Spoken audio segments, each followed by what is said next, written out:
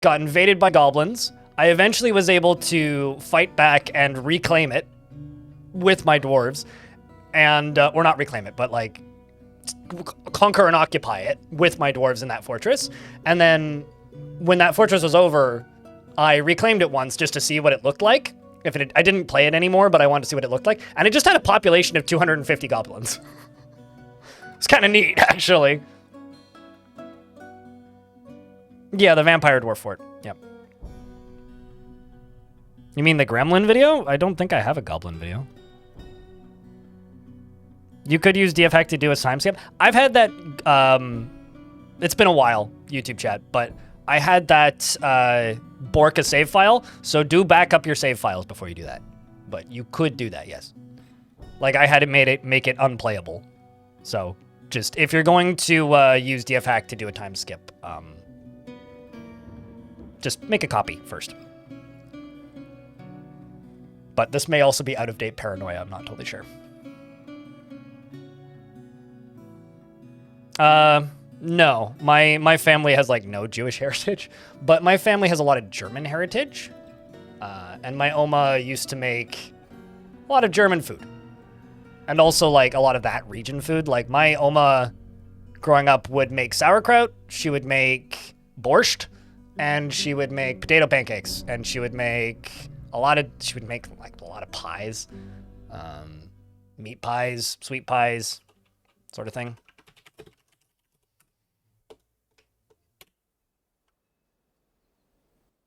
The vampire video felt like an epic narrative. I was a little bit worried that people would be bummed out by the ending because I kind of just end it because like that's kind of just how the fortress ended. Okay, so this fortress. Emperor Iron, you asked me to explain what happened yesterday. We're going to do that now. I'm also going to update the goal command. Even though the goal hasn't changed, I just would like to throw in a little addition to this. So this fortress we started, what was it, the end of last week? This is day 4. And it's kind of got a new fort.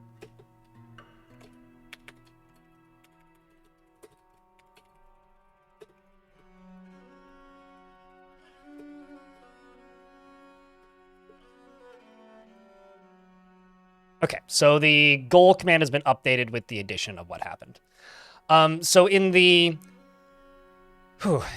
spring of 1075, or actually I think it was the late winter, I retired it in 1074, and then reclaimed it in actually it might have been 1074 spring that I reclaimed it. I might have the year off. I need to go look at the VODs. But within the last 2 years, I abandoned the fortress. Some pretty bad events happened and some zombies got in, and I kind of let them kill the dwarves. I was like, let's see if the dwarves can fight them head on. They couldn't fight them head on. And then the dwarves mostly died. So the reason I did that was because the faction I was playing as when I initially settled this fortress was more or less dead. There was very few of them left. They were largely a dead faction with very little in the way of population. And I hadn't gotten a migrant in 2 years. So I was kind of worried I wasn't going to get migrants anymore. And even if I'm running a small population fort, I want to be able to get migrants. So I just kind of let that fortress die. And now I'm playing a more populated faction. It's still not huge. It's only like a 300 population faction or something with like 3 sites. But at least it's a bigger faction. And I reclaimed the same fortress. So we started over with 7 dwarves. And shit went bad like immediately. We named several of the dwarves. And upon running around in the fortress, it became immediately... And this is why the moods are kind of bad. It became immediately apparent that there was not 1, not 2, but like 6... blind cave bears in the fortress that had wandered out of the caves. There was also a elven ambush on the map, which was a combination of elves and humans. And the only reason we survived was because one of the final 2 dwarves, who I think is still the most pissed off dwarf in the fortress, yes, and the expedition leader, this dwarf, was able to lock herself in a room on one of the walls. I was able to lock both the doors with one of the elephants. And I was able to war train that elephant. Because we embarked with elephants. And like 300 sand. Which I'm going to try and make into clear glass. We embarked with elephants, right? And I was able to war train one of them and then the second one. And then I assigned it to her, or the two of them. One of them's been reassigned, and they went around and killed the blind cave bears. So the other dwarf who survived that, because there was only 2 of 7, basically got injured after killing one of the bears and then went and hid in the hospital. So this fortress has like kind of been through a lot. And since then, the population has gone back up to 30. But moods are still not great because the other thing that happened was, more or less all of the dwarves died previously. So you see all these coffins. Most of these, aside from like the starting 7 of this fort, were dwarves from the previous fort that died horribly to zombies. And then I had to memorialize and bury all of them. So those 2 dwarves then spent the rest of the year, basically, until fall, just cleaning up bodies and dealing with zombies. So the moods are pretty bad. But we've reclaimed the fortress. So the named dwarves in the fort currently, also the naming grab thingy should be available. You should be able to re-grab it. The named dwarves in the fort currently are Chromatite, Sergeant Donut, Shinobi, Little Blast, Darius. There's got to be more, right? Xenophon, one of the elephants. And I think that's everybody. So you wanted the youngest dwarf in the fort. There are no children in the fort. Neither. What's your second choice?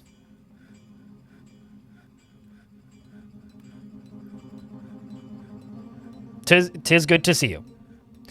Joshua, basically everybody died in the other fort. Not everybody. I think there was like a population of like 8 left, but they all scattered, right? Because I abandoned the fortress, so they're just off in the world somewhere now. They're possibly still alive, but you want an armorer. Okay. But likely they're all dead, Joshua. Yeah. Yes, I'm aware I need to name a baby for Neezer, but there are no babies in the fortress, so I'm asking Neezer if they have a second choice. Which armorer would you like, Snail? Happiest Beard. Okay. We've got Besmer or Zulban, but Happiest Beard would be Stinthad. And Sly Like Me, thank you very much for that Prime subscription. Remember, this is a crowd-funded channel, so I exist and get to do this because people support the channel. So thank you very much for doing that, and thanks for thinking about me with your Prime subscription. Check, can I get a round of beers for that? You would like the bearded armors now. Okay, we'll do that. He is competent under pressure, and he is often cheerful. He tends to hang on to grievances, and he likes to brawl. He's not easily fall in love and really develops positive feelings. By the way, we rated DJ Empirical last night. He was using a mod that I'm not super keen on using, which is the Twitch integration for Dwarf Fort. I'm curious how that was. I want to know what you guys thought of it if you were there for that raid. He is cheerful and he tends to hang on to grievances. He likes to brawl and he does not easily fall in love and rarely develops positive feelings. He has an active imagination and he needs alcohol to get through the working day. He doesn't really care about anything anymore. He dreams of mastering a skill and personally finds friendship burdensome. You was sleeping by then? Fair enough.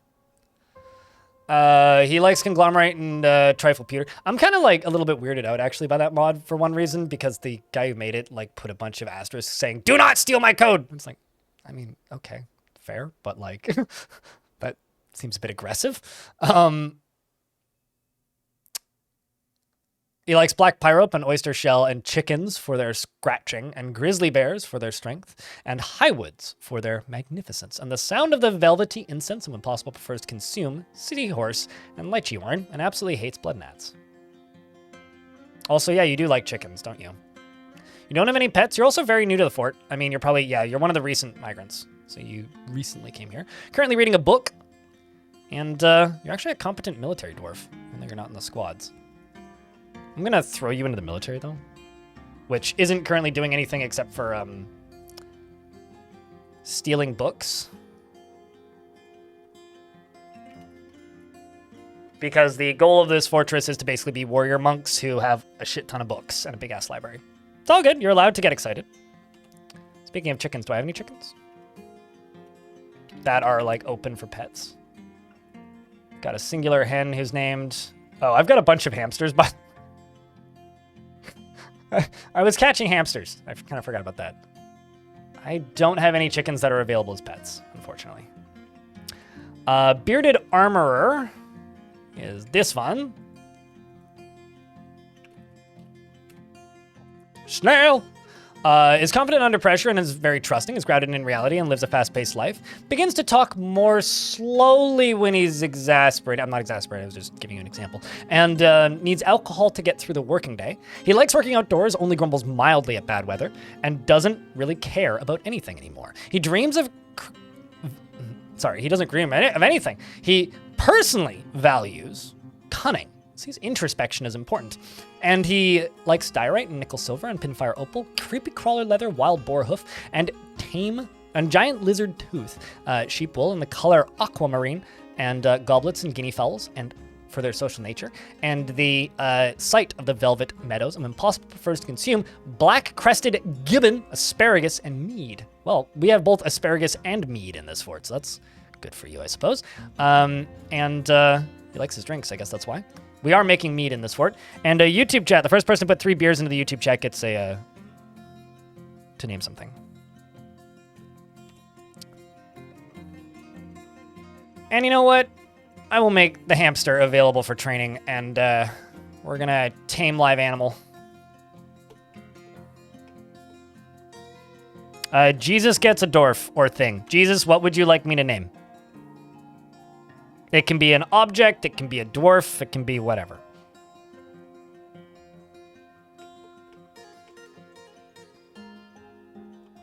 Isn't the Stinthad guy the one who got his foot crushed in battle?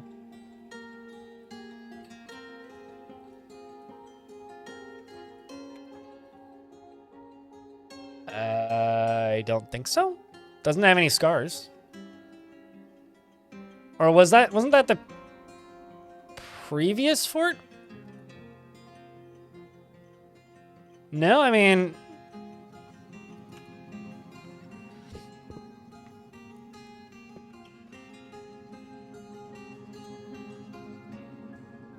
Whoever owns the Jesus bed, you're gonna have to remind me where I put the Jesus bed. Because I did... I mean, I'm gonna have to find it.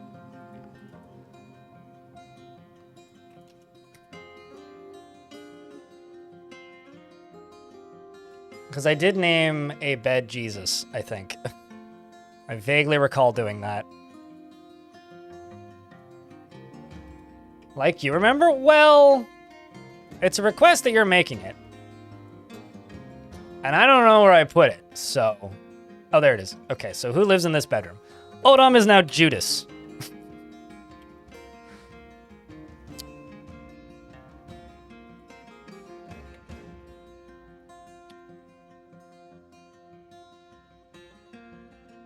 There's a joke in here somewhere. Judas, and also, James Croc, I will give you an inanimate object to name as a make good. He is grounded in reality, and he is rarely jealous.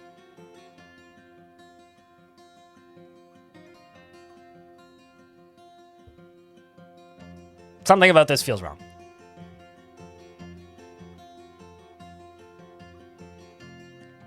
What happened to the 5,000 point name a dwarf? I've removed it because I got tired of like just bureaucracy around it. So it's now cheaper and it's just named something. There's no restrictions, but like if you redeem it too many times, I might just like name a chair, your name is stupid. So like I reserve the right to like not give you what you ask for, but you can redeem it more than once per stream and it costs 500 points now. It's just named something. I think it still has the dwarf wording in it, but I should remove that at some point. He is grounded in reality and is rarely jealous. He seeks out exciting and adventurous situations and can be very single-minded, prefers that everyone lives harmoniously as possible, and likes to keep things practical without delving too deeply into the abstract. He tends to be a little wasteful when working on projects, and he does not easily hate or develop negative feelings. This doesn't read like Judas at all. He tends to not be swayed by emotional appeals, and he lives a fast-paced life, and he is stubborn, and he sometimes acts with little determination and confidence. He finds helping others to be emotionally rewarding and needs alcohol to get through the working day. He personally is repelled by the idea of honesty. Well, okay, never mind, now we're working out. And lies without compunction and believes that the time taken to master a skill is a horrible waste and doesn't really value merrymaking. He must be fun at parties. He likes alunite, aluminum, and sunstone, as well as spears, water buffaloes for their wallowing, and the words of the North Ray, and the sound of the velvety incenses in the site of the diamond mines, and when possible prefers to consume giant louse and two-humped camel cheese, and apricot wine, and absolutely hates leeches. And you're vengeful after joining an existing conflict. Right, yeah, because we had some kobolds show up and I horribly murdered them. And we got a perfect turquoise artifact right at the very end of yesterday, which is here.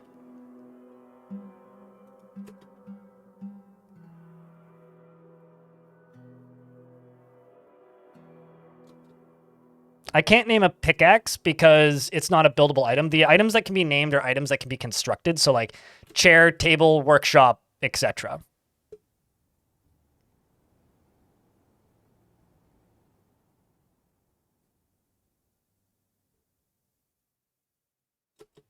Or like, I guess, vertical tower cap axle. Or door. Or like a farm field, I think, yes. Like these kinds of things, you know? Chair, please, the void. The void. You can't avoid it, because it's the void. Should also repasture my elephants.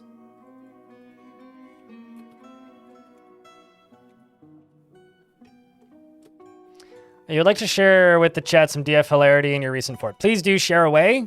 I'm looking forward to it greatly. Curious about how many books this is my libraries has. 46 books. Nice. Wait, what?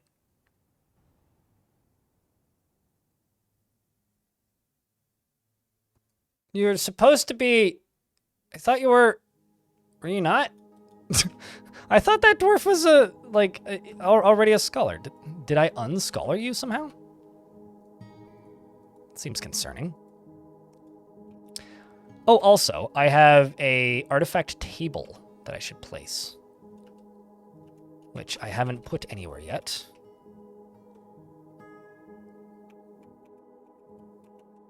And I need to put somewhere.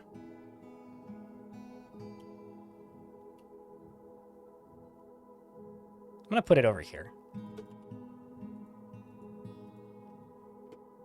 With the artifact throne.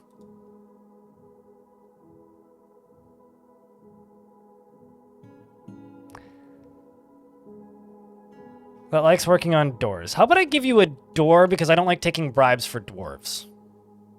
I just got a $5 super chat for asking if I could name a dwarf who likes working on doors. So I'm just going to name a door Nico's door. Because I don't like taking financial bribes for dwarves and I don't want to start that as a thing. But thanks for the $5. Glad you like the stuff. So you now have a an olive wood door.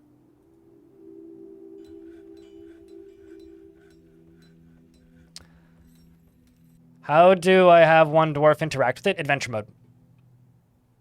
Bro, I mean, if you want to give me money and ask me to name an inanimate object, I will humor that and roll with it. If you ask me to name a dwarf, I'm going to ask you to try and get one in another way. I do need a way for YouTube chat to be able to get them, though.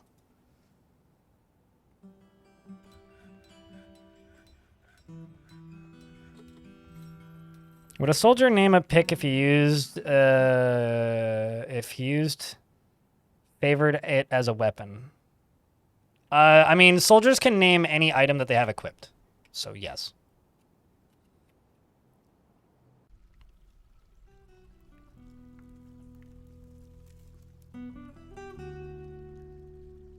This reminds me of the one meme about a door giveaway. There was a meme about a door giveaway. So anyway, I'm going to start making obsidian. Down here, we've got some lava filling. And I think I've got this area mostly sectioned off. I got to like finish up this one and a few other spots. But this area is mostly separated from the rest of the map with the goal here of being able to, you know, have a safe section of the caverns that I can do whatever I want with. And what I want to do with it is make some obsidian. So I'm filling up this little reservoir here. And what I'm going to spend the next little bit doing is building around it by, well, initially doing this. Kerplunk. We're going to build some walkways over top of it and put a bridge on it. And then we're going to pump lava in through the top into a little holding tank. And then just go whoomp all at once, make a bunch of obsidian, mine it out, do it again. And maybe at some point even put a drawbridge in. And that's the plan. That's one of the things that we were working on today. And the reason we're doing that is I can't use metal for weapons. So we're going to make some obsidian swords.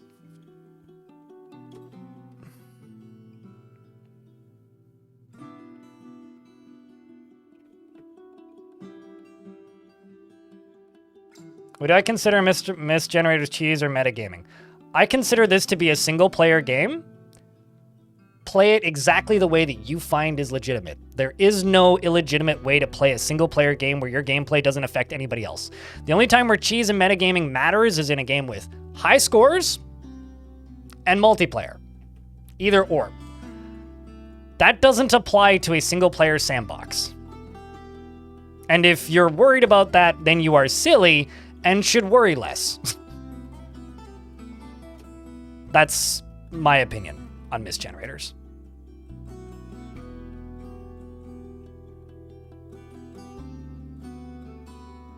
It's a very, very solid plan, I think. Unicorn.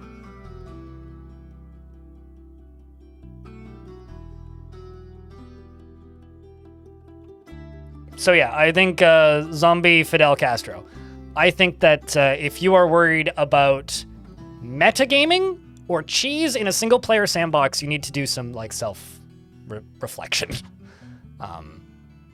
Because if you are actively shaming people for doing something that you think is cheesy in a single-player game, in a single-player sandbox game, then you also need to do some self-reflection.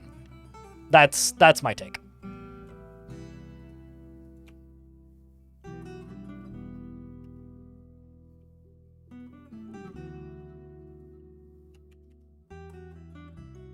So I need to pump some water into a reservoir to do this.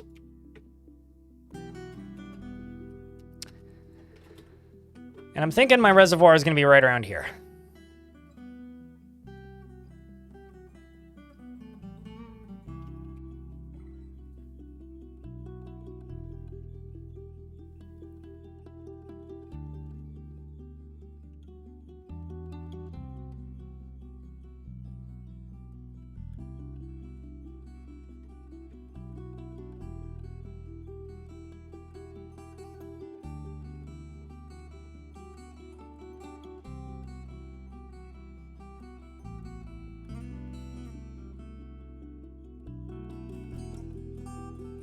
Oops, that's the wrong tool. I want to bump that up to 5 so that they finish digging out underground first.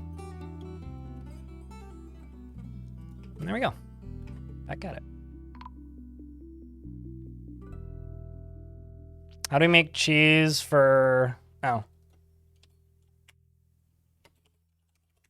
Cheese for everyone! You have to be tier 2 on Twitch, and then you just get it for life. Because I'm too lazy to unassign people from it. I recommend people using blocks. Yeah. Blocks go into bins and are easier to store and are lighter and make harder to climb walls than boulders. Fun fact, version 50 actually makes less boulders appear when you mine. Like, there used to be more rocks. Human Caravan has arrived. This is my first time trading with them. That's interesting.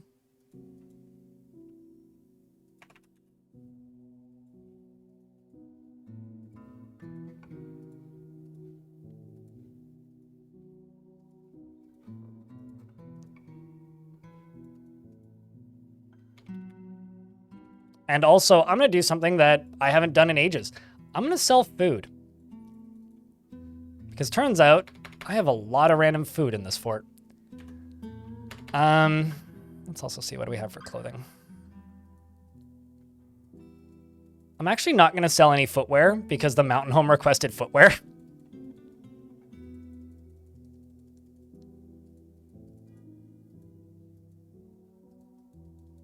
Hello there. How are you doing? Mass.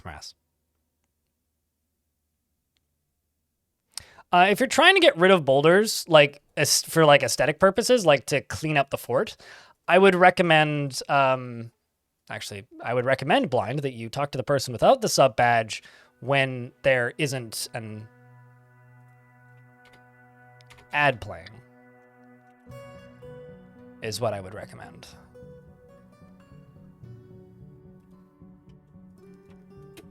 Oh, hehehe. I'm making hamsters valuable by selling them in gold animal traps. So I'm selling hamsters for a chunk of money. You are alive, donut. Still doing donut things.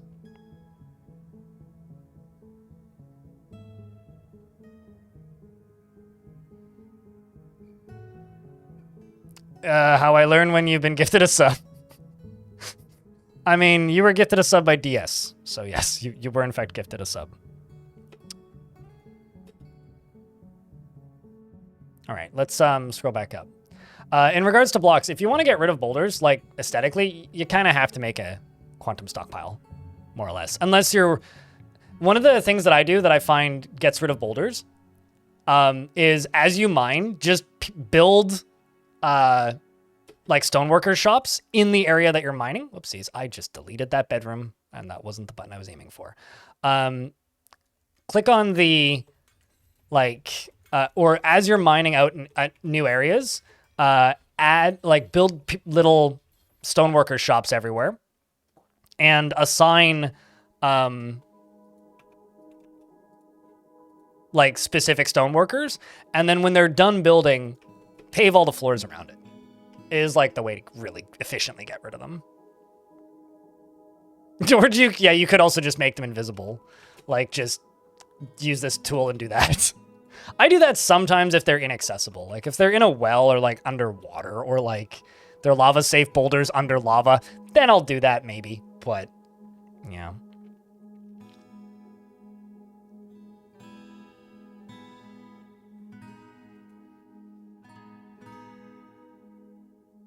Works for me, Umicorn. I do read YouTube chat, SpongeBob. You're a silly goose for thinking that. People can chat where they want. They just won't get questions answered as quickly on the YouTube chat because the YouTube chat doesn't move as quickly. Why do humans love cheese is the real question.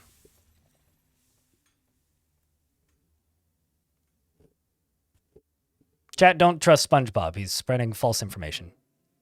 Honk indeed. The royal treasurer, Fabi, has come. On behalf of the merchants guild, let me extend my greetings to your people. That's the voice that this person has. There is much to share. Let me expand your knowledge and world info, blah, blah, blah. I'm going to ask them to bring me... It's the god of minerals. And because I'm not using metal, you know what I'm going to do? I'm going to import hematite. But I'm just going to make them into bricks and use them for construction. Maybe statues even. And let's also ask for large fire opals. They want pearl figurines? Okay, genuine question. How the fuck do you get pearl? Is that a type of, like, gem? Yes, YouTube chat is a Fortnite lobby. This is a fact. There's also Woodstock, so, like, I don't know. As far as I'm concerned, Fortunate Son's playing, and you've got, like, SpongeBob and Jesus hanging out. We just need AI Darth Vader to show up and say something racist, and now we've got all of Fortnite. And then the Kool-Aid Man climbs through the wall. Is anybody else, like... This is a very specific era of the internet. Am I the only person who thinks that, like, the Ultimate Showdown predicted Fortnite? Like, why haven't they put Mr. Rogers in Fortnite yet? It's the only thing that they're missing, really. Then, how the fuck? There are oysters in Dwarf Fort.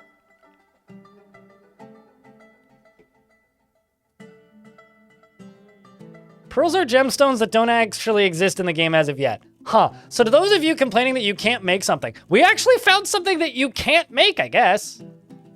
I wonder if it's one of those items where, like, you can't make it, but, like, you could find one in adventure mode? I mean, it's obviously this is the ultimate showdown of Ultimate Destiny. Good guys, bad guys, and explosions. As far as the eye can see.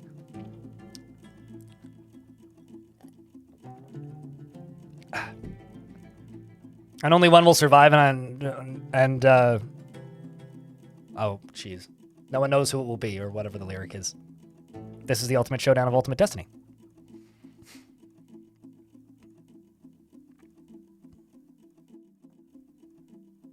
Anyway. That's wild to me.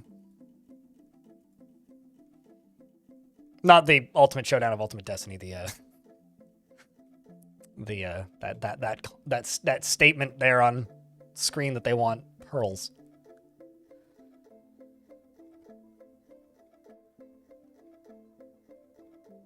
What else have they brought? Ooh. Well, most of that stuff I'm selling, but...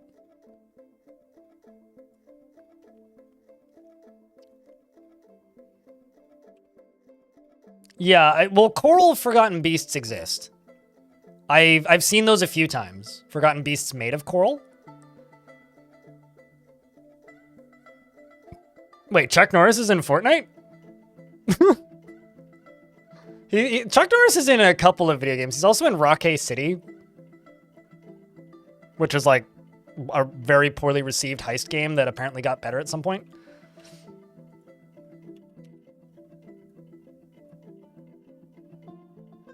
Who isn't in Fortnite? Me. Fact.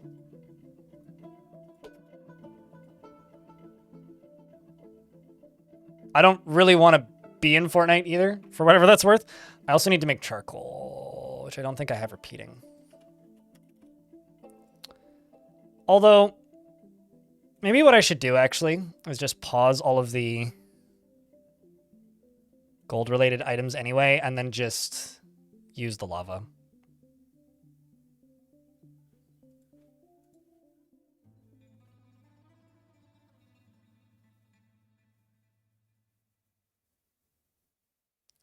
I'm pretty sure Steve is in Fortnite, isn't he? Minecraft Steve?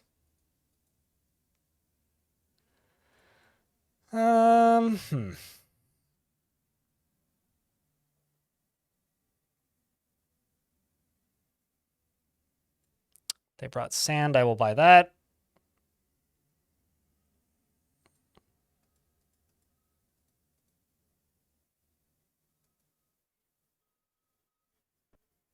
Although I'm trying to sell them too much weight because it turns out these hamster cages is heavy. Thankfully, I can fix that by simply buying a horse. And then we'll just eat it. They brought flasks and stuff, but I don't need them. Buy the meat, buy the fish, buy the veggies. They buy all the food, actually. Let's see if they brought any books.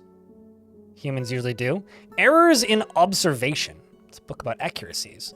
Okay, I need that native copper bookcase. That's cool. I'm gonna buy that. And then the cheese, since I can afford it. This iron corkscrew.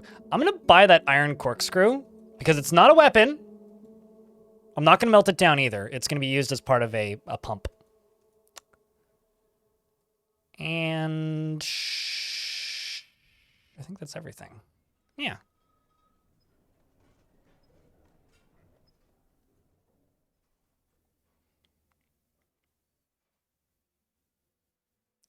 Did you ever do the research on if ghosts go to visit their room as they are saved nowadays? It depends on the ghost. So it depends on the personality of the ghost. You can see the personality of the ghost, I think, by going to their description. But the forlorn haunts will just wander the place that they died and places that they remember fondly, or places they used to frequent. But they'll still scare the ever-living piss out of everybody who sees them.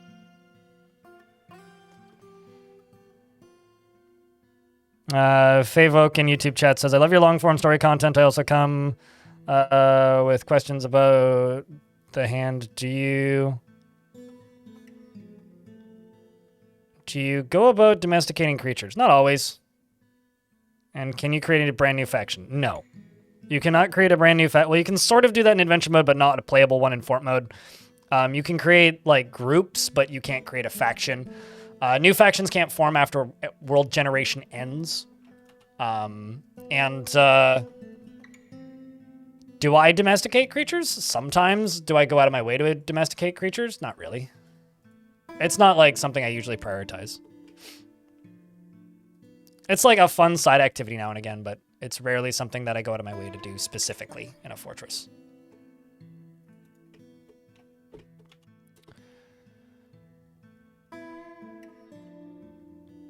You just buy whatever seems like the coolest thing to buy. I buy things that are like tricky to make or acquire in the fortress that I'm currently in. Okay, so let's see. Are we still digging ramps? Yes, they are. So since this is all dug out here now, I'm gonna build across here. And that was not the tool I wanted.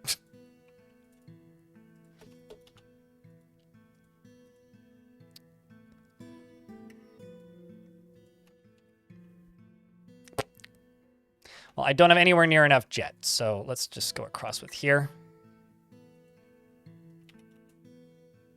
We'll just do that for right now. That'll be fine. I'll also do this to speed up the process. I also need to see, are we making rock blocks? I am not.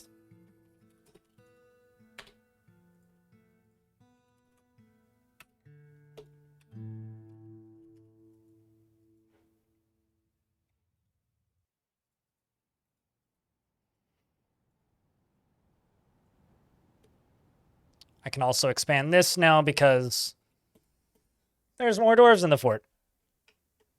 That's why you buy instruments. You don't want to look through the menus. Yeah, that's something I usually form an entire fortress around to build specific instruments. Like, that's like a theme unto itself.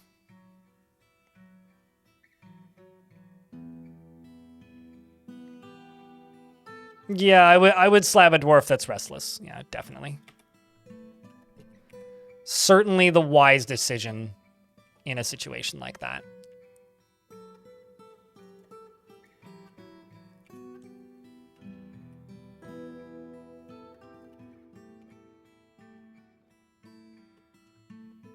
Oh, I see the issue there. Let's just do that.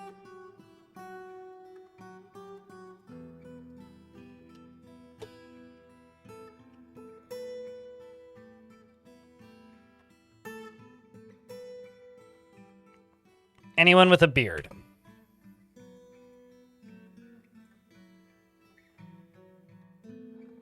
How about the Holy Gravel? Who's a miner, but also a religious figure.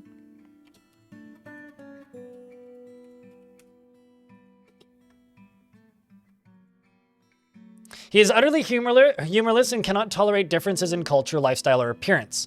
Desires little for himself in the way of possessions and rarely feels discouraged. Is stubborn and often feels lustful. Is very humble and tends to think before acting. Has a calm demeanor and is curious and eager to learn. And is quite polite. He needs alcohol to get through the working day and likes working outdoors, but only grumbles mildly at bad weather. Dreams of creating a masterwork someday and personally values nature. He likes aluminum, earthenware, and fire agate, as well as crystal glass, earrings, and buckets, and guinea fowls for their social nature, cuttlefish for their distinctive pupils. Hold on. I need to do some research real quick.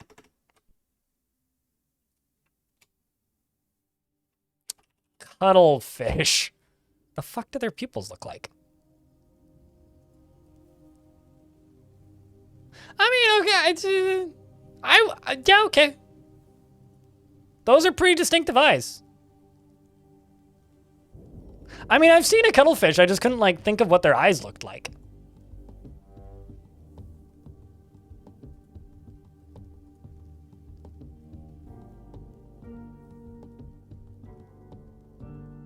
I mean, that too, Darius. Looks delicious. Sushi. But I mean, they're pretty looking fish. Like, they're cool looking. All right, fair enough. I'll call those distinctive. I won't deny that. For their distinctive pupils, in the words of the North Way, and the sound of the velvety incenses, when possible prefers to consume, barley wine and olive oil.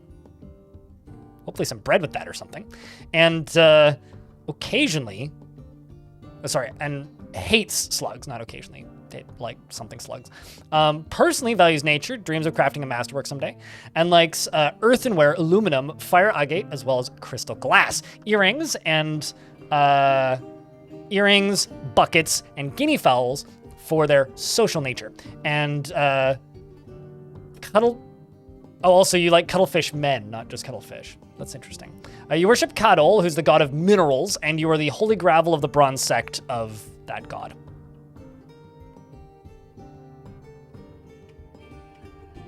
Is it? Maybe this says a lot about me as a person, but it makes me feel bad when I show a picture of an animal. I'm like, that's a cool looking animal, and chat just can't stop talking about how it looks tasty. It's like, I don't disagree. Like, certainly. Like, probably tasty, but like, it's a pretty animal, guy.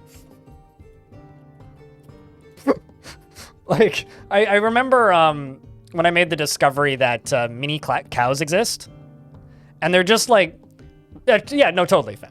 And they're just like these tiny little, they basically look like sheep. Like, they are adorable little fluff balls. And I remember just going like, oh my God, these are so cute. And then chat's like, oh, that's how they make, what are they called? Sliders, like mini burgers. I'm like, one, I don't think those are like for butchery, but two, like, come on, it's a sentient lawnmower. If cute, why tasty shaped? Because you don't eat enough veggies.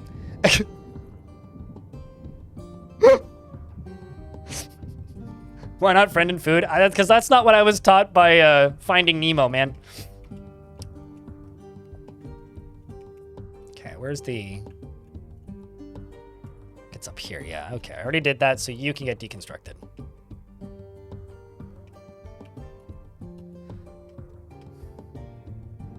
Actually produce very good milk? Oh, I didn't know that. All I know is that they're fucking adorable. Like, they're super cute little critters. Oh, shit!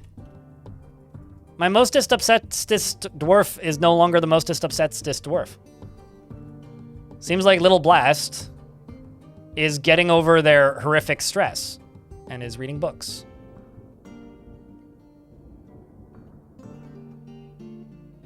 You are bored after being unable to practice a craft for too long. I'm gonna give you engravers. And I'm gonna let you engrave something. Because now, as of now, I think there's only one engraver, right? No. Now there's only one engraver. So I'm gonna let you satisfy your craft and object by conducting a meeting and then doing an engraving. I mean, I had a discussion with Chad a while ago, which was if I ever end up in a situation where I'm allowed and permitted to have like property with a lawn, that I want sheep and a mini cow. Like, does anybody here watch the Twitch streamer Dex Bonus? Is that tied? How long is my hair? Not short.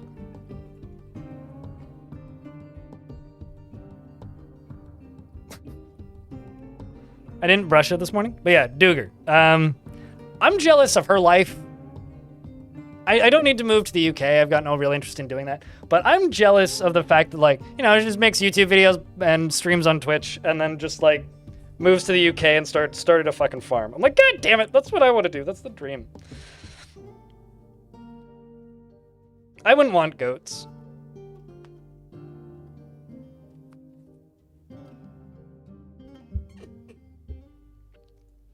But, chickens, bees, shit tons of produce. Yeah. Maybe a mini cow. I could go with like, go for maybe a miniature pony or a donkey. I like a donkey. Donkeys are cool. But, outside of that, I don't know.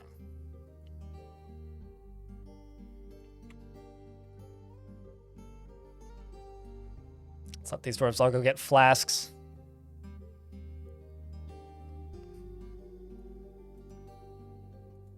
I'm also going to take you off of mining and put somebody else on mining.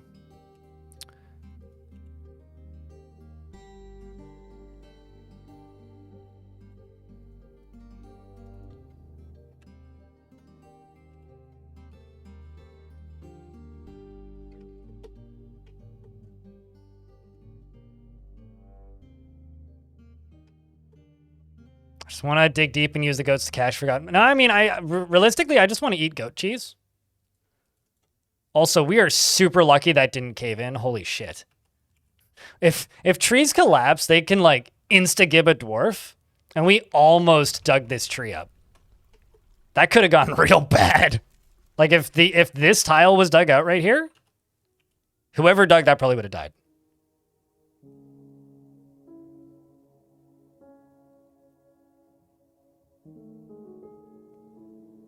I mean, I've been stung by bees, but like, I'm also an adult and realize that bees are not wasps. And I can handle myself around wasps calm enough so that I don't get stung. So if I can do that around a wasp, I can do that around a bee. Stone, are you in chat right now? By the way, Dwarf's 67 years old. It just made me think of you. Also, they just read a lot of books.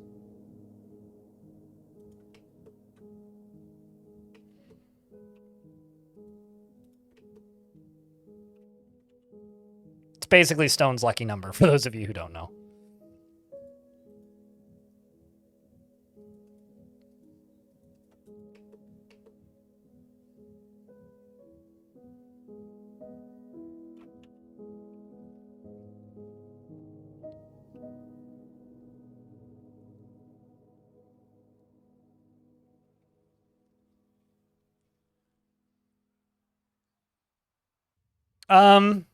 As somebody who's been stung by a bee and also had tattoos, I don't agree with that.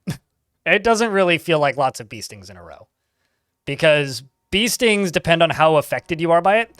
As an example of this, like, you know how some people will get bit by a mosquito and like not notice or care? And then some people will get bit by a mosquito and get like a giant fucking welt the size of a golf ball and need to go to the doctor. It's like that. It depends on the person. So for some people, it's way worse than others. Lanix, what's up? It's good to see you.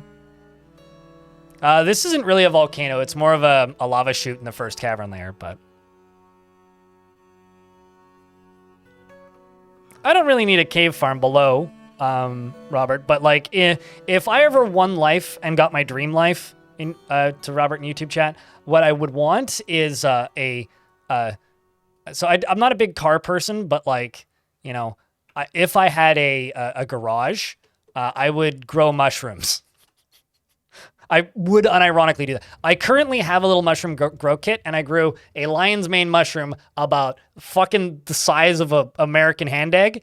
And my hope is I'll be able to grow one or two more out of it, because there's still tons of mycelium left in it.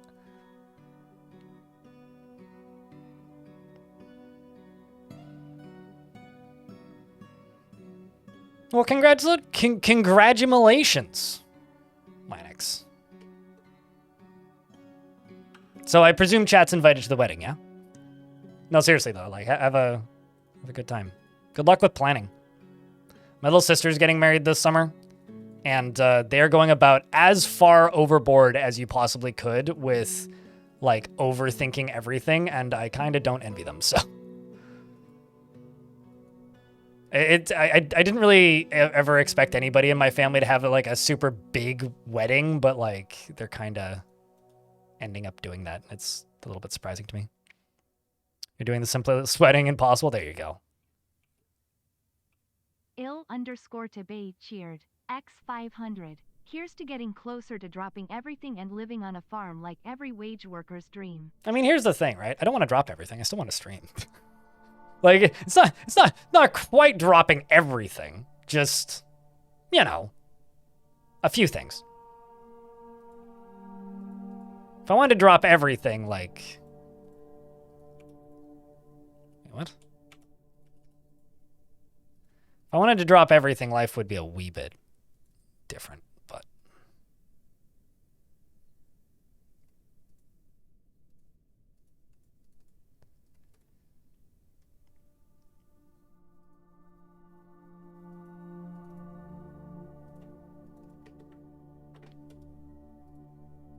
But thank you very much for the $5, mate. Appreciate you.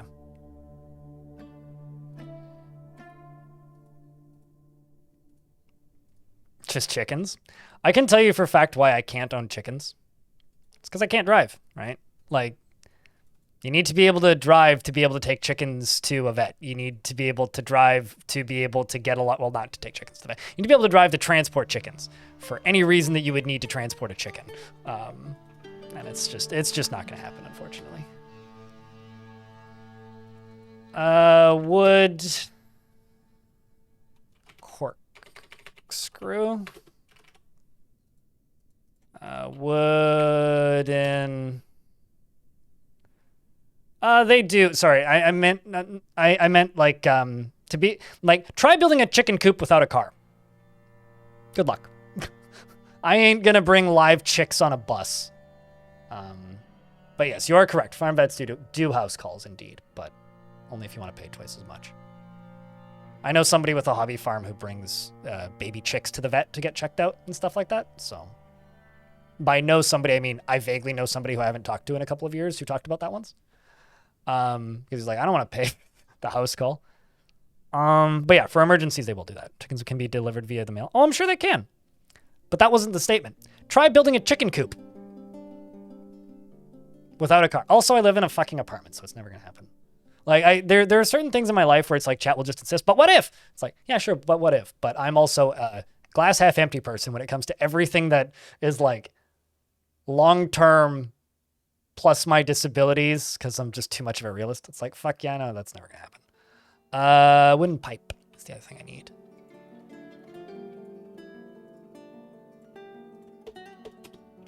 How's it going? Pretty good. I'm building a system to make Obsidian. So yeah, pretty good.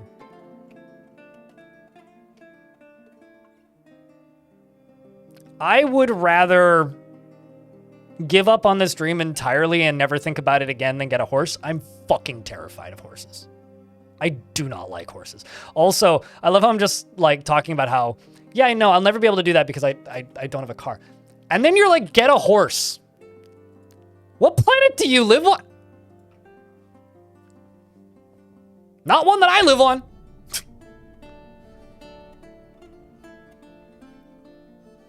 I will time you out if you type that in a third time. I'm not joking.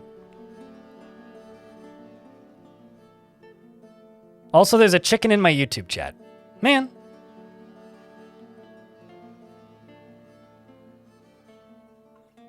And auto drive it to the vet. You still need a driver's license. Also, fuck Elon Musk with something sharp.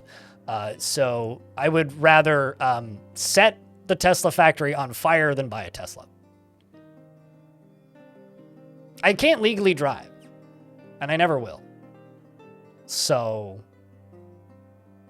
this is a very touchy subject for me. I realize you guys think this is funny, but personally for me, this is one of those subjects that just makes me upset.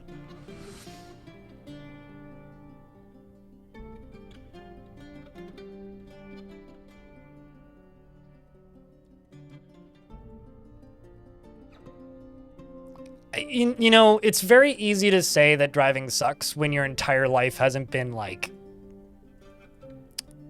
how do I word this diplomatically?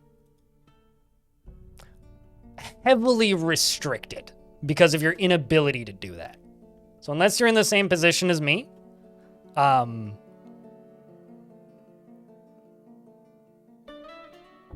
it's very easy to say it when you're in a position where you don't have that restriction. So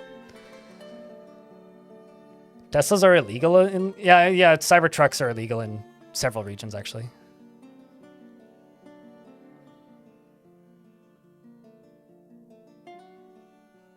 About what? Elon Musk? He's a Nazi? Or my eyes not working properly? I mean, I was born this way. It's called having a disability.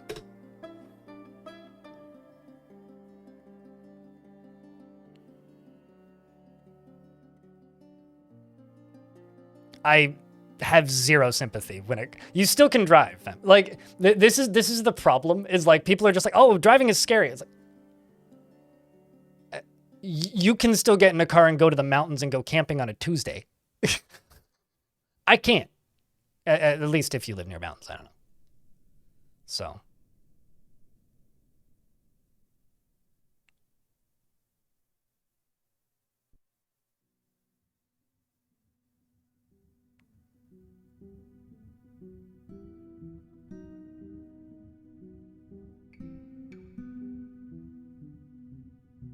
That kind of sucks, but also kind of cool, Joshua.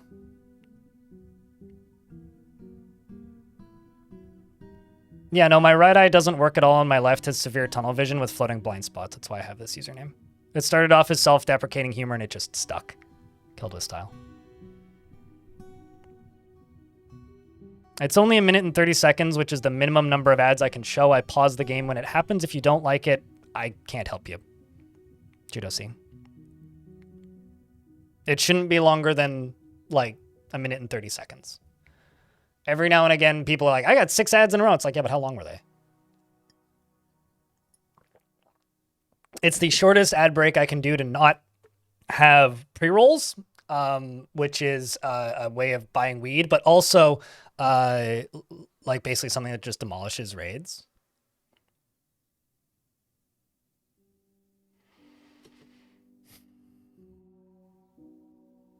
I'm just going to no longer acknowledge this subject, chat. Sometimes dreams are dreams for a reason. It's because they're not attainable.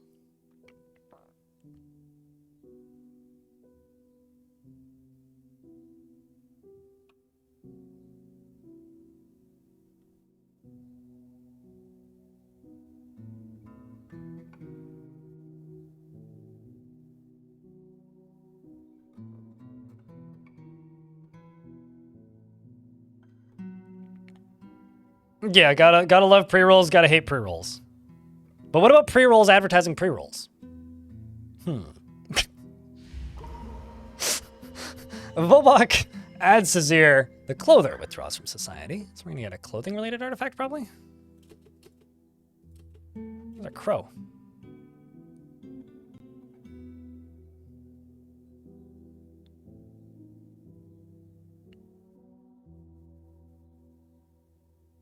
I look at ad revenue from Twitch every day. It's still higher than YouTube most days.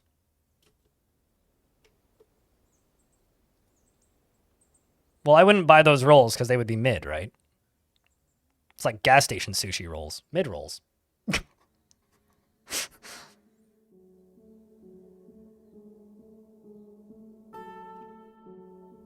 Left sock incoming. Or shoot.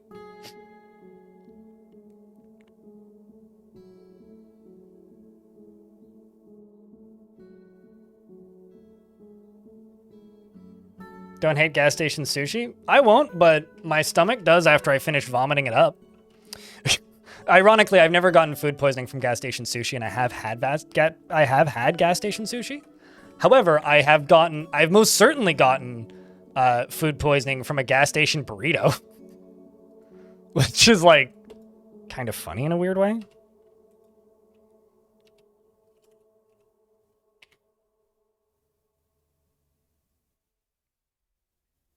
Just heard a weird rattle.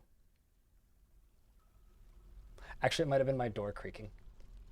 Might have been the breeze.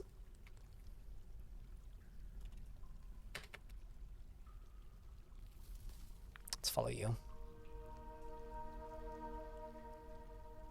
G morning. A ruby? I'm concerned with that statement. Fight Attack, thanks for the 34th month. Good morning. Good morning indeed. Hope you're doing well. Appreciate you. Thanks for the 34 months.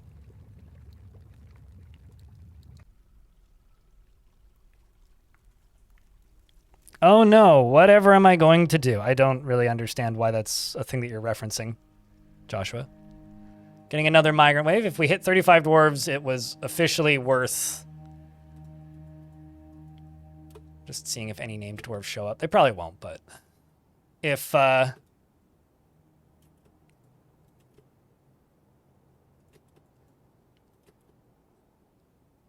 still gonna check though. We are officially at a higher population count than the earlier iteration of this ever had. Elder Crypts? What a great name. A+ dwarf.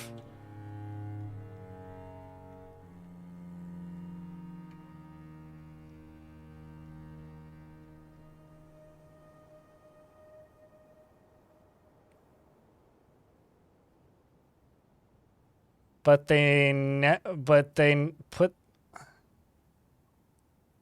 Is that they put them everywhere, but the probably most logical places you've never seen a Coca-Cola ad after watching a porn video? I mean, I would say American prudishness has a lot to do with that. Or just like corporate prudishness is maybe the better way to put it.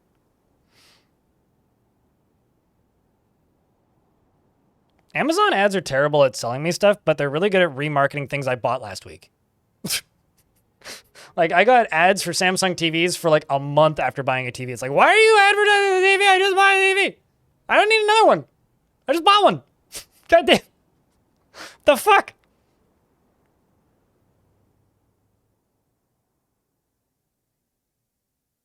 Oh, you were joking about the rattle. Okay, I get it. YouTube chat doesn't have timestamps? Oh, so not a sock, but glove. You don't think ads have anything to do with any selling people things anymore? I mean, I think that ads a lot of ads at this point are mostly to do with like having an ability to access your computer and put cookies on it. But although that's not totally true. Like a sponsored ad read in the middle of a YouTube video is often about selling a product, although it depends on the product. Volbach the Clother has created Akutthenin Thanil Naglak, a bulky sheep wool left glove, and offers it to the enjoyable knowledge. Can I give that to the expedition leader?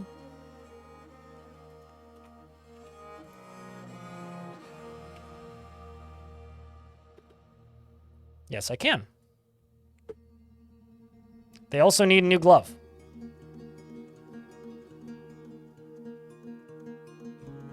So it's fitting. Wait. Never mind, that's bulky gold greaves, not the one that I was supposed to give you, but you have it anyway.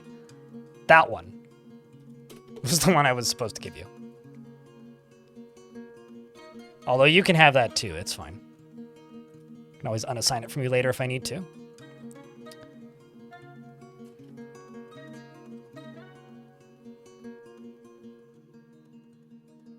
Although I guess I need to make you new mittens.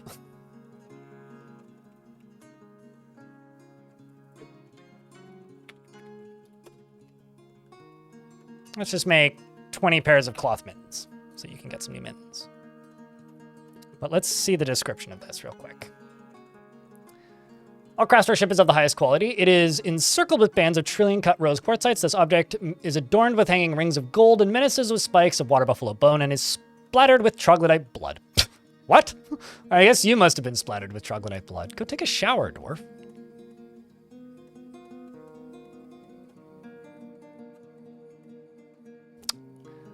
Chat, you guys can watch this dwarf run around. I will be right back.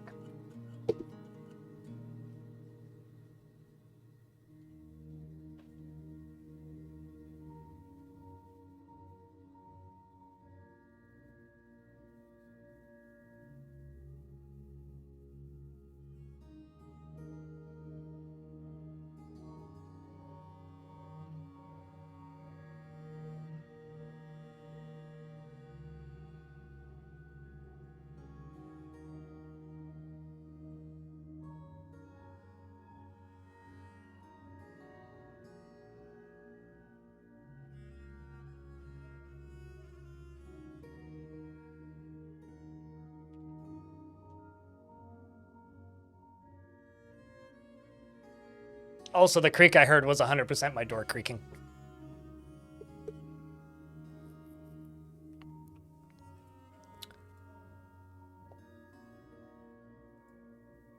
So this is a bulky sheep wool left cloth. All craftsmanship is of the highest quality. It is made from sheep's wool cloth. On the item is an image of fancy stocked the jailer of desserts. The fungi would be good.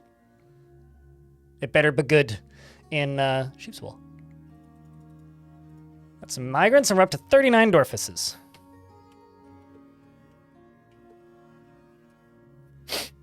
I don't know if you can talk about my chair like that until somebody draws fan art of my chair. Which has happened, just not in a very long time.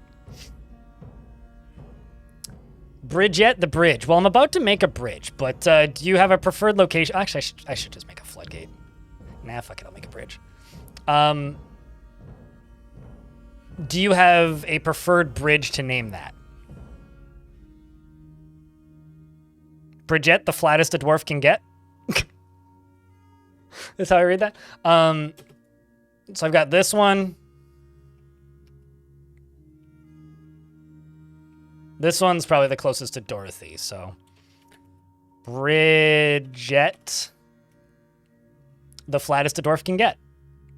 It's connected to a jet lever, and it's our front door. There was one time I stood up for a while and went and did some random stuff and then came back, and in that period of time, somebody screenshotted and drew a smiley face on the back of my chair, but that was years ago, like a very long time ago when somebody did that, so.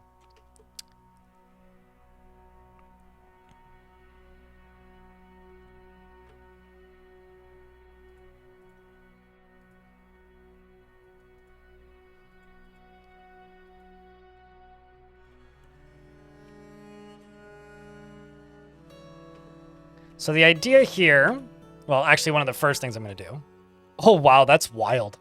I didn't realize this. This is undiscovered because the dwarves didn't dig this. Also, there's a carp skeleton over there. I'm just going to unforbid this pump over here because this was going to have a windmill built that I never got around to making.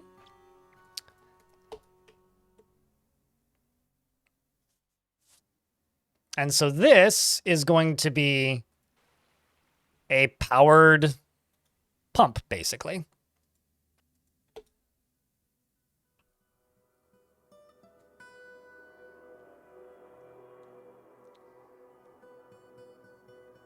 The jailer of desserts. It does kind of sound like an evil dietitian, doesn't it?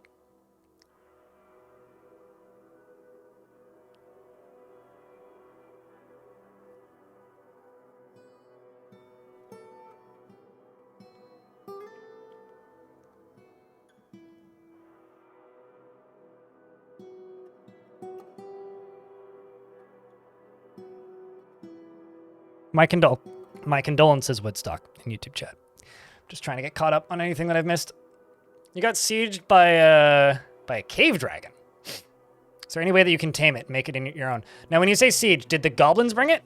If it's listed as hostile, you can't tame it. However, if you know where it came from, the goblins likely have more of them. And if you raid that location with a decently skilled squad and only assign steel livestock, you'll steal tame ones.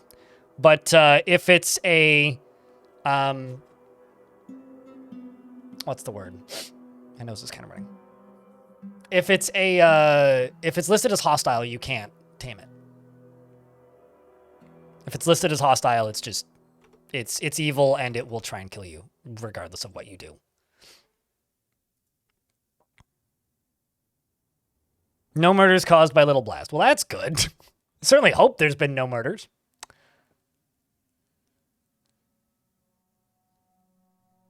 I'm debating on if I should babble about daily minimums now or not. I'm going to babble about daily minimums. Chat, I have a daily minimum, which basically means if I stream for 8 hours, I make minimum wage back what minimum wage was when I had a normal job, which has since gone up by quite a bit, which I've learned recently. But we're $55 away from that currently. So if you happen to have a Prime sub and you're watching on YouTube, think about me. Also, speaking of the YouTube folks, don't forget to leave a like on the stream. There's 82 of you watching right now and 46 likes. Make that like number go up and it helps the stream go burr. Yeah, I mean, that's something that'll slowly get upgraded. I mean, if you go back and look at all of the really old art for Dwarf Fortress that had to be removed when they had to replace one artist, Roses Are Red, for similar reasons that currently Bungie is going through. Back when they had to replace a bunch of art, there was at one point like unique sprites for every dead creature and also more varied skeleton variety. But, you know, they're still behind now because they're in the process of like retroactively trying to re-add stuff and also redraw that stuff. So it takes time. Bezos bucks count? Bezos bucks count. Bucks is still bucks, mate. Time RL, thanks for the 16th month. And the that's about $2.50 US I get before taxes. Snorf Dingleberry. That's such a fucking name. AFDNZ, thank you very much for the 2 gifted subs. Thank you very much, mate. Appreciate you. Only 2 more like that and we get a hype train. Which will be the first of the stream.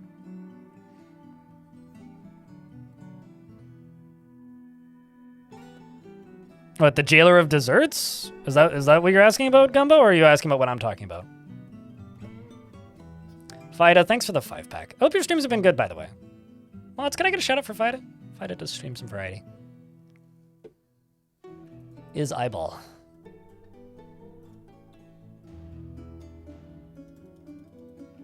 Let's just make 10 coal. How many flasks am I making? 2 coal.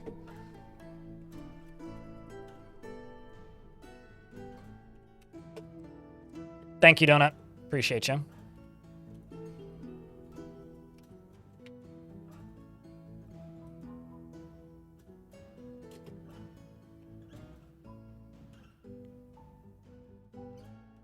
Oh, the Sprite thing? Well, it's a flavor of soda, generally a clear soda. Danny, thank you very much for the big YouTube membership. We just got a new YouTube member at the full keg tier, which is the big tier. Like the pricey one. Thank you much, mate. And also, thanks for the hype train, Donut. And the 6 months of Bezos bucks. Twitch chat, can I get a big round of beers? And YouTube chat as well. But in regards to the Sprite thing, Dwarf Fortress actually had a pretty big setback during its Steam development. Because they had another artist on the project at one point who was taken off of the project because he was a modder before he worked on Dwarf Fort stuff officially. And while he was a modder, it came out that he was tracing assets, and then, which is kind of not the biggest deal for modding, but when you're getting paid to work on a professional project and you're still tracing assets, which very quickly it became apparent that he was, he was taken off the project and they had to throw a majority of the assets out. So the game had a lot of different sprite work done that all had to be thrown out. Which is kind of a... It's kind of a shame on, like, a lot of fronts. Seems complex. I mean, Dwarf Fort. It's kind of the name of the game there. I'm gonna make my own little lever down here for this.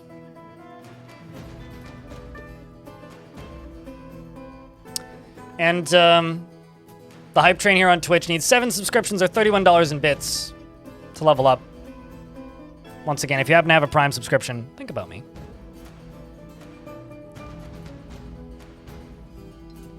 I mean, if you look at the sprite count of Dwarf Fort, like, people like to knock the artwork of this game for its simplicity. I think it's charming. But, like, if you look at the actual count of sprites in this game, it's kind of nuts how many sprites this game has.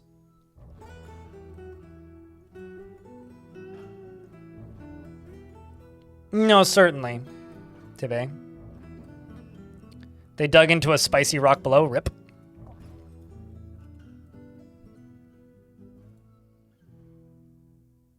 I think I will dig some jet floor. I'm gonna need 2 levers actually for that. Well, I think I'm just gonna use a dwarf to pump this. I'm not gonna worry about powering it right now. Thanks, mods. Appreciate you.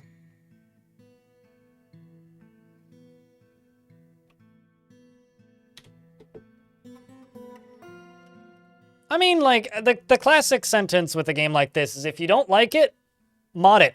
And play it the way you like it.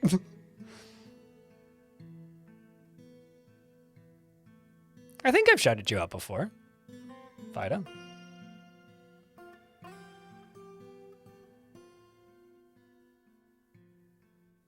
I mean, I've said many times that graphics don't make a game better. Memorable style makes a game better. And while Dwarf Fortress doesn't have the highest end, fanciest, most expensive graphics, it certainly does have an aesthetic that I appreciate. Sunny Road? Sunny Road? Is that how you say that? Anyway, thank you very much for the, if I'm butchering your name horribly, just yell at me. Thanks for the Prime sub, the brand new Prime. Appreciate you, mate. Oh, you had to check the VOD to hear the name you missed? Yeah, that's fair. Do I have a Discord for my channel? Not only do I have a Discord, but I have one of the oldest Discords that exists, and I'm also rapidly getting annoyed with Discord. It's just use the join code BLIND, or it should be in the description of the YouTube stream. But I've been digging into and researching and messing with alternatives. I really like Matrix as an alternative as well, like maybe as a backup, but I don't like the spam on Matrix. Matrix has some pretty crappy spam, which I've... Like, you know, similar to how Discord works with random DMs, which I would like to avoid.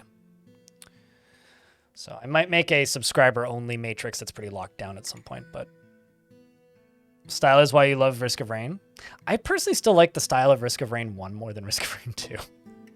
It really bums me out that Risk of Rain 1, like, the remake didn't take off as much as Risk of Rain 2 did. Really kind of makes me sad, because I loved that game.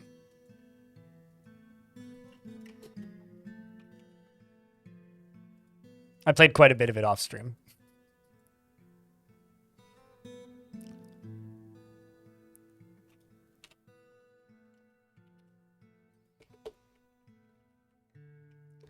So I need to get most of this rock work out of here.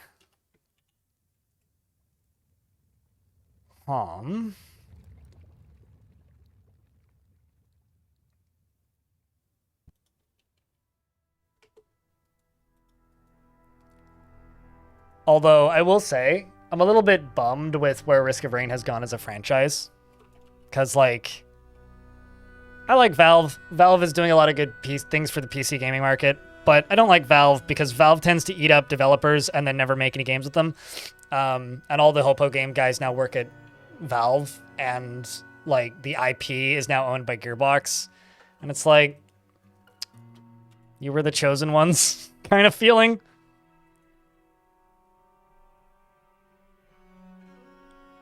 I've not played Dread Delusion, but I'm familiar with Dread Delusion, yeah.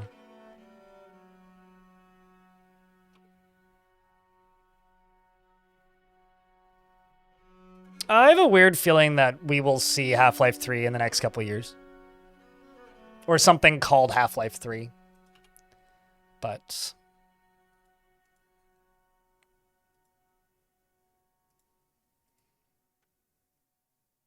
it's just a feeling.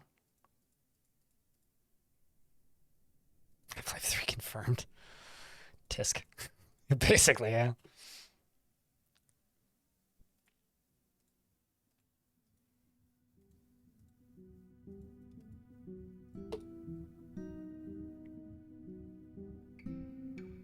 I will say if you're a Half-Life fan, like as in you really liked those games, go do a little bit of research about what Gabe Newell has been saying about Half-Life and Half-Life episodes recently. Because he's done a couple interviews recently where he's talked about it, and it's actually kind of interesting. As in like they were too precious about when they could release Half-Life sequels kind of deal, and like should have just made a sequel. Especially in an era where like releasing games in the games industry is kind of the biggest deal in the games industry now, instead of like technological innovation. Because like, you know, Alex came out, but Alex is a VR game, and there is quite a lot of, hearsay is the wrong word, reports from people who, you know, worked in work in reporting in the games industry, who have now like publicly stated, I played a game that Valve referred to as Half-Life 3 that wasn't Half-Life Alex, and it was a VR game. Like there's a bunch of like credible quotes flying around about that right now.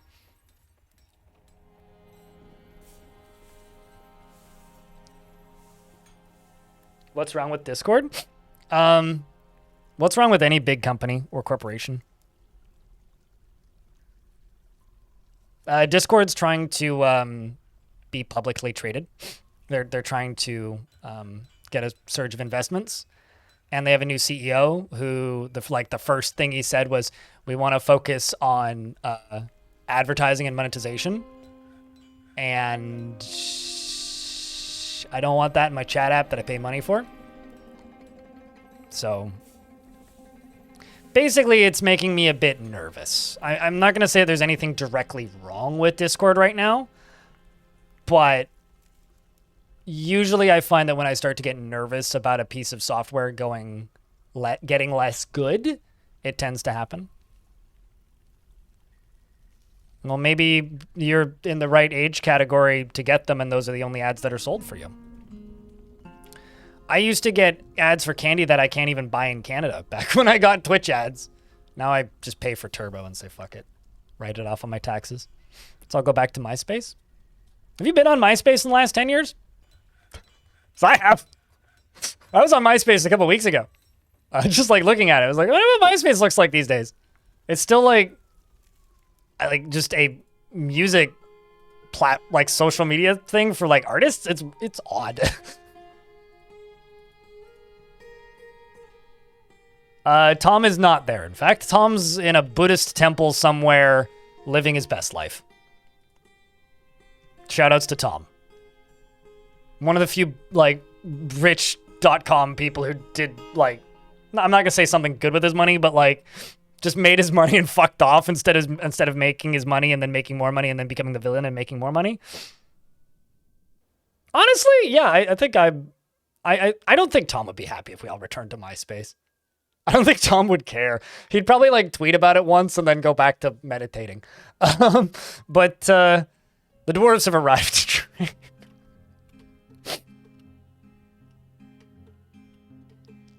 He was a tech sibling. Yeah, I don't know.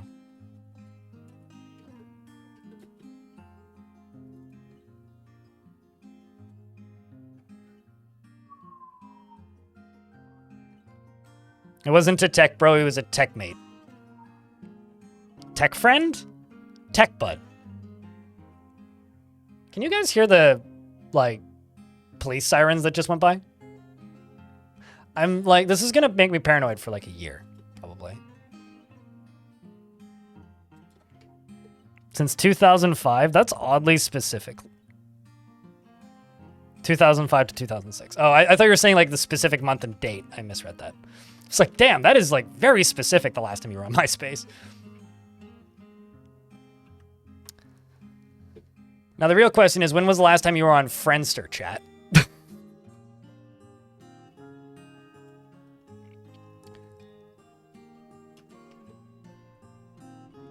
So the other thing I'm going to do is I'm in an ad break right now. And I'm just going to go down here. And I'm going to make a magma glass furnace. I don't have any magma-safe, non-economic material. Never mind, then. I will just do this. Oopsies.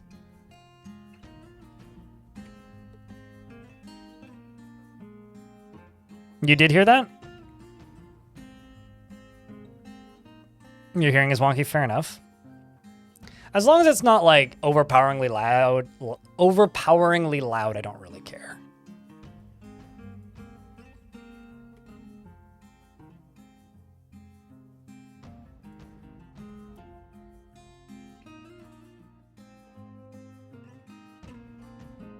I'm not going to sell that one. We're in an ad break now, so shouldn't be missing much. I will sell that one.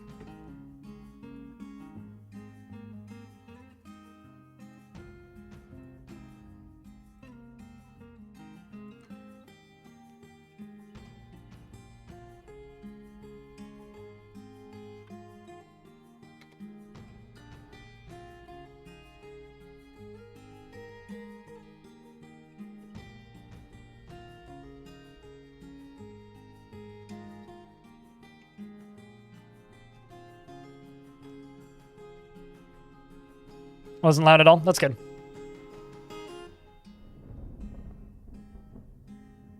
Do you know if gauntlets and boots have any effect on damage dwarves punching and scratching and kicking do, respectively? I have no idea, actually. That's something I would consult the wiki on that. Probably under wrestling. Or ask somebody who plays a lot of adventure mode. Or just ask Putnam. Putnam could just straight up check and tell you. Putnam is super active on the KitFox Discord. But I don't actually know. As far, I would presume it probably does, because it probably increases the weight and momentum, because it's a physics-based combat system, right?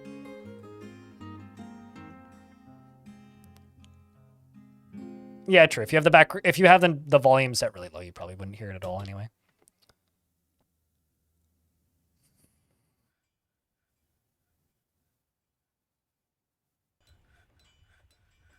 I still make big old KitchenAid appliances. Oh yeah. Kelly, are you still in the ad break? KitchenAid is like one of the few brands out there that's like still not shit. Well, that's not totally true. KitchenAid mixers, I think in the last 5 years. So I'm in the market for a KitchenAid mixer. I would like to buy a KitchenAid mixer because I actually have space for one in my kitchen. I just don't want to buy a new one. The reason I don't want to buy a new one is because they replaced a lot of the internal parts with plastic instead of metal. But they're still the same design as the old ones. So you can... I just saw blood there and I was like, is that dwarf bleeding? No, they're just walking through blood. Okay, that's fine. Whew, I was worried for a second there. So like KitchenAid mixers are kind of like a hot commodity still, especially used ones, because they basically haven't changed the design in like their existence. However, they have cheapened some of the parts.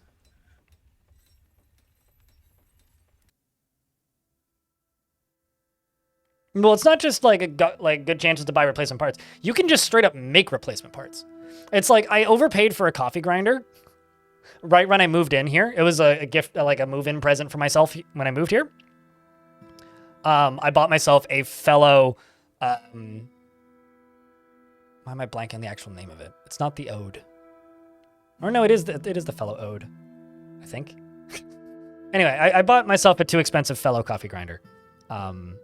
And the reason I bought it is because it's entirely disassemblable and very clear, plain, and simple parts. And there's already people making third-party parts. It's kind of the same thing with the KitchenAid mixers.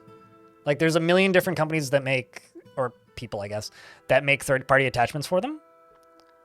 And then on top of that, there's also just a pretty, like, healthy, like, replacement part community selling old, used parts. And it's one of the few companies that still does that. Although, like I said, the modern ones are a little bit... People grumble about them because they use some plastic parts. Good to know, Brian, in YouTube chat.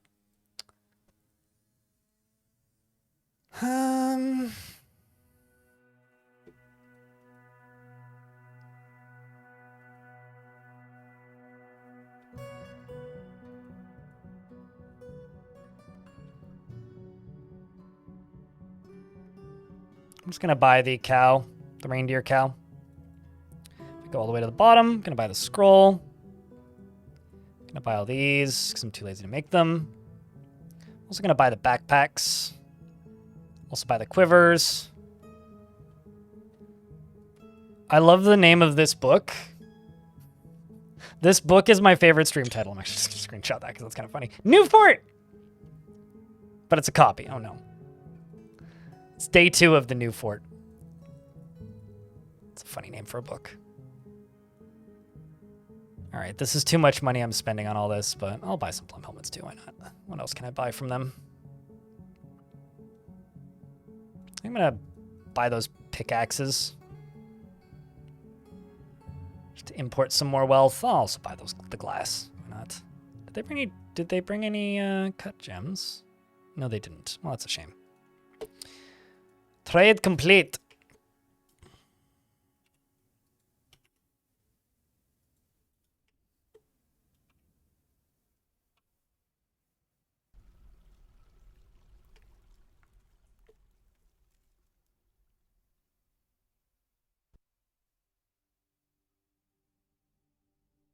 Check out Mr. Mixer. He covers how to upgrade the internals, I think, and even sells used KitchenAid mixers that he upgraded already.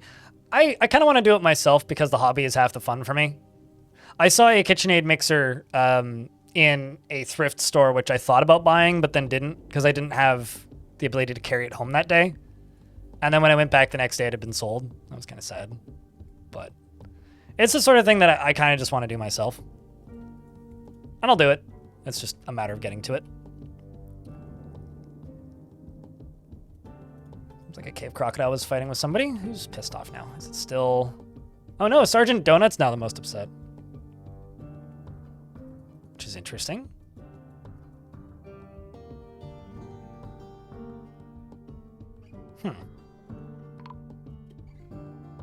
Oh no, Woodcraft has been found dead.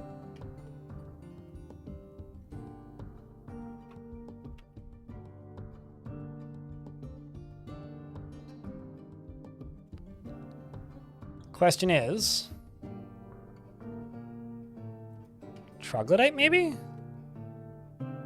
Oh, it's probably you. Well, that's a shame.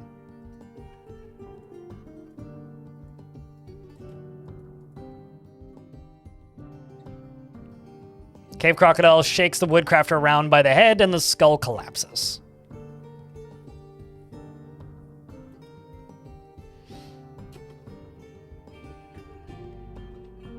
You know, I think I finally found a good use for internet vomited server-based video creation, FemJess. Find a product you like and then make an AI video endorsement for the product and send it to your husband. If you would like a chair, what am I naming said chair, Wasabi Chunk?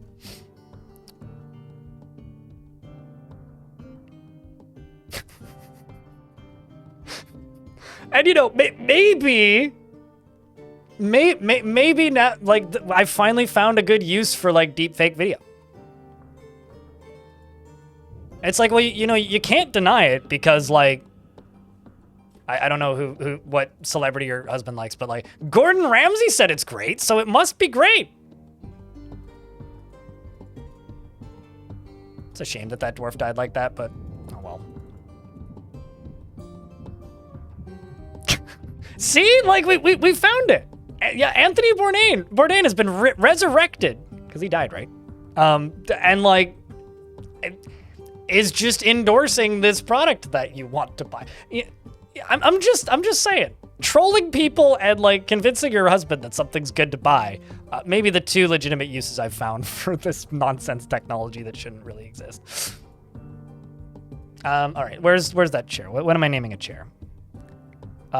Chunk's throne. Is it throne Chunks?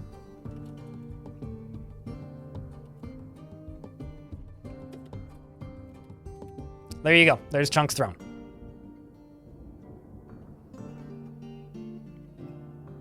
Can you convince yourself to do this as well? I mean, at that point, you're just wasting CPU energy, and you need to just like, you need to ask yourself one simple question. Will this bankrupt me? If yes, don't do. If no, meh. Meh. Get you the thing that you need if you need it. Live your life, friend.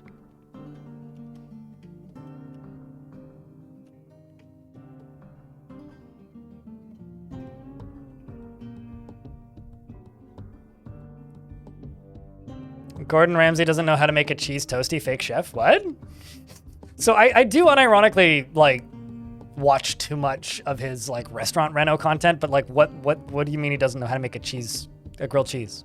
What's he doing that constitutes non-grilled cheese grilled cheese? I would love to know. Truthfully.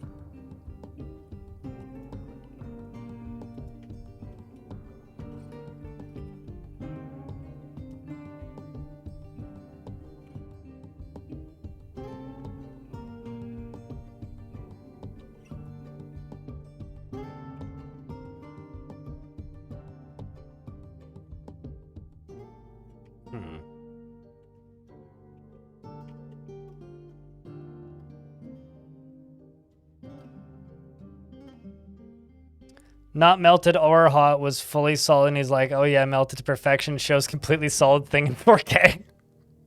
That's kind of funny, actually. I might need to see this. I'll just go look it up. I will go look this up later. Threw a sandwich on a pan in a fireplace for 10 seconds. You had a limited filming budget, okay? Fair enough. Yeah, that sounds kind of nah.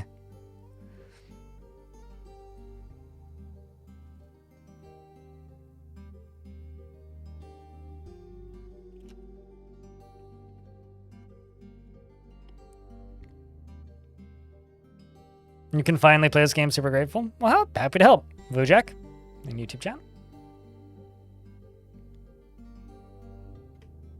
I'll look it up. I don't generally watch those videos.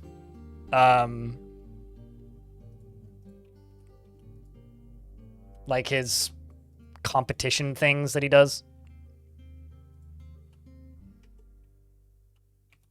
Okay, so to do this safely, just dig this up.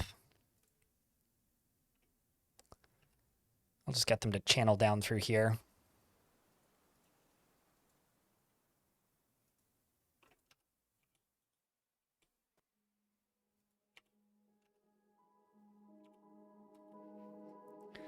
Same with over here.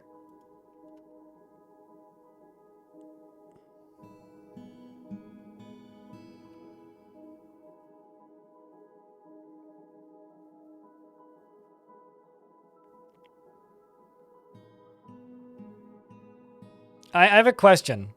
Why does Reddit say you're a horrible person for saying I bought it for the fish tank? Some migrants have arrived. Okay, I need you to link this video, Hillink, so I can skim it.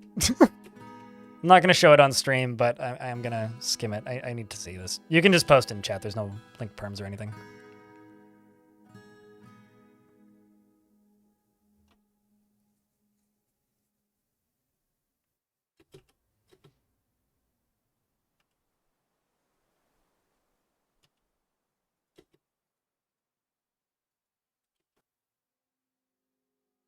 Redditors are very quick to say you're abusing your fish no matter what you do, even if you have perfect parameters. One, if the water is 1 inch evaporated, equal fish abuser.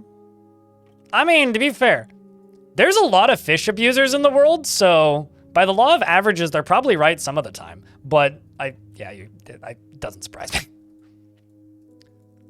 I watch fish tank YouTube channels, mostly because I like watching Sherpa design. Although I would say that's almost closer to art YouTube than like fish tanks necessarily, but.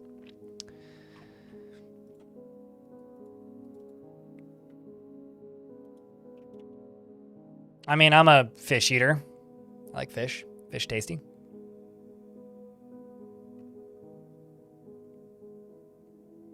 I will say there's probably more legitimacy to accusing people of abusing their fish than there is of like that person who got real mad about a grilled cheese sandwich once. Which still to this day might be one of my favorite rants I've ever read on the internet.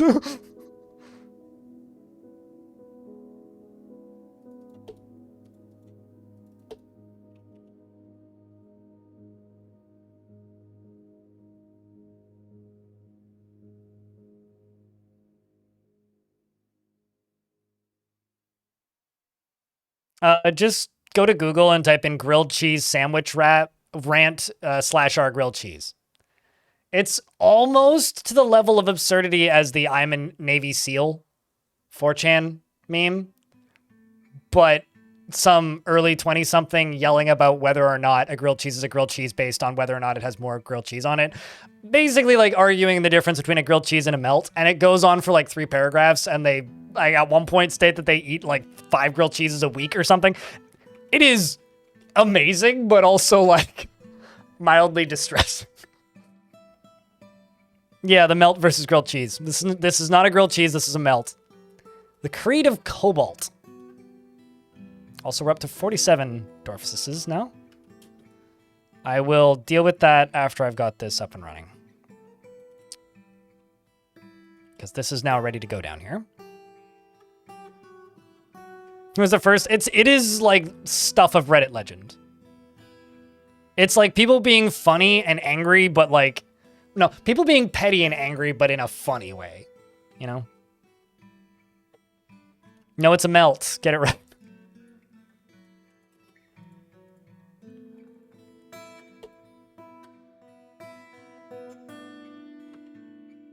You know what? To hell with it. I'm gonna read this.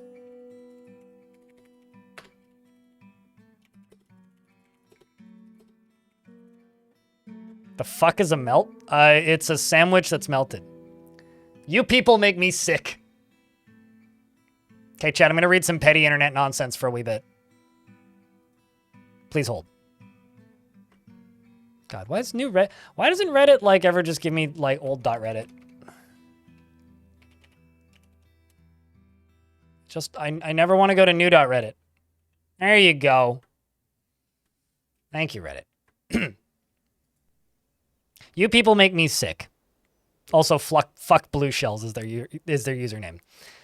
A grilled cheese consists of only these following items: cheese, bread with spread, usually butter, and this entire subreddit consists of melts. Almost every grilled cheese sandwich I see on here has other items added to it. The fact that this subreddit is called grilled cheese is nothing short of utter blasphemy. Let me start out by saying that I have nothing against melts. I just hate their association with sandwiches that are not grilled. I just hate their association with sandwiches that are not grilled cheeses. Adding cheese to your tuna sandwich, that's called a tuna melt. Totally different. Want to add bacon? Or some pretentious breadcrumbs with spinach? I don't know what the hell you'd call that, but it's not a grilled cheese. I would say, I would be more than willing to wager that I've eaten more grilled cheeses in my 21 years than any of you had in your entire lives. I have one almost every day, and sometimes more than just one sandwich. Want to prioritize your grilled cheese? Want to personalize your grilled cheese? Use a mix of different cheeses, or use sourdough, or French bread, or if you want to add some pulled pork and take a picture of it, make your own subreddit entitled Melts, because that is not a fucking grilled cheese. I'm not a religious man, nor am I anything close to a culinary expert, but as a bland, white, Midwestern male, I know, you don't need to say it, mate. I am honestly the most passionate person when it comes to grilled cheese and mac and cheese. All of you foodies, stay the hell away from our grilled cheeses and stop associating your sandwich melts with them. Yet again, it is utter blasphemy, and it rocks me to my core of my pale being. Shit. I stopped lurking after 3 years and made this account for the sole purpose of posting this. I've seen post after post of people's grilled cheeses all over Reddit, and it's been driving me insane. The moment I saw this subreddit this morning, I finally snapped. Hell, may even start my own subreddit just because I know this one exists now. You goddamn heretics, respect the grilled cheese and stop changing it into whatever you like and love it for what it is, or make your damn melt sandwich and call it what it is, a melt. I love that rant. It's just one of my favorite things on the internet, just period. It's just great. It's like 31 years now. Yeah, I wonder I should click on his. He posted on /r forever alone 18 hours ago. Well, He also posted in the, he seems to post a lot in the Red Dead Redemption, Ask Reddit, and Stop Drinking subreddits. He's also posting a lot in /r Kanye West. I should stop scrolling down now. You really can't, I mean, he did. He made that shit up.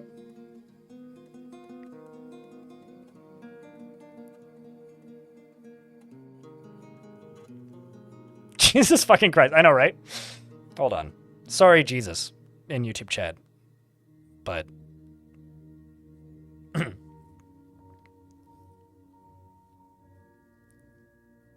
beware of the grilled cheese pipe. I think it's less the grilled cheese pipeline and more like the Midwestern male with enough free time to write that much about a grilled cheese sandwich and get mad on the internet about it.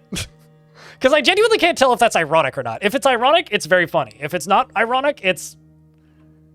person's got issues. That's about it. So the Creative Cobalt has many members in SKULLPONDERS. We are playing on the hard difficulty when it comes to value of places. I've got this one, I've got this one. But this one is just the generic no particular deity. Don't really have any other space. Could hollow out that or put it down here.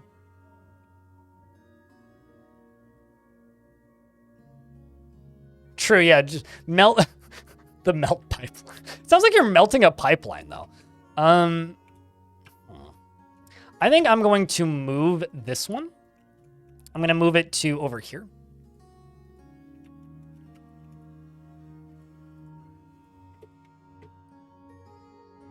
And make this into the Creative Cobalt.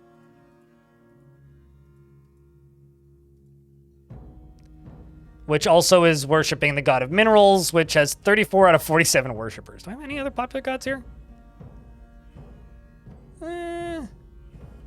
I guess it's like just these two then, with 6 worshippers. But the Creative Cobalt.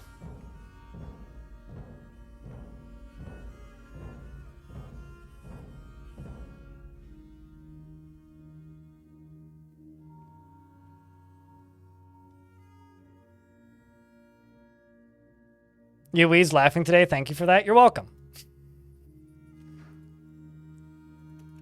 I also love that that is still one of the most upvoted things on Reddit of all time. And it's certainly the most upvoted food subreddit thing. So, the Church of Oiling. I'm not positive I like...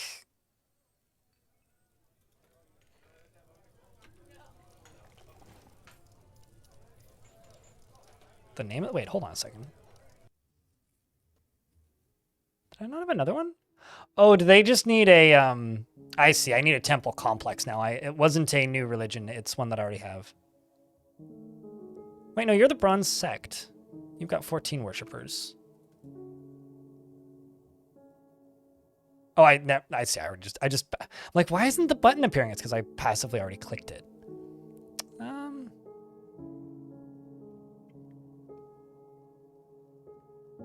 I'm gonna give it to Cattle. Because isn't that the name of the god?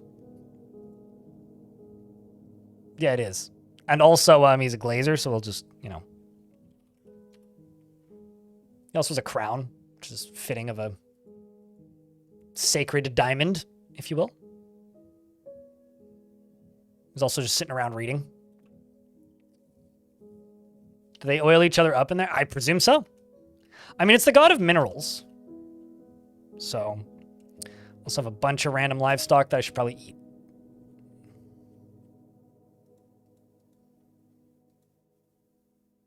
And a baby troglodyte in a cage. Well, that's unfortunate.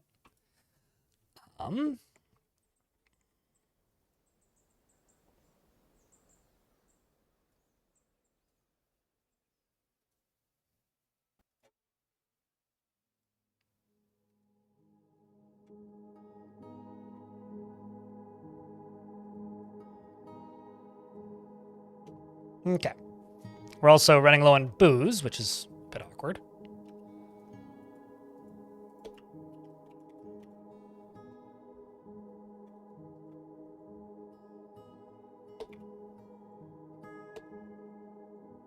You're ready to be split. Shouldn't you be pressing honey from honeycombs?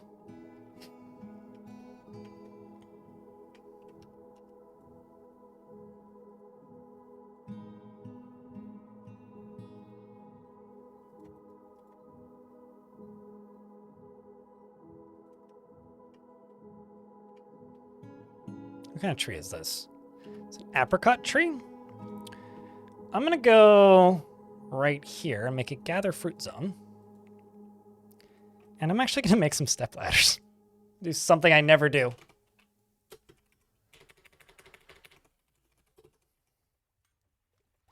Let's do 3 step ladders.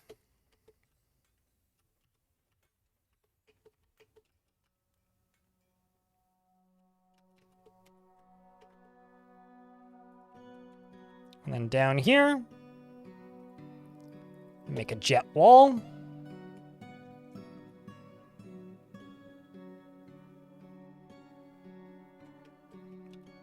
I'm also going to go right here, make a jeweler shop and a jeweler shop. And I'm just going to set them both to cut gems so we can get all these gems out of here.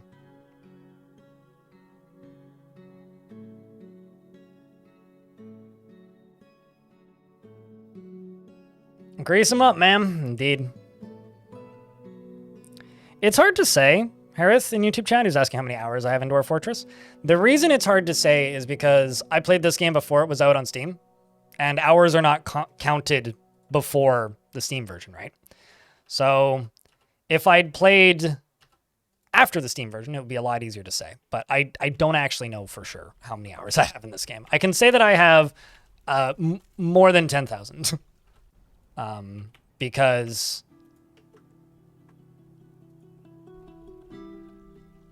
just because of number of hours streamed.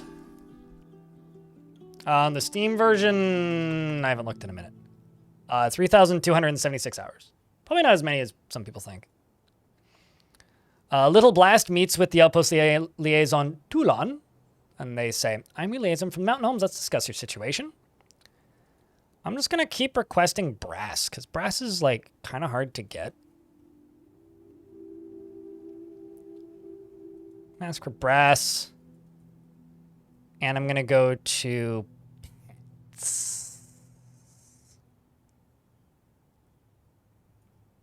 which means we're not going to get anything imported, really, unless if I end up doing this. Aw, man. I'm always, like, disappointed when I see this. Like, this faction has access to elephants, but I can't import elephants. Brass it is, then. And I think I'm going to import... platinum nuggets.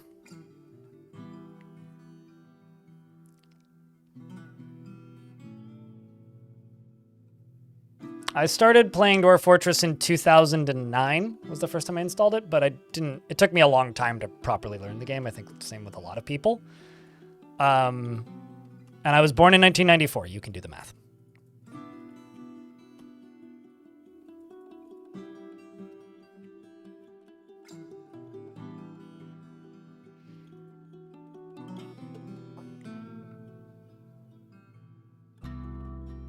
Yeah, it's weird. I feel like you should be able to import something that your faction has access to.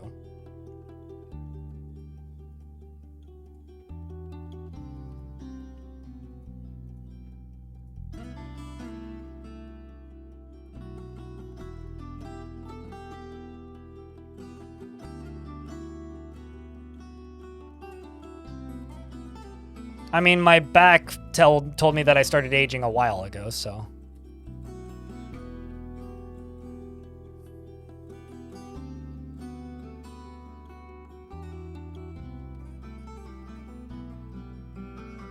How does the vermin capture shop work? You're pretty new and you've never used it. It's virtually useless. Don't bother.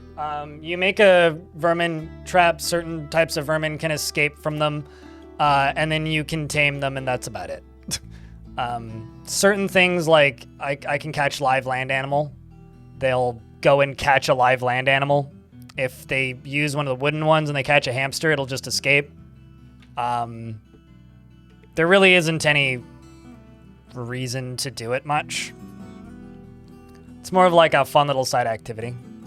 But if you're trying to catch like cave spiders, I would just not bother. Generally, you're better off just what's the word? We're in an ad break, so I will pause. Generally, you're better off just using random like cobwebs from the caves. I'll tell you this. I've literally never seen a praying maggot in Dwarf Fortress. Like, not in my entire history of playing Dwarf Fortress, I've never actually seen a praying maggot.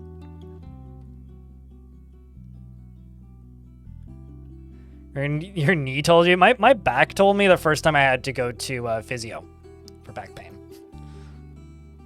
Actually, no, my gray hair told me that I was aging at the age of 16 when I got my first gray hairs. So.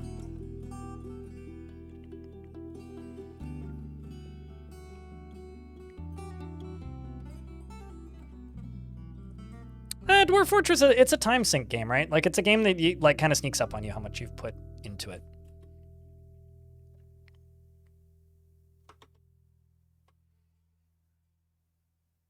But, you know, if you're enjoying the time that you've played, then I think it's worth it.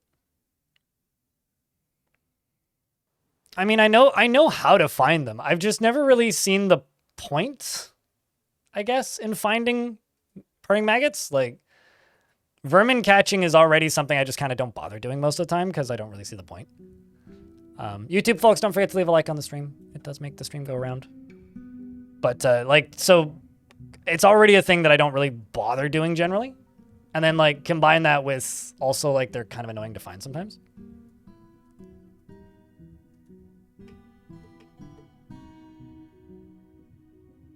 And then sometimes you'll have vermin catcher shops and there just won't be any catchable vermin and they just don't work.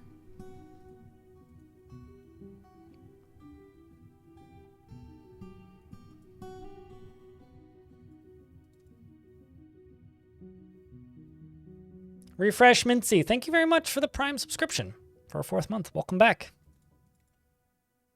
I wouldn't have this job if people didn't subscribe, so thank you very much for subscribing. It really does mean a lot. I know that like and subscribe is kind of a joke or a meme, but it's real. Round of beers, folks. Thank you much. Your hair started to leave at 26? Mine never leaved. It just made me look 10 years older, which is, I think, why one of the reasons why people think I'm older. It's like that and my weird taste in games. It's because it's certainly not my, like, overwhelming maturity. I know that much. I'm self-aware enough to know that.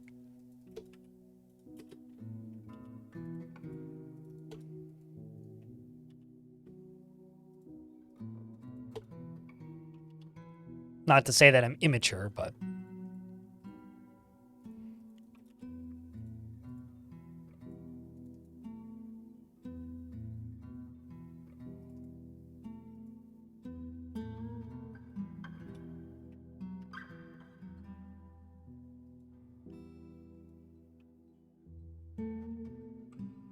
I mean, I've tried to explain this to my parents a number of times, Squizzly, that the majority of the people, well, are either, the majority of people who watch me, I mean, obviously this is changing more as I get older, but the majority of the people who watch me are either the same age as me or slightly older than me, if not quite a bit older than me.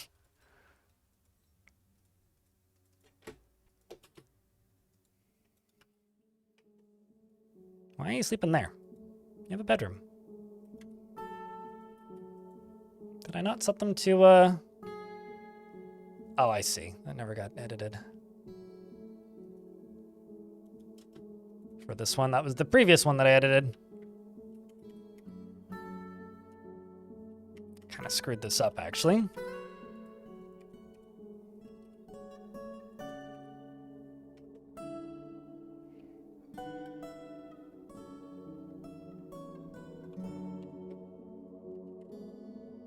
I have this farmer, so you can have this farmer.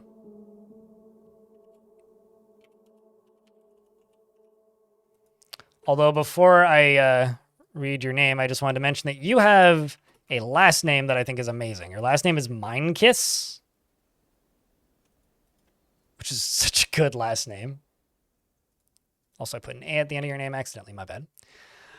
Tends to be a little wasteful when working on projects. Tends to form only tenuous emotional bonds with others. Likes to take it easy and likes a little excitement now and then. Prefers that everyone lives harmoniously as possible and has an active sense of humor and generally acts with a narrow focus on the current activity. Gnaws his cheek when he's annoyed. I do that too, and it sucks. And needs alcohol to get through the working day and doesn't really care about anything anymore. He dreams of mastering a skill and personally finds romance to be distasteful and doesn't really see the point of working hard. Likes native silver and sterling silver. Like silver. Black pyrope and armadillo shell tables and reindeer for their large herds. In the words of the silken watchful amethysts, and prefers to consume sand pear cider and hates cave spiders. Is a member of the Copper Coven and obviously the Obstinate Rampart, and you have a pet billy goat. Welcome to the fort.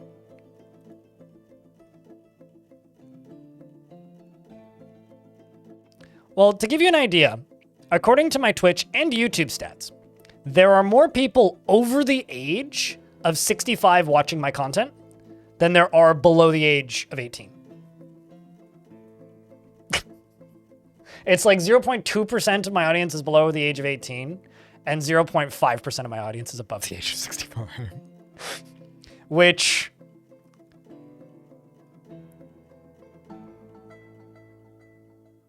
I genuinely think is funny as hell.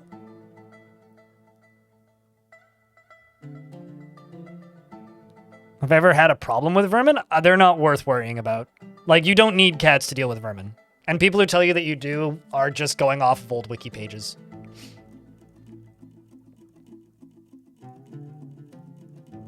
Farming is so overpowered, the small amounts that they do consume is so minimal that, like, it's a non-issue right now. Maybe 15 years ago in game, sure.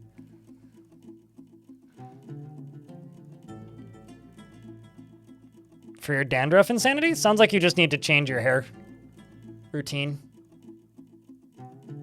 I've had problems with dandruff in my life and then changed how I wash my hair. I don't use shampoo most of the time. I just use vinegar, which I don't get dandruff at all now.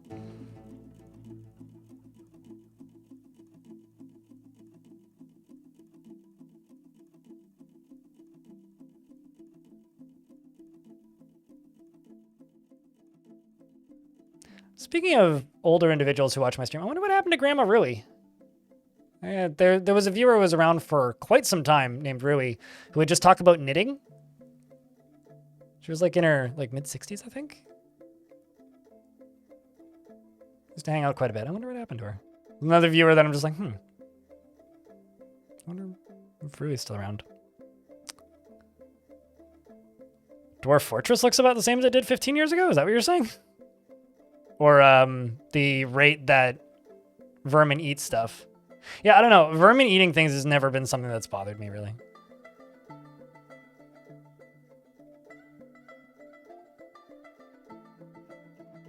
Because a bike, oh, like you got hit by a bike? I got hit by an electric bike once. I stepped off of the bus and the fucker was on the sidewalk and slammed into me and then went over the handlebars.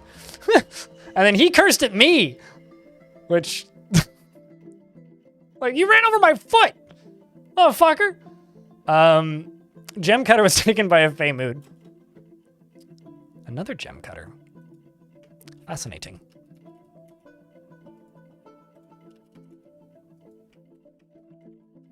Speaking of.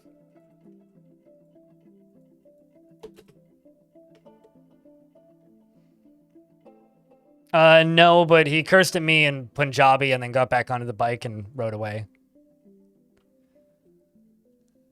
Let's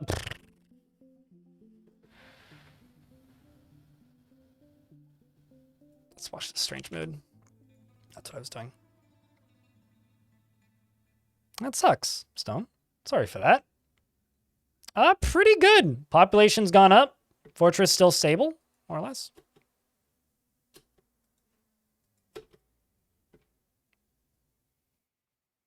Moods are recovering slowly. Why is there food in here?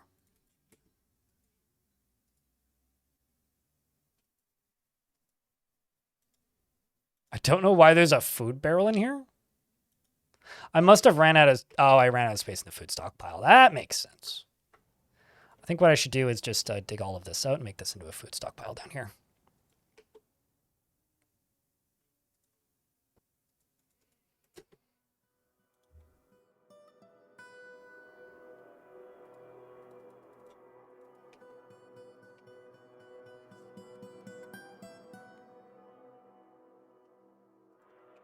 Also, might as well just expand this up to here because I can. Could even move all of the kitchens down here, actually.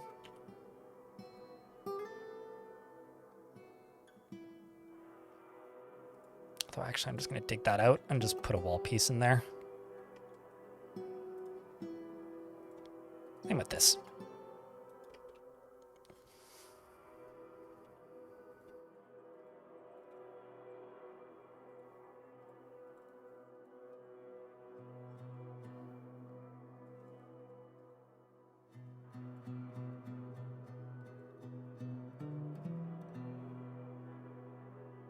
Wonder why they're ignoring that one line right there. What the heck, dwarves? Come on.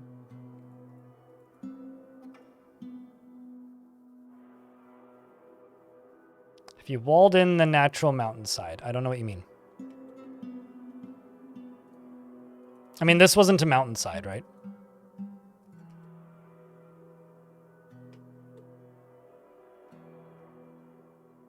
You've just always brought cats with you because you told that was how you learned how to play? Yeah, no, totally. I mean, you don't need them, though. I mean, cats will deal with vermin. I mean, maybe like if you have a fort with one dwarf and very limited food supply, but with some pretty heavy self-imposed restrictions, then possibly, like, maybe that's an important thing, but you don't need it. That's all I'm really trying to say.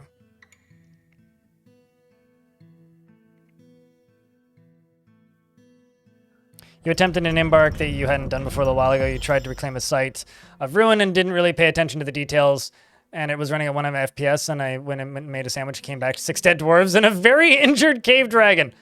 Oh, which died, and then the last dwarf bled out. Oh, that's amazing, Caleb.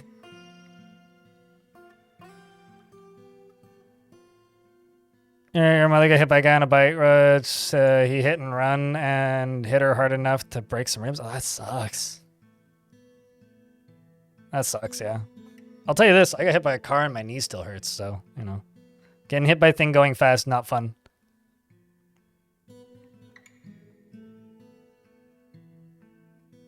That, yeah, to Grizzly in YouTube chat claims that they got hit by a forklift. Yeah, I believe that would hurt. So the artifact is the gem setter has created Ustuth Kathir, a turquoise bed, and claims it as a personal treasure. Well, I guess that means I have to give it to you, right? Where are your bedroom?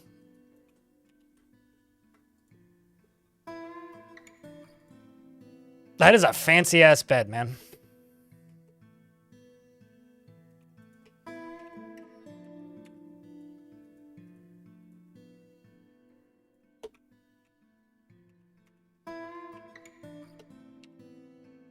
Everybody's constructing too many buildings right now, so I will just run down here and take a look at this.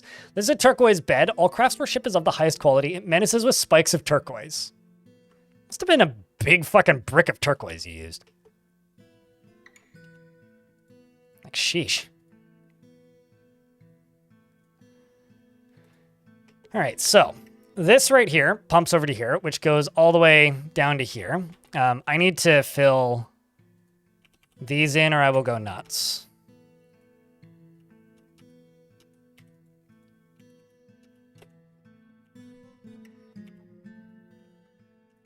And I need to dig these out.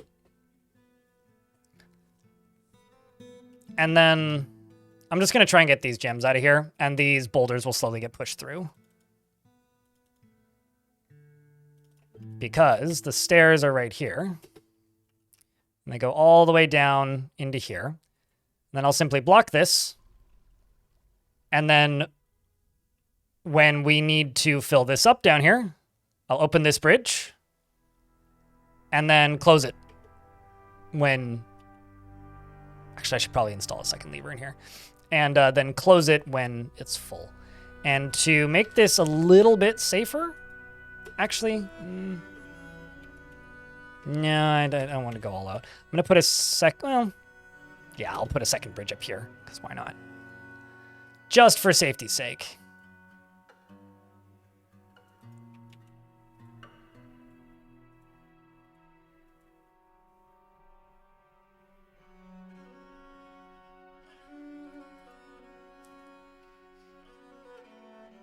Got hit by a deer once. It sucked. How does a deer hit you? Like, a deer ran into you? Like, how does that even happen? You had a mood requiring a vermin corpse. You didn't have cats, so it failed. Huh. Now I want to know how you would make a vermin remain without having cats. There has to be a way, right?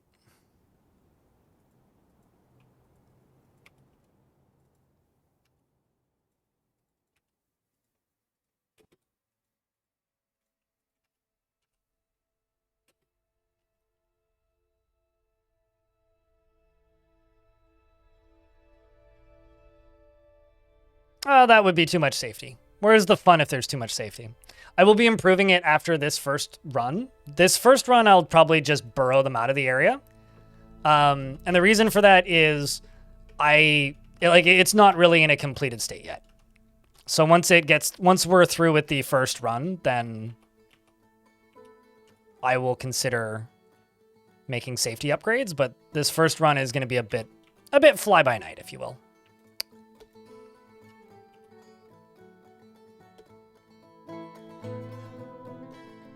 You tripped over your own cat yesterday. You don't think that counts. I mean, was the cat okay?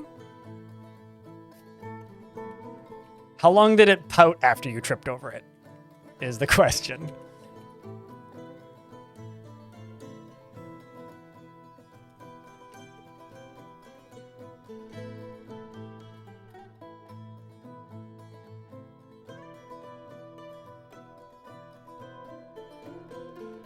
Oh, it says the dwarf was taken by an aspect of one of the Fae, and I can't tell if that's worded weird or if there's a chance it's to be taken by multiple. There's like suggestions at a bigger world in Dwarf Fortress, and there's a lot of that, and none of that stuff's really explained. It's mostly just player headcanon right now and flavor text. But Fae moods are cool because dwarves get what's it called? It's the skill given to them if they go into a Fae mood. They don't if they go into a non-Fae mood.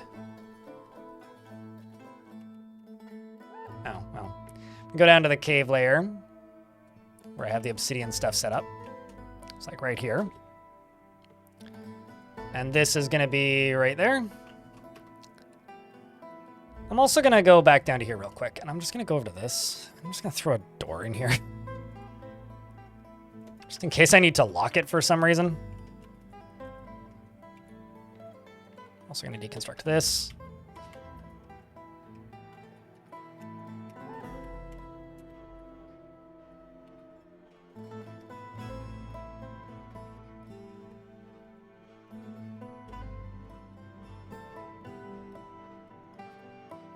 Rock mechanisms.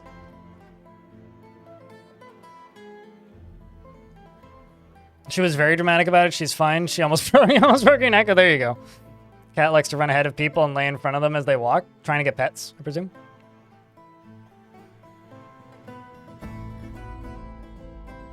Definitely Armok. Unemployed, shocking. Spectacle, thank you very much for the Prime sub.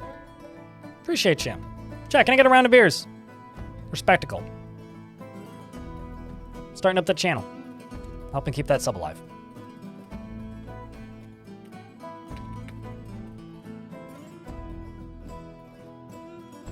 Appreciate you.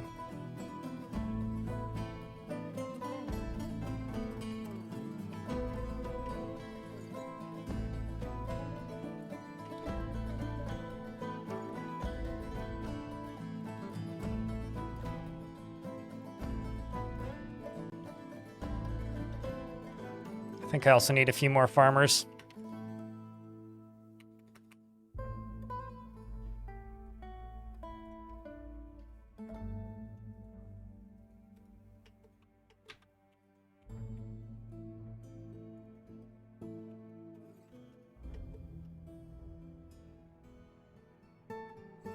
Zorath, thank you very much for the tier 1 subscription. I do actually get a higher percentage of those paying subscriptions versus the Prime subs. So thank you. It's that jet. The whole fortress is made of jet, yeah. This was a surface fort that I forcibly claimed using hacks. Using DF hack. The embark anywhere command.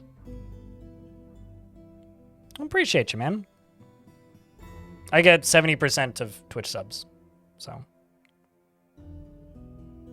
How do you raise magma? What do you mean by raise magma? Or is it better to just build your forging and smiths above the lava? You have to use lava-safe materials to pump it. So, like, glass that's lava-safe.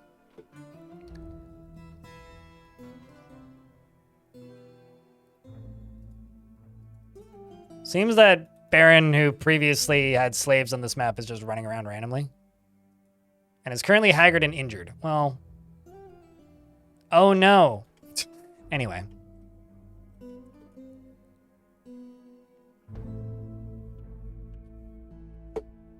But yeah, you have to use lava-safe pumps to raise lava.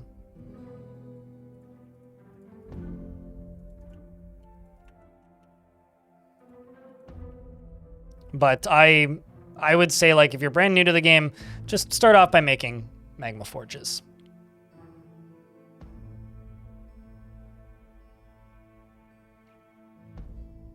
You didn't realize that the original builder had made such a strange choice. What do you mean by the original builder? Oh, I was about to dig through that. Oh, you mean like the original builder of the castle made it out of jet? What's strange about that? They pick whatever material is that the faction has access to at the time. It sucks to suck for the slavery. Yeah, well.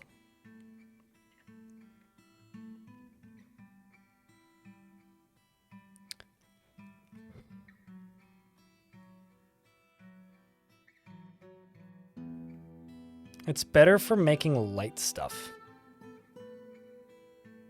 Light stuff.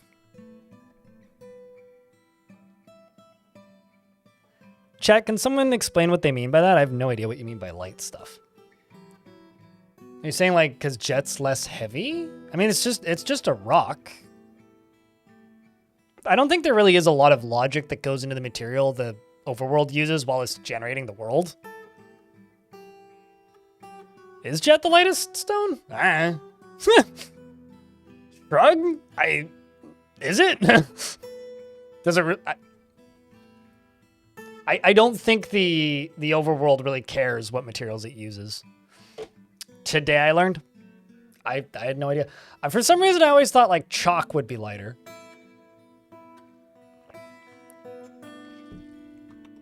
Or like one of the more brittle stones, but man.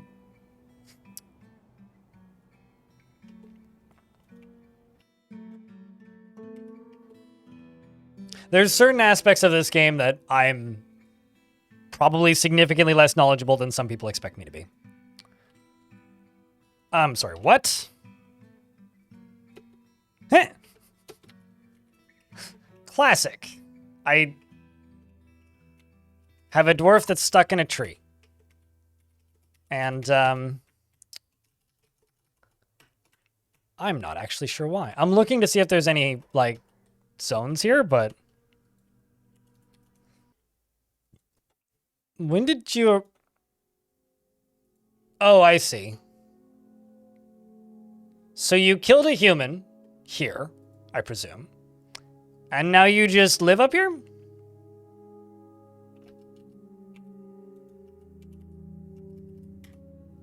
All right, well, we'll go chop the tree down. Thief! Uh-huh. I killed your husband. Well... We're probably gonna kill you too. There's a second one. Flatten.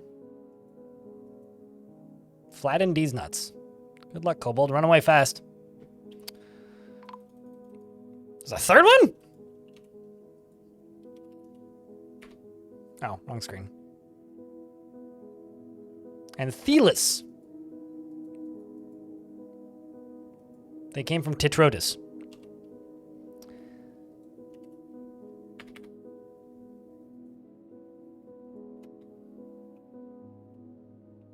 Are you trying to kill a kobold? I think you are. And a woodcutter's been found dead. I'm sorry, what? Intarnation is going on.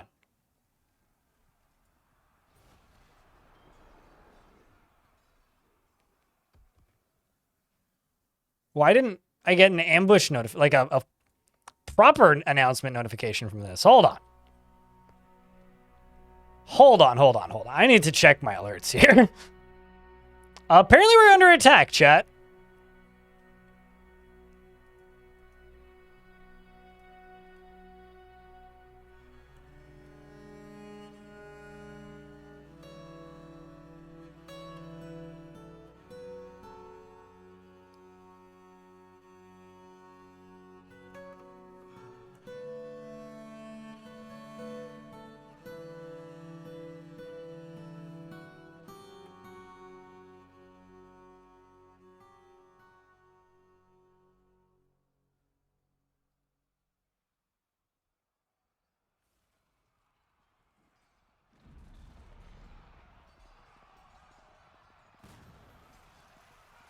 What am I missing here?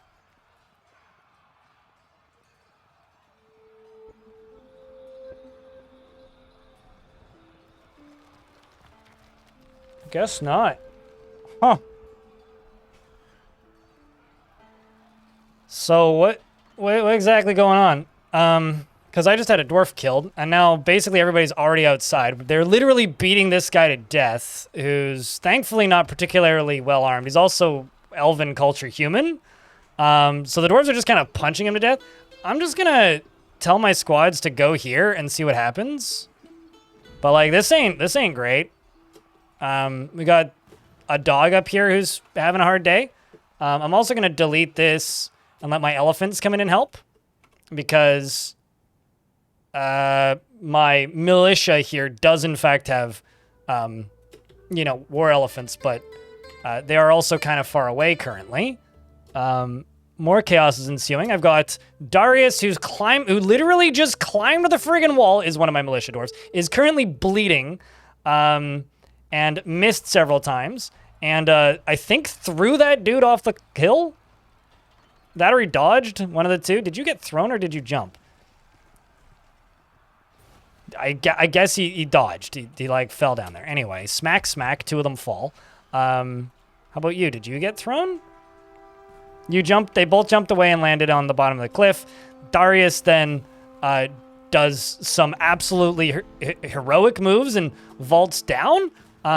Where's the rest of my military? Okay, so the elephant here, Oz, is currently attacking various creatures and is now going to take the long way around. Is Darius dead? No. Sergeant Donut's now in the fighting and punching the soldiers in the head, which is bruising him because we don't really have any weapons right now.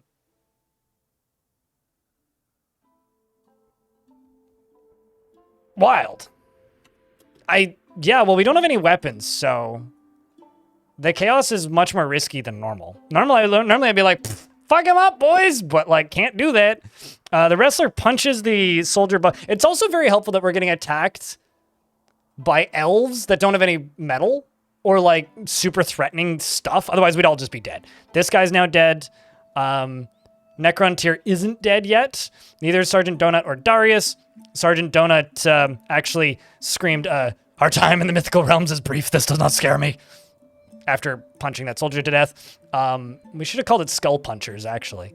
Mebzith, the human, was killed as well, and as well as like that one. So like Darius and Sergeant Donut are doing work down here.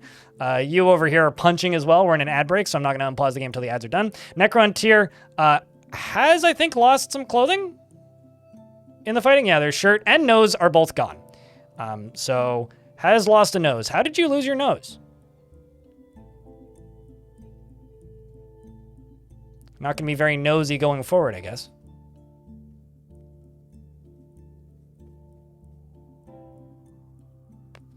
Okay, so you fought with the kobold first. And the upper leg, upper body. Oh, there we go. An almond wood arrow strikes the wrestler in the nose and the severed part sails off in an arc. Well, that is rough.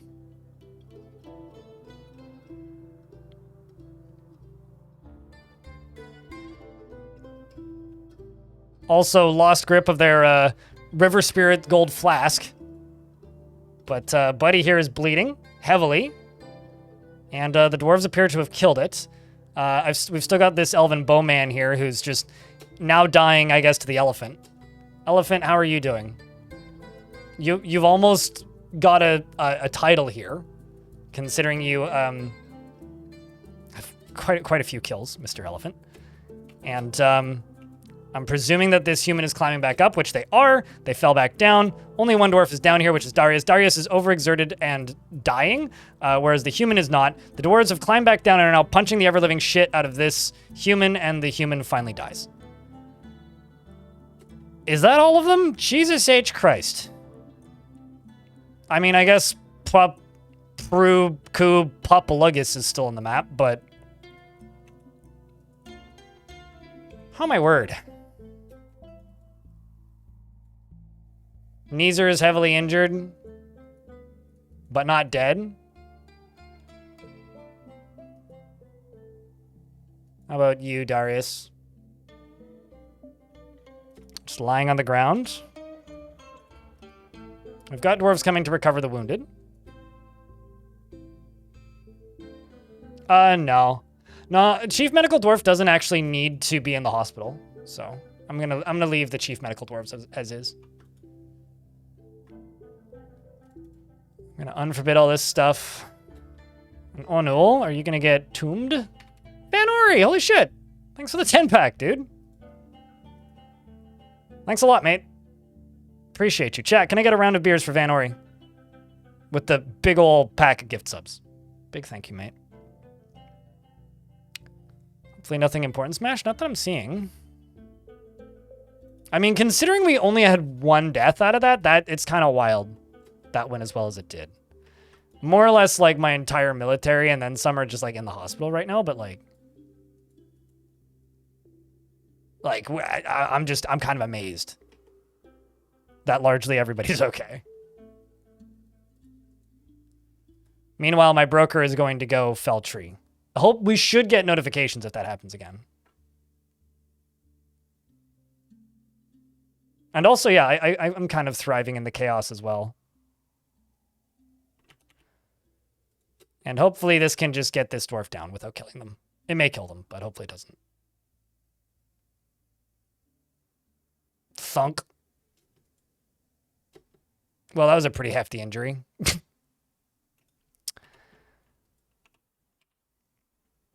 Shinobi's gonna go recover wounded. Did he lose some teeth? Yeah, he went thunk onto his face, I think.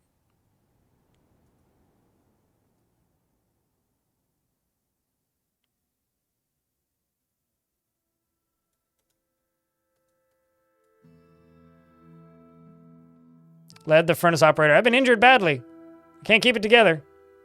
Wait, no. I think those might be my dwarves fighting.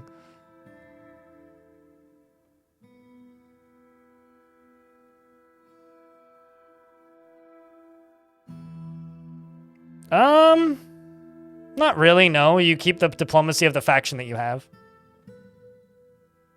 This game seems like so much fun to mod. I mean, I personally don't know too much about modding this game, but some people seem to really enjoy it. Especially now, like, if you know Lua, you can make some pretty cool custom monsters from what I've heard. I haven't seen too much of that stuff yet. You've really come to see the value in a decentralized staircase? In what way?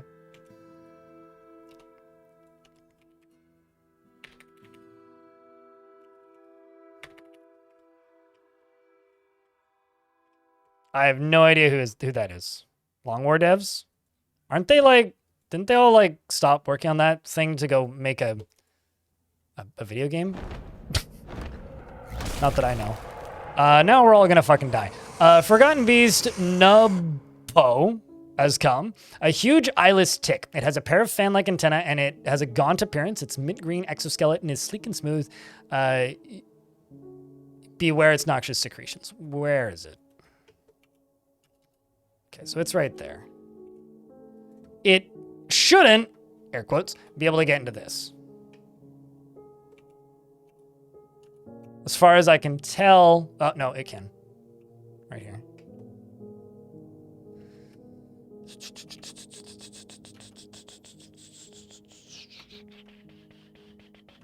Okay, hold on, let me check something.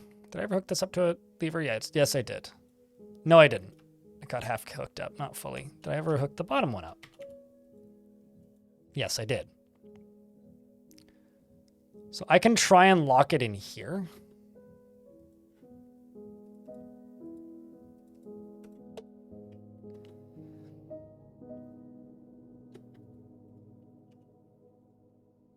What's the name of this dwarf? Fabok.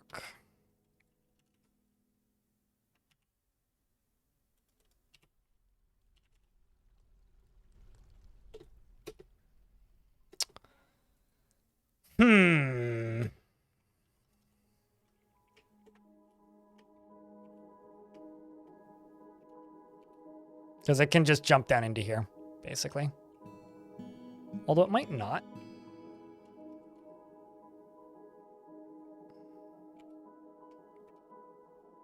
Oh, yeah, it can also come in here. So it can come in there. And it can come in here. So what I need to do is I need to do this.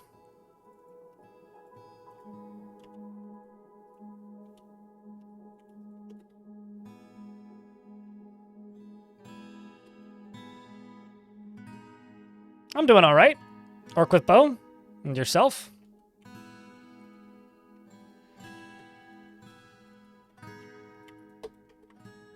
I'm going to try and seal this off if I can get to it quickly, but not positive I'll be able to.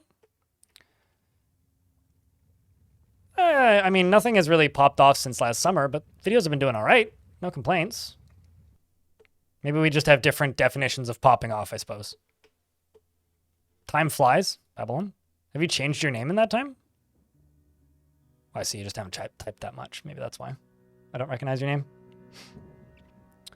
Vampires and werewolves and underground monsters don't crash the entire thing when they start chasing your dwarves around the fort. It's easy to just block off parts that are lost. It can be. Now let's see what this beast is up to.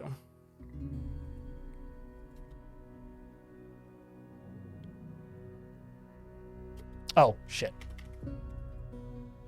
The other thing I need to do is this.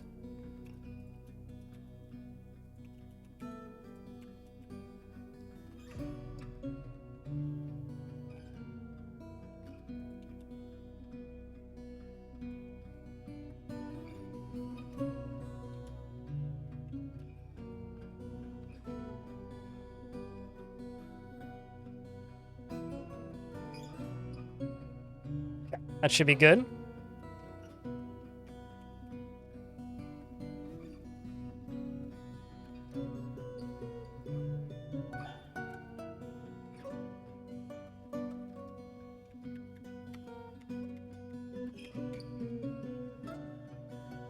Okay. Now I keep following that beast. Let's see where it goes.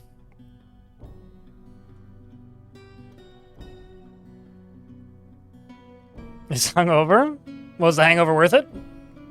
I've definitely had times where I've been hungover and then like the next day been like, nah. I think, I don't know if you've looked at, oh. Okay, well, there goes that panic. I think that it may be possible that you're overestimating the modding capabilities of Dwarf Fortress. Dwarf Fortress is very easy to mod. But the variety and types of mods that you can make without pretty severely hacking the game aren't anywhere near as accessible as I think some people seem to think they should be.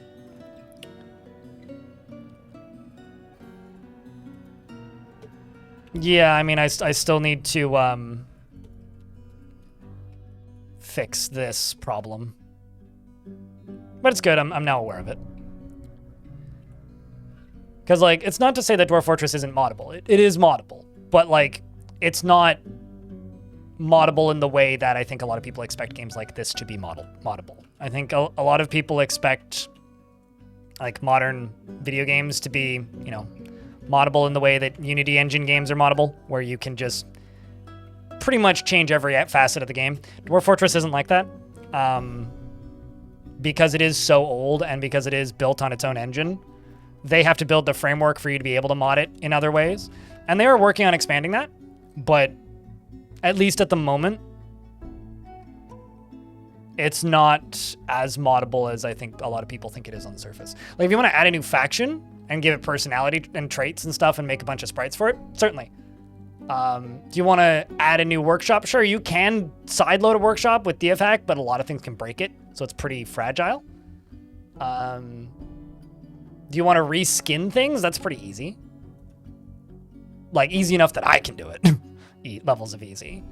But if you're talking about, like adding whole new mechanics or modifying how world gen works, you can't really do that. Yeah, I mean, even when the Lewis stuff gets released, it's going to be pretty limited, right? Like, that's going to be a slow rollout.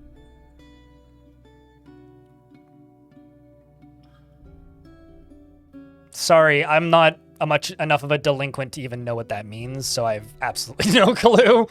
Tibe? If that's just a big tits mod, there literally is like 3 of them that I can think of off the top of my head. Is it open source? No. Dwarf Fortress is very much closed source. It does use some open source libraries, like the graphics engine is an open source library, and there's other parts of it that are taken from open source products, but no, Dwarf Fortress is not open source. No, Dwarf Fortress is very much closed source because it's a, you know, it's a passion project by 2 brothers, and the second you open source a project, you open yourself up to a lot of drama and potential organizational problems and management that not everybody's willing to deal with. I know this is an unpopular opinion and there's that one guy on Reddit that fucking hates me for saying this. It's a good thing Dwarf Fortress is closed source, and I probably would like it a lot less if it wasn't. Unfortunately, yes, I've had the displeasure of having played CDDA once or twice. Sorry, I'm going to be mean to CDDA because I've been asked about it about 24 times in the last 24 hours.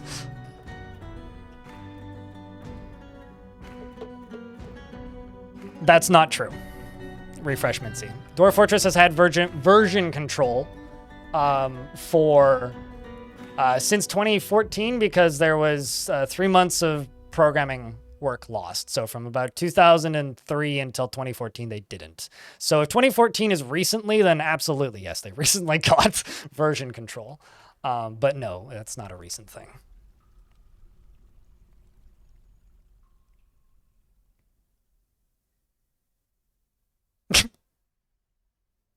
No, they recently modernized their version control because they have 2 programmers working on the game now. So they're using, like, Tarn has talked about it a bit recently, but, like, that is exceptionally old reported news from an AMA on Reddit in, like, 2011 or something, where Tarn said, I don't use any version control.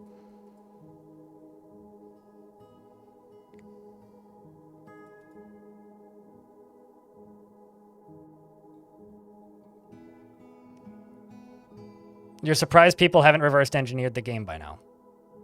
Do you know what DFhack is? I'm a big supporter of free and open source software. I use Linux. I really, really like it. I will never fully understand people's obsession with everything being free and open source software, or just open source. Because, like, if you've ever had to manage any kind of art project, you would see the absurdity in that question pretty quick, I would think.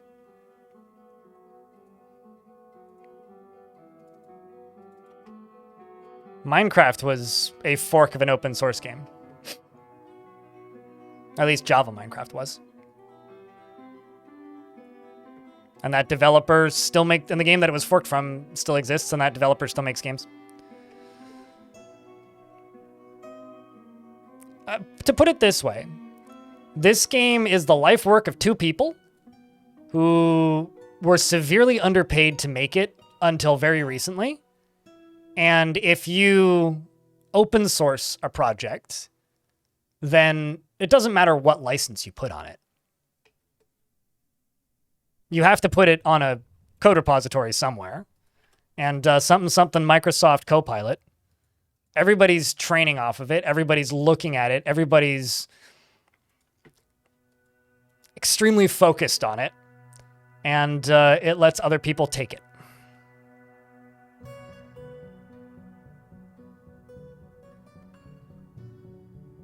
I mean, I'll tell you this. I generally prefer self-hosted options. And like when it comes to like utility software, 9 times out of 10, I prefer the open source alternative, even if it's more fiddly and takes more time. But when it comes to video games, like toys, like things that aren't required for daily use, I'm a lot more hesitant because I've seen it go bad and be bad for both the original creator and the game, that I'm hesitant, if that makes sense.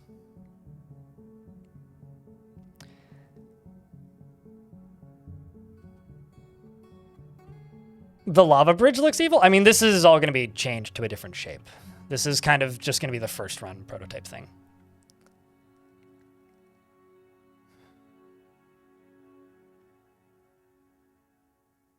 Yeah, no, absolutely. As long as you're not being like, Dwarf Fortress has no DRM and there's a frickin' free version. And also to kind of answer the statement from earlier, yeah, there is people that have reverse engineered huge chunks of it.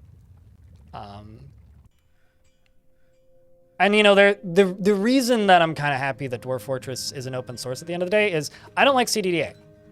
And there's a reason I don't like CDDA. Open source communities for games are fucking obnoxious. It's problem number 1.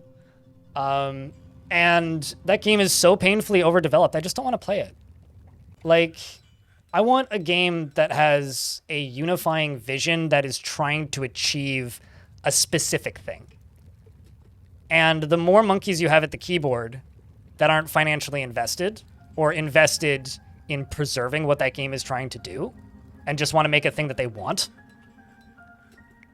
it stops being cool. Like, have good mod support for your game, and then if people want to do that, let them mod it.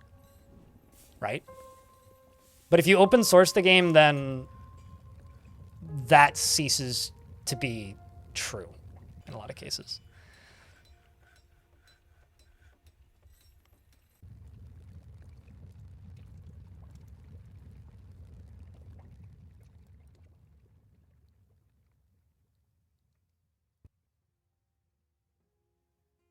Totally. Yes, absolutely. And then like you can hire a main, like I think the culture around free and open source utility software is also very different than around video games. Because especially like, you know, like if we're talking about something like, you know, sending files from one person to another through terminal and like server management structure, when people then suddenly depend on that, then it's a collaborative effort to keep the tool functioning, right? Whereas with a video game, it's only a necessity for the people making it. If that makes any sense. But like, that's also not, I'm not talking about like, say, an MMO that gets shut down and then releasing server software. Like if a game isn't being developed anymore by an entity, then that's a different discussion. Like No Moria is an example of a game that's no longer being developed by the original creators, right? And like, I do think that's a different sort of thing. And not to be weird, but isn't that kind of a serious issue? Theft? Like, you know, the number of times I've talked to people who are like, I would love to ride a bicycle, but I'm scared somebody would steal it. So instead I drive a car. I'm like, well, hold on. I'm just going to grab this this fork and like hijack your car. I played Grand Theft Auto once. I know how this works. But like, you know what I mean? Like, Yeah, I don't know. How's the void holding up? Still there. James? Still there. Rip Towns. I'm still shocked and weirded out by the fact that people like Spore. Like, genuinely, like, that is one of the weirdest, like, video game redemption arcs I've ever heard of in my life. Like, I don't understand why people like Spore.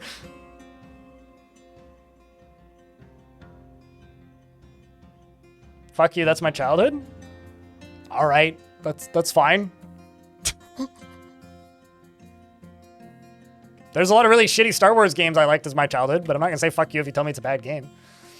I'm just saying, Spore is one of the most overhyped pieces of shit of all time. But yeah. Oh no, 100%, absolutely. Spore had decent ideas and then didn't like satisfy any of them.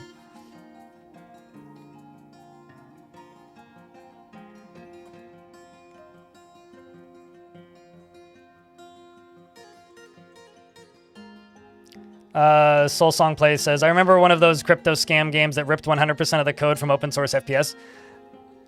So I talked about this once on stream because I think it's funny, but then immediately reported it and eventually it got taken down. Does anybody remember when somebody was trying to sell Dwarf Fortress Worlds on OpenSea? Does anybody remember that? A very brief period of time? Yeah, that's one of the reasons I'm happy that Dwarf Fortress ain't open source. How are we doing today? Still doing. What is that? It's a NFT marketplace. One of the bigger ones.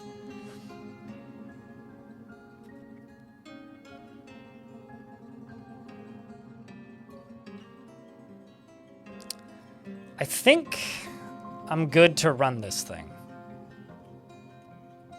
That's closed. That's closed.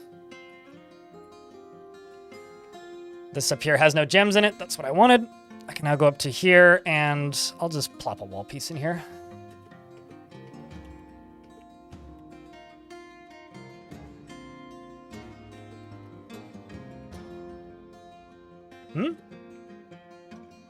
Oh.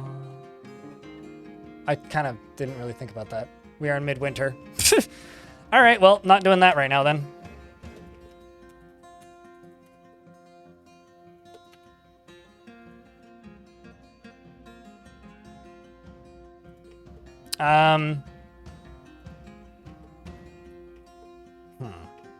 I really wish I had a physical rabbit hole.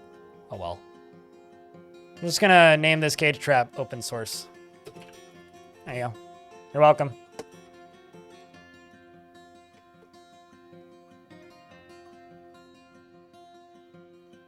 The entire ocean is evil, but it's free if anybody wants.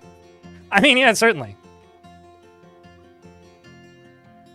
For whatever it's worth, I also don't think that seller actually sold anything.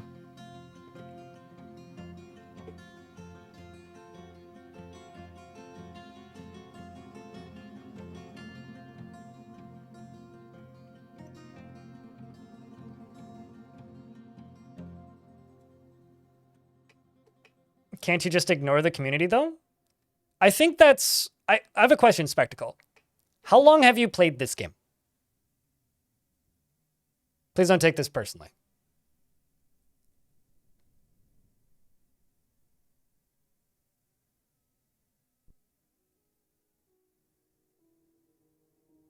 Okay. The only thing that Dwarf Fortress has had as a constant business sense for the majority of its existence up until it released on Steam was community. And still is. It's not the heaviest played game in the world. It's a community that is built around collaboration and storytelling. It's like, in many ways, the Dwarf Fortress community has more in common with like creative writing groups than like your standard video game community. So in the sense of like, you can just ignore the community, that is incredibly short-sighted.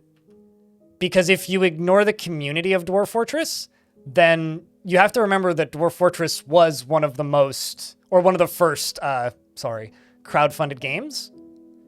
And because of that, if you remove that, Dwarf Fortress wouldn't have existed anymore. If you ignore that. So, in a world where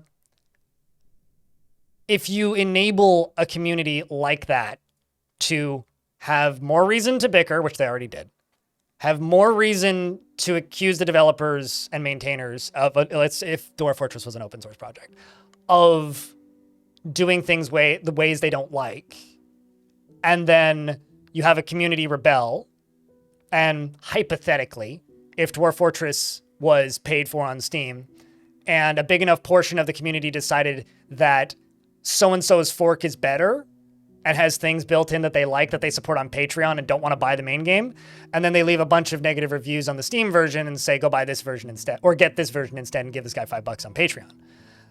Like, then suddenly, like, the game no longer exists as it used to. And I've seen that happen maybe 24 times in my life with games like CDDA and other open source games.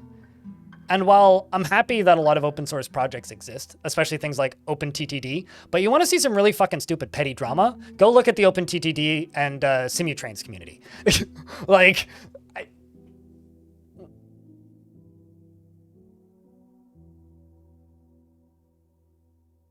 let's not talk about puppy blood mills and move on with our lives.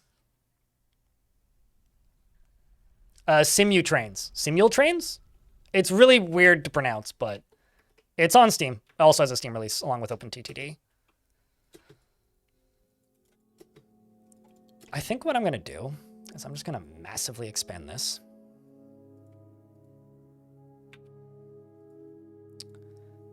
And let's just crank these numbers up.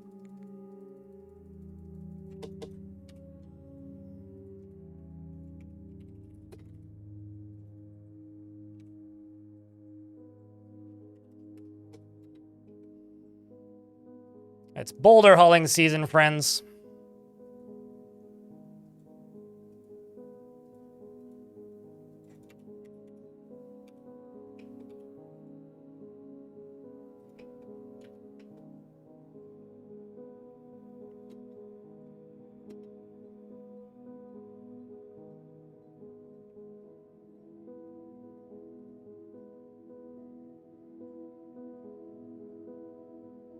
Yeah, if Dwarf Fortress's developers and the player base ignored each other, you wouldn't have boat murdered. You'd have factions form of what version of the game is better. And one of the reasons I'm hesitant to play open source games, unless it's something I really like, just as a streamer, is I know that and this is also actually an example of this, is one of the reasons I'm hesitant to stream games like Stalker. Because it doesn't matter how I play Stalker, when I play Stalker, or which Stalker I'm playing, someone at some point will pop into the chat, tell me I'm stupid, and tell me I should be playing this mod with this difficulty setting, or I'm playing the game wrong, and what the fuck's even the point of playing if you're not playing this game, this version of the game, and this mod pack for this game, or, like, why did you even give them money for this? Because this is a fucking ripoff. You're playing the worst version of this game. You should actually be playing this mod pack. And then two people start arguing in my chat about which mod pack is better. We're in an ad break, so...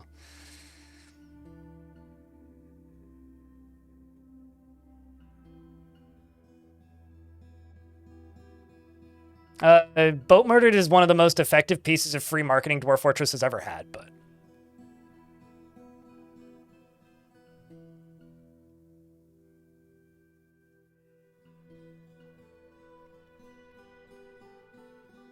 I mean, I know somebody who's still... There's somebody who frequents this chat, Diamond, who still plays version 31 point something. It's like the first version with caverns before the world was alive, before stress was added, or the current stress system was added.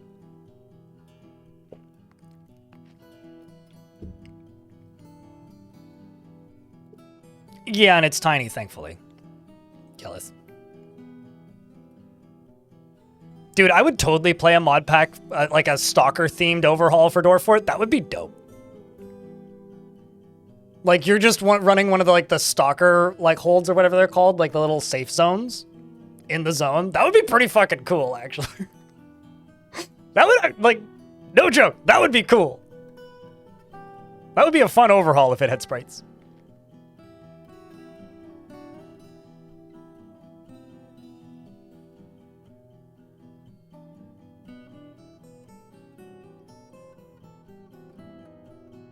Because people are stupid. Soul Song. I think it was also around the time that Microsoft was like, no, you can't sell Minecraft worlds as NFTs. Which, like, there was a Minecraft server that was selling chunks of it as NFTs.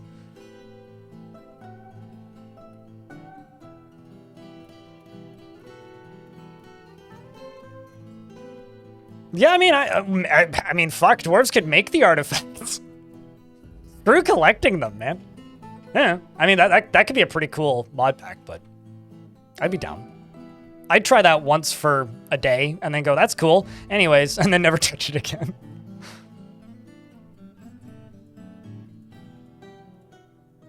But anyway, at the end of the day, like, you know, if you think modding Dwarf Fortress seems neat, get into it. We need more modders.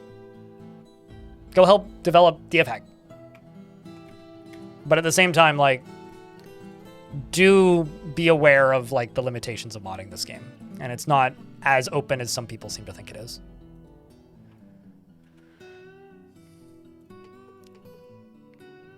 We are currently in a very large, trying to get all of these boulders over here, a-thon. Although, actually, this is going to be kind of shocking to some people. I'm going to forbid all of the jet over here from the big old cave-in. The reason I'm doing this is because I actually want them going underground and getting those boulders from down in here. I want them to grab these.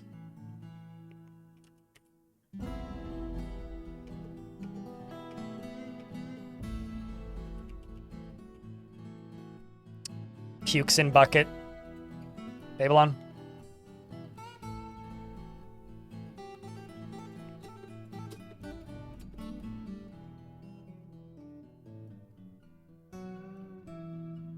No, that doesn't explain the lack of overhaul modding. Spectacle. The lack of overhaul modding is the game itself isn't as moddable as people think it is. That's the lack of overhaul modding.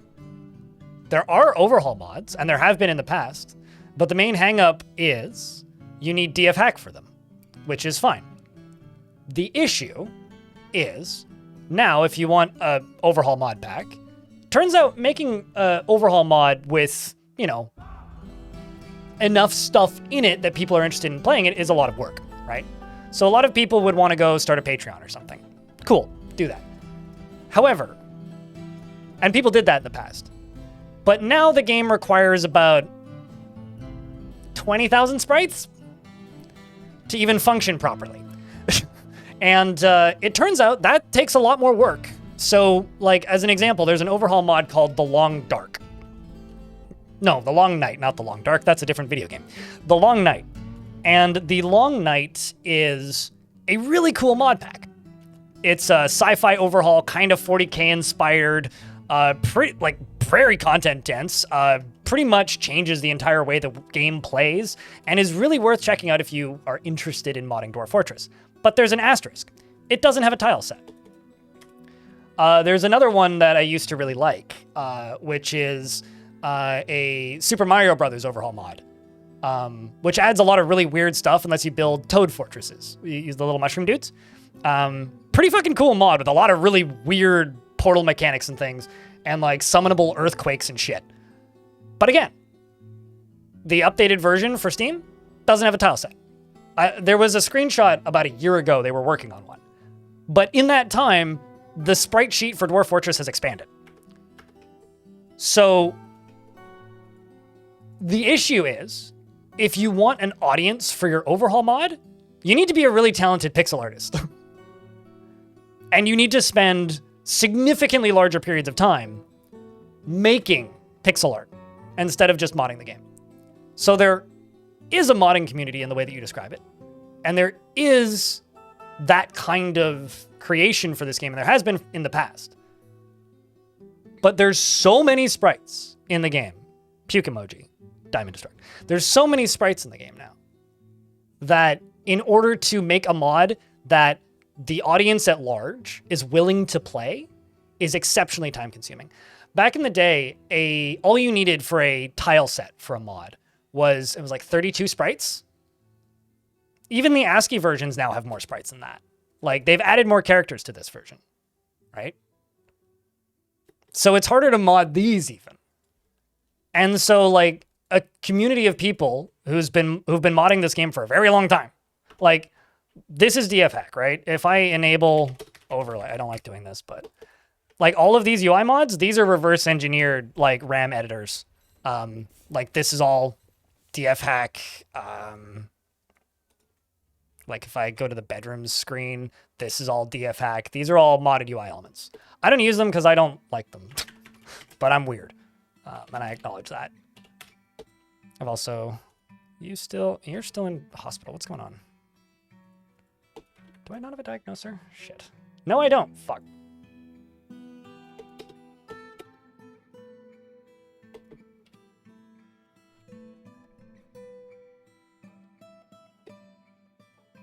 I shouldn't be babbling. I should be paying attention.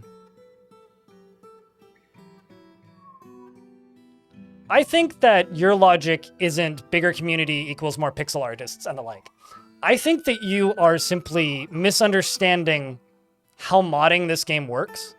Because to give you an idea, under the hood, mechanically, the Long Night is identical to Dwarf Fortress.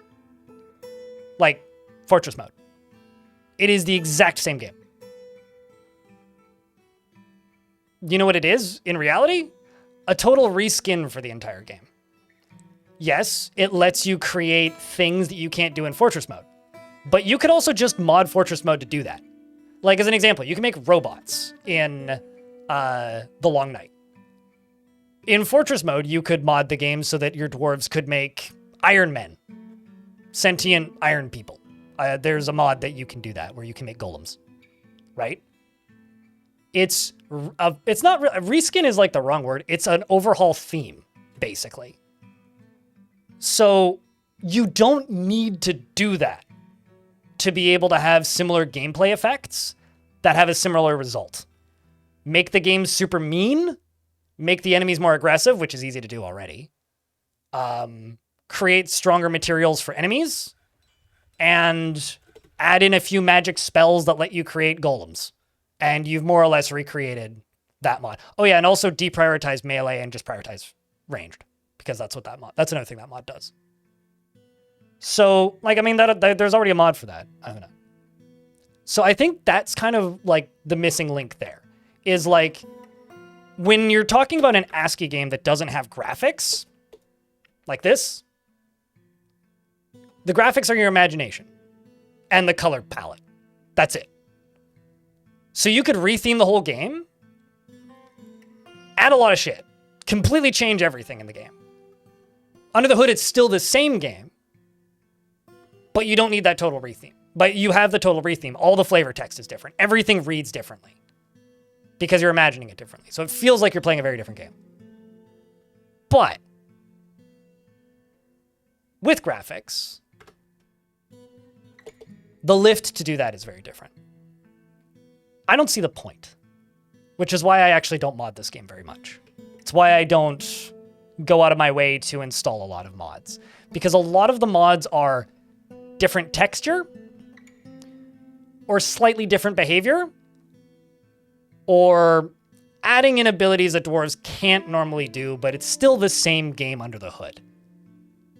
And to me, if I'm playing Skyrim and then someone's like, hey, you should try this mod that makes Skyrim look like realistic medieval stuff, but it's still just Skyrim, I'm probably not going to do that. Probably just going to play Skyrim. Because it's still just Skyrim.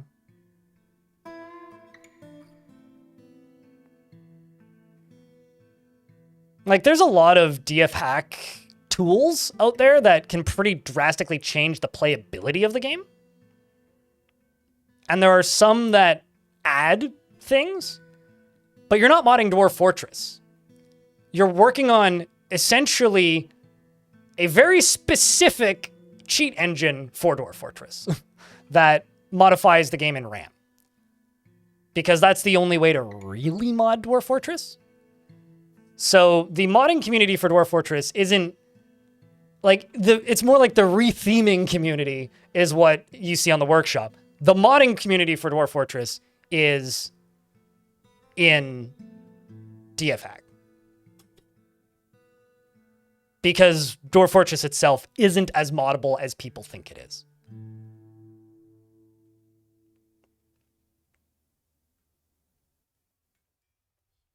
Like, as an example, Putnam made a mod for Dwarf Fortress a while ago, which hasn't been updated.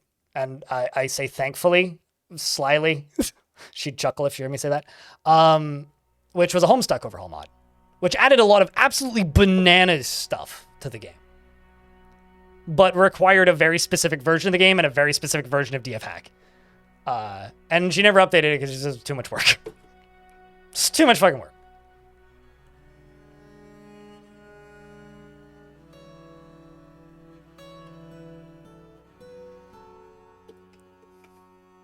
I'm literally just waiting for the water over here to melt.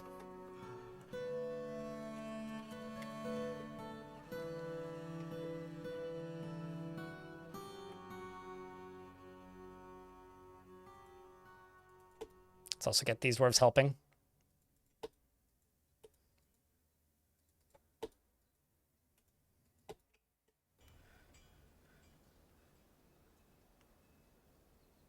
The time that you play Dwarf Fortress and ASCII in university, people are like looking at the screen going, yeah.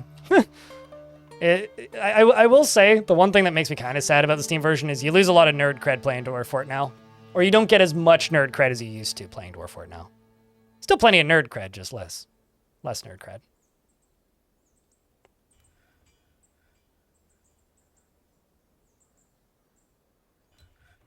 Also that, yeah, Dwarf Fortress is kind of a card castle in many ways, because it's a deterministic simulation that is highly specific in how it functions. And I think that like a lot of people miss that.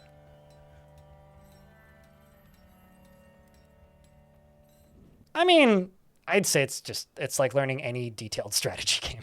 To me, like learning ASCII Dwarf Fortress is no more difficult than learning Civ. Like, or learning how to play like Endless Legend or something. It's like, what do these 350 different tiny little symbols mean? The difference is instead of having in-game tips, yeah, sure, still ours. The difference is instead of having in-game tooltips in a game like that, in OG Dwarf Fort, you just had a wiki and, you know. I guess you had on-screen hotkeys, but...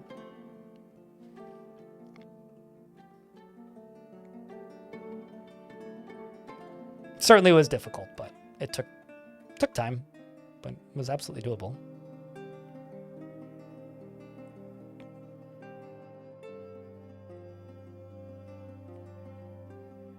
I think people are just used to very ubiquitously used engines at this point. And so when people talk about modding, they think about games that have 20 years worth of game development on their creation tools. I'm looking at use like Elder Scrolls series, or any creation engine game. Or it's just like Unity or GameMaker or Godot or something that's just very easy to reverse engineer. Dwarf Fortress is C++. And some of the oldest code in it is C. I'll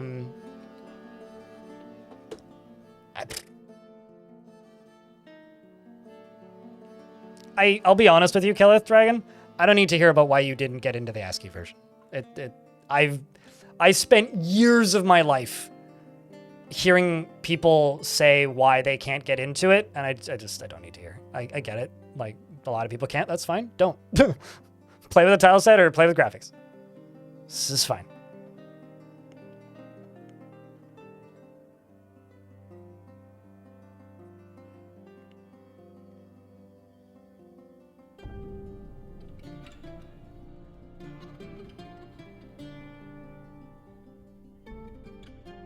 The big thing for me is that if I wanted to make an overhaul mod, this is from Dwarf Fortress from Soulsong Plays, or in YouTube chat, Soulsong Plays says this.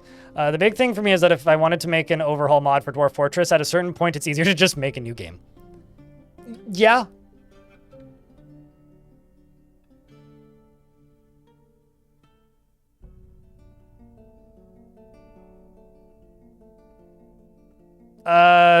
Assuming it doesn't crash, sure. Spectacle. I don't know why you would want to. Stone Sense is kind of fucking ugly. Stone Sense is nice of a way to visualize scale if you have no sense of imagination once or twice every now and again, but like, I don't know why you would want to play like that. I mean, sure. It might crash your game randomly, so save often. I know that a lot of the Stone Sense bugs were recently fixed, but I mean, like, it's a screenshot engine. It's not meant to play the game that way. I've said that to the person who makes Stone Sense, by the way. I think that it's a lovely little like visualizer as a thing to like enable and then disable. To show off a thing to somebody who maybe doesn't understand the game as much or doesn't know how to play. But like, I don't know why in the world you would want to play the game that way.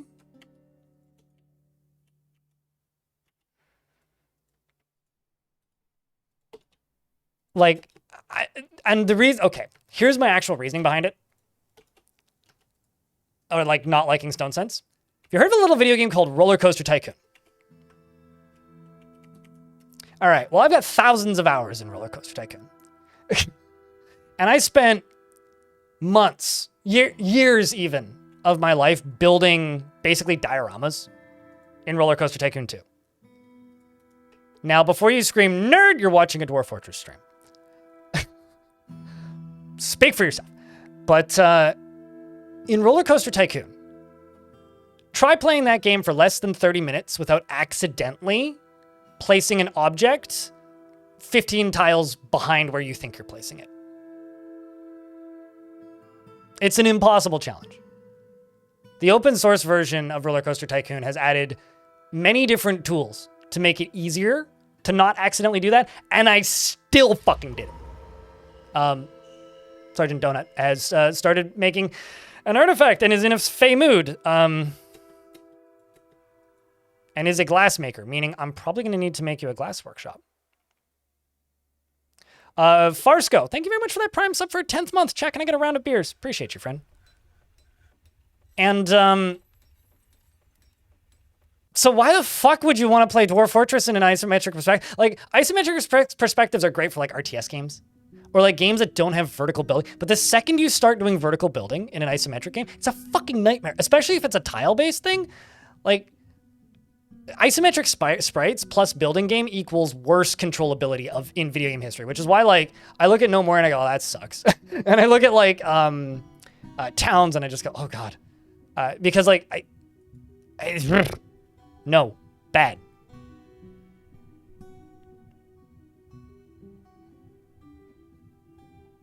And as a game that, like, is basically built around building things. Like, to give you an idea, I don't even like building in games like this that are 3D. Like, Going Medieval, pretty popular game. Decent number of people play it. Sold quite well. No, I'm not interested. I don't want to have to angle a camera around in a 3D space to play bad 3D RimWorld.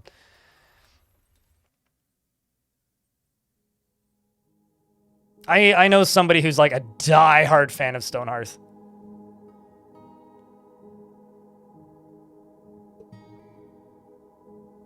I mean, lots of people love Going Medieval, but like, I don't like RimWorld.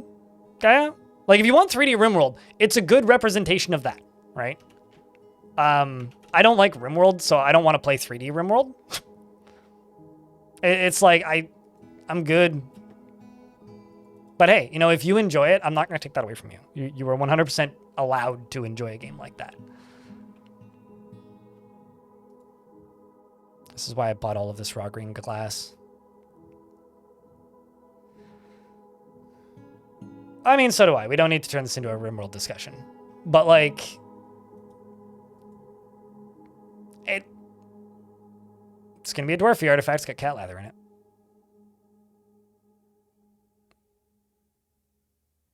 Not really. For me, what's important is, am I able to pause? Am I able to just, like, look at what I'm looking at? Are the colors bright and easy? And does it move like... Okay, this is not an attack on RimWorld. Does it move like RimWorld? If yes, significantly harder for me to visually follow. Because the movements of the characters are much less predictable and they kind of bounce around a little bit, if that makes sense. I find those characters way harder to follow visually. Like, not impossible, but, like, harder than kind of the tile-based movement of Dwarf Fort. I know a lot of people love like the way the dwarves hop around, and I know that lots of people hate it. Like, if I had $1 for every time somebody left a comment on one of my YouTube videos saying, I love the stories you tell, but this game's visuals are awful. I wish they moved like RimWorld or whatever. If I had $1 for every time I got a comment like that, I'd make like an extra $15 a day over the years. Because I get a lot of comments like that. And I don't understand what's fucking wrong with people. Because like, I find that kind of movement so much harder to follow visually than this kind of movement. We don't need to, let's not turn this into a spitting match spectacle.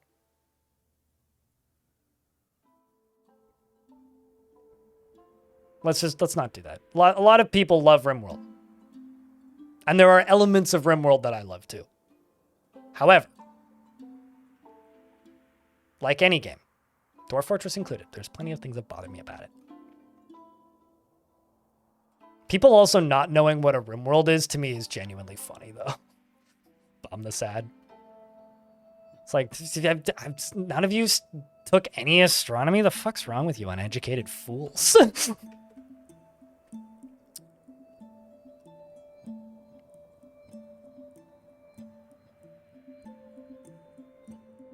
They don't really zigzag. They kind of go diagonally, usually.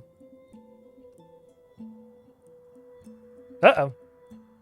This is a new one for me. I just got a notice from the YouTube chat that says, chat disconnected. Please wait while we try to reconnect you. Successfully connected. Hey, YouTube folks, could somebody say something so I know that it's working still for me? Otherwise, I'll refresh.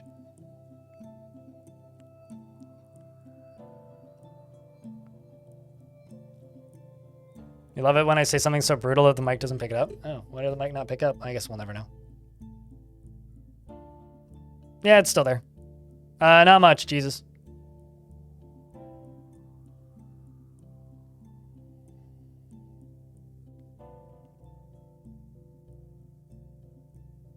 It hard bonked and buffered? Weird. Because that wasn't me. It would say that there was a dip in performance, but there wasn't. Let me just double check on the YouTube side of things. Yeah, it seems like everybody's coming back. I was like, that was weird. All right. Yeah. Weird indeed, eh? You got a spinny ring of death for a second? That's bizarre. Twitch chat, did we get any bloops? Do you have bug trackers down? I barely ever look at it, so I know that this is a thing of privilege. I generally just DM Toady if I find a bad bug. So like, it's pretty rare that I use the bug tracker, to be honest. But what are you looking for? Did something fun happen? A report open for a very bad bug? What's the bug? Out of curiosity. Crash on save? Oh, that's pretty bad. I would just like DM Putnam. Sergeant Donut, the glassmaker, has created Ozit's Mistem, a green glass floodgate. Oh, I need to use that for something. That's nifty. This is a green glass floodgate. All Craftstar ship is of the highest quality. It is encircled with bands of leather and brass. This object is adorned with hanging rings of silver. On the item is an image of Fortress Basements, the large slick metal right glove in green glass. On the item is an image of Afe fragrance patterns, the elf, and a cave dragon in green glass. The cave dragon is striking down fragrance patterns. The artwork relates to the killing of the elf fragrance patterns by the cave dragon. Ceiling common in the Cunning Hills. Okay. I almost misread that as something dirty. On the item, in the late summer of 716, during Sus plus Pokak, whatever, the fierce assaults.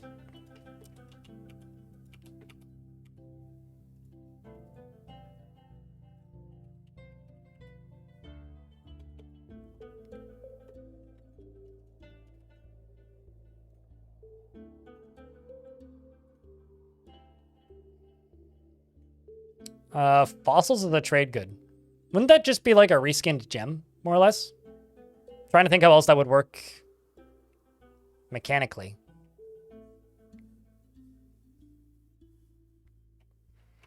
Well, none of them are really combat dwarves yet.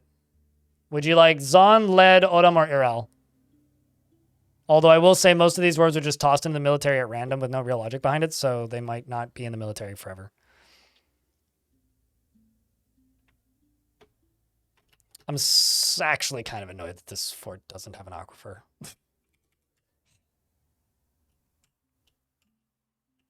One who isn't afraid of fighting? I can't promise that, period.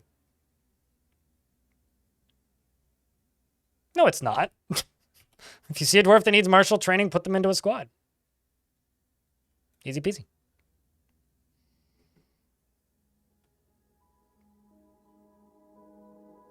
None of them are named that. UREL. There's Zon, Led, Odom, or I. Oh, I see. Hey, you want to fight? You'll probably be okay.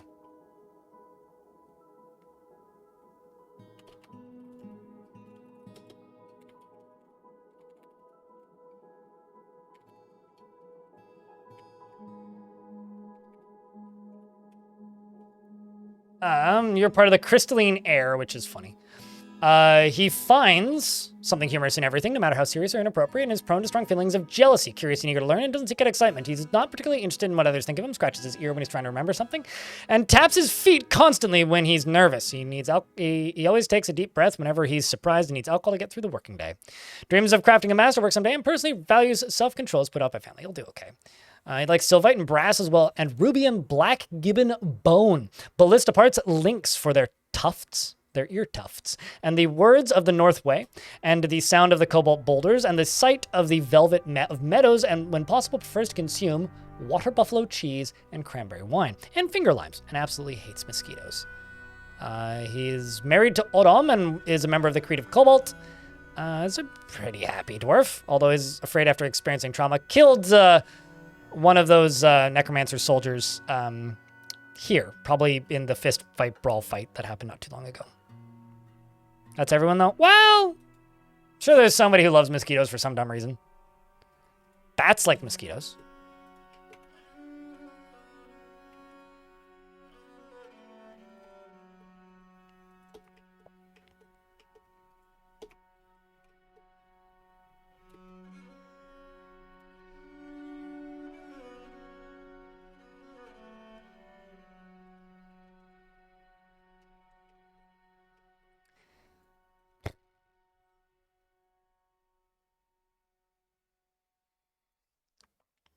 Dwarf Fortress is a game where you kind of need to intentionally under-assign tasks.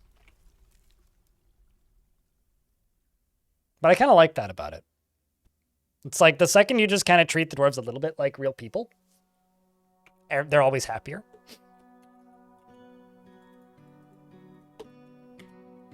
Which I realize is a bizarre concept for some people, but...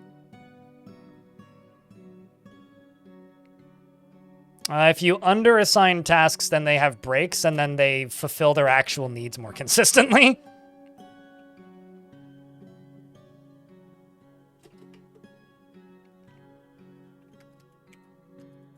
This is melted. We're making some progress. Just need that to melt. I'm just going to let the game run, because we're just hauling stuff and nothing crazy is going on at the moment.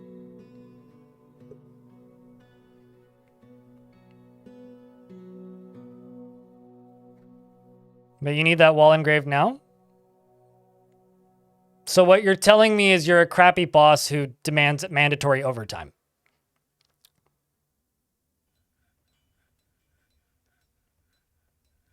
I don't know. I haven't played The Sims 1 since I was like 10 years old. Jaeger, thanks for the 5-pack. It's good to see you, man. Hope you've been well. An elven caravan has just arrived. Appreciate the drive-by, mate. There's more than one game inspired by Stalker. Actually, speaking of games inspired by Stalker, I should play some more Zero Sievert. I've been meaning to play more Zero Sievert for a while. I'm kind of surprised that they're trading with me, because I'm at war with an elven faction. So it must be a different faction. Presuming I can sell wax crafts, probably. Well, I'll probably just sell cut gems, really. Just bring 2 diamonds and we'll see what they got.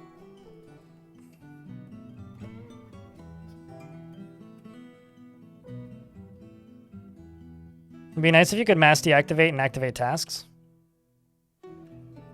Pause, pause, pause, pause, pause, pause, pause, pause, pause, pause, pause, pause, pause, pause, pause. Thanks for the second 5-pack. It is my birthday next week. So, appreciate the drive-by, mate. No one hauls? Acquire item? Okay, so if you want people to acquire items, make a gift shop. Put a, like a crafts-only stockpile in the tavern. Or just make a new set of clothing for everybody. That'll satisfy it for most dwarves. Cut out for mining. See this little arrow? Click it. Increase the priority for the thing that you want them to cut out first. June 3rd, Weasel? Yeah, it's been there since like 2009, I think. You can also automate gems and metals. So, the problem that I have is I tend to automate them all at priority 1 all the time. And then nothing gets done anyway.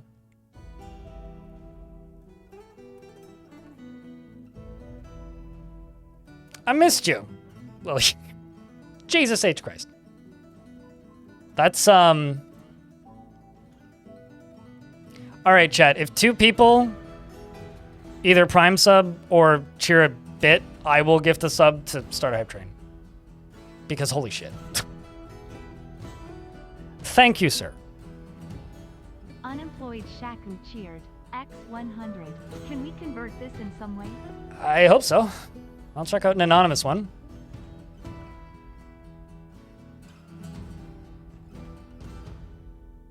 It definitely was a YouTube issue. YouTube chat.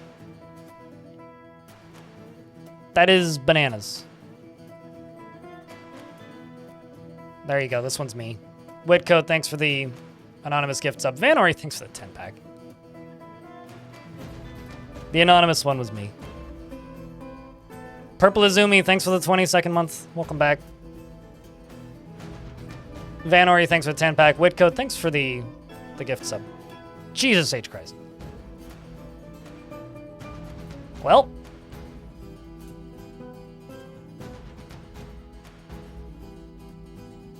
Wow. The elves didn't even bring any animals. Well, I will buy...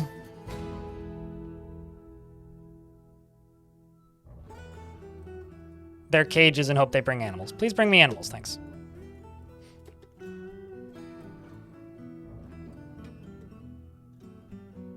If everything is priority, nothing is priority. The lowest priority is 7. The highest is 1. You can also, I don't ever use this tool, but you can also set stuff as planning, and then they don't dig it, and then you can convert it by just clicking and dragging like that, and then vice versa by clicking on that. You can't copy or paste it or anything. Jaeger, thanks for the additional 10-pack. Jesus Christ, man. That is a level 7 currently hype train. It needs 12 subscriptions or $56 in bits to level up. You guys are bananas. And seriously, Purple Izumi, thanks for the 22nd month. What was I doing? Sorry, my brain is off now. I need to reset it. Storing items in the stockpile.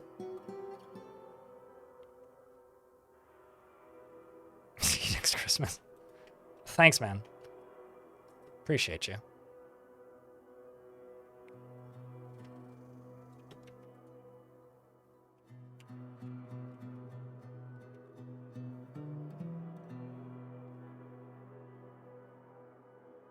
Is it worth buying any of the elves, fruits, and leaves? If they bring... It depends on what they bring. I mean, like, if they bring something that's brewable, yeah. I would say so. I'm also going to full heal that elephant. This one.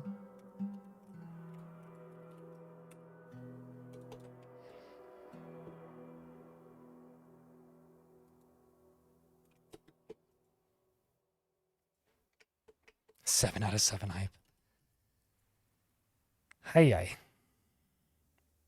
So the tavern becomes a shopping mall. Certainly, yeah. No, YouTube chat. If you have a bunch of claimable items and the dwarves stand on it in a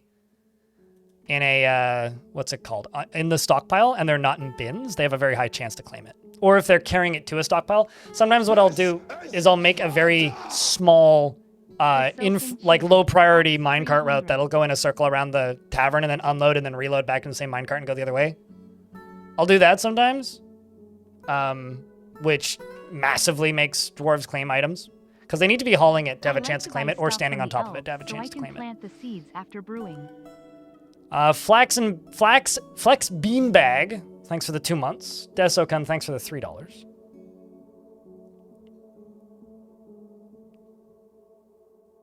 Neezer, thanks for the 10-pack. You also got Jaeger in there. That's funny. Appreciate you, man. I feel like hype trains and Twitch are just kind of a time bomb. It's like you just need one person to inflict the crazy and then everything just pops off.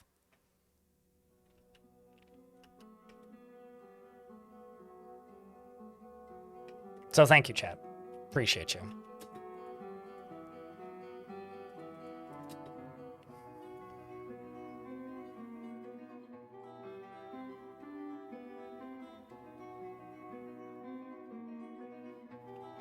How does tree growth work?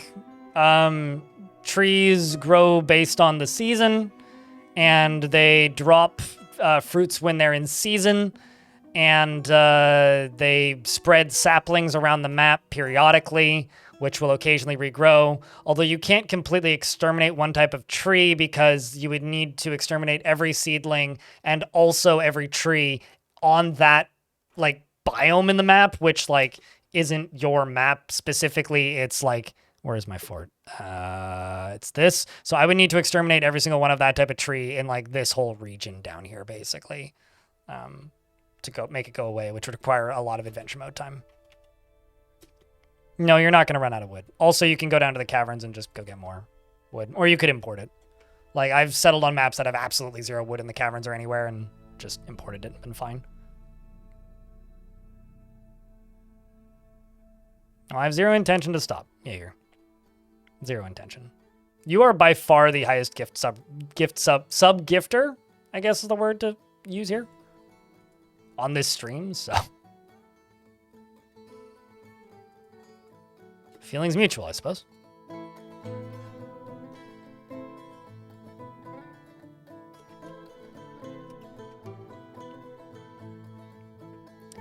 Yep. I mean, now it needs 20, well, I think it probably just changed. 27 subscriptions, or $130 in bits to level up. Raging Cave, thanks for the 5-pack. You didn't need to do that. Lava overflowing, is that like power overwhelming?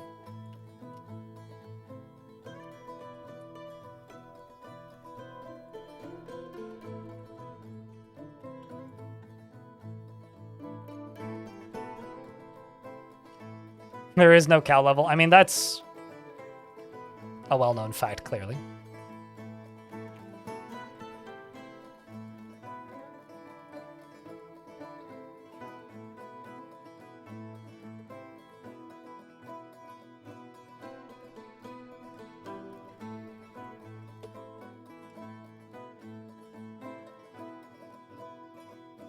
Is it a 12x multiplier? I never knew that. Fun fact.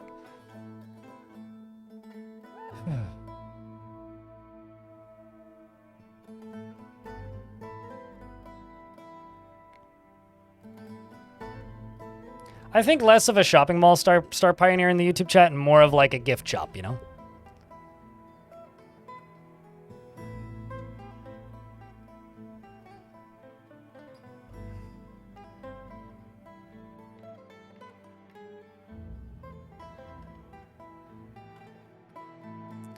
I think that in order to find tips for your brother has to find his own way.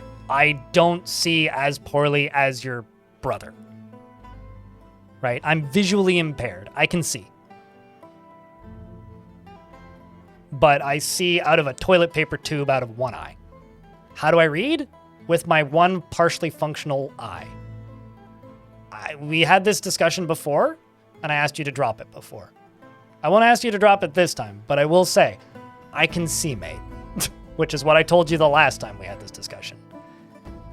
I will ignore every reference to this discussion going forward today.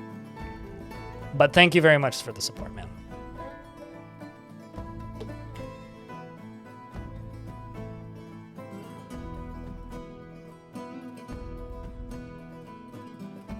Am I having a good day so far? Yeah, no complaints. I just don't like asking very or responding to very pointed questions about my vision because it depends on how it's worded, I suppose.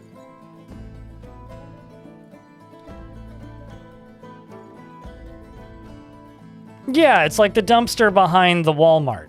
Jesus.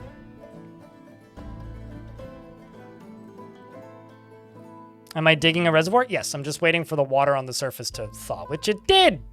Friggin' finally. Hey. That is a ridiculous number of subscriptions, chat. 100 subscriptions and $4.07 in bits.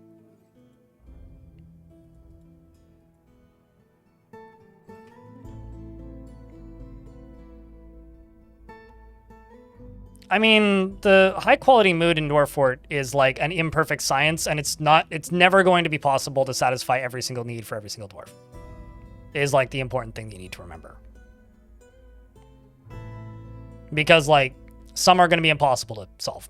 Like this dwarf wants to be with friends. They have no friends. Well, they need to go make friends. Okay, so we need to give this dwarf a lot of breaks and time to go relax in the temple. This dwarf wants to be with family. Okay, well, they're never going to solve that unless they get married, which means they need a lot of downtime.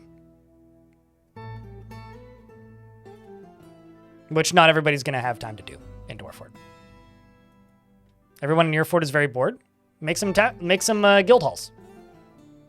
Make some guild halls and make them public.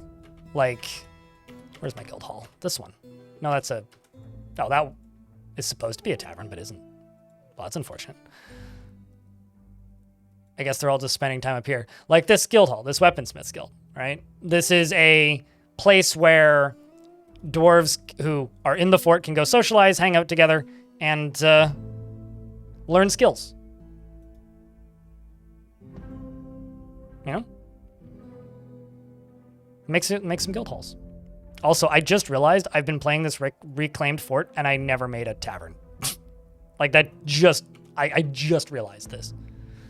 This was never properly designated as a tavern like it was supposed to be, which is really funny to me.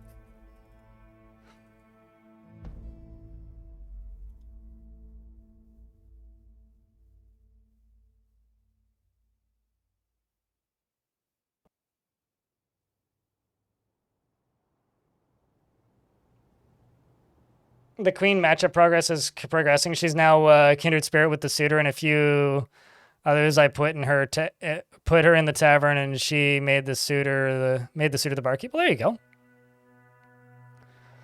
Well, I mean, we've had social spaces. It's just been temples amongst other things. They just won't have the exact same ability to make merry, which makes a bit of sense actually, because I also haven't seen like the need to make merry. I guess it helps that like I have some pretty high value dining halls anyway. And some migrants have arrived, speaking of. Okay, so before something else happens, and I need to edit something, I'm going to rebuild this last pump. But regardless, chat, thanks a huge amount for that ridiculous hype train. Like that's nuts. That's like a week's worth of subs. So thank you.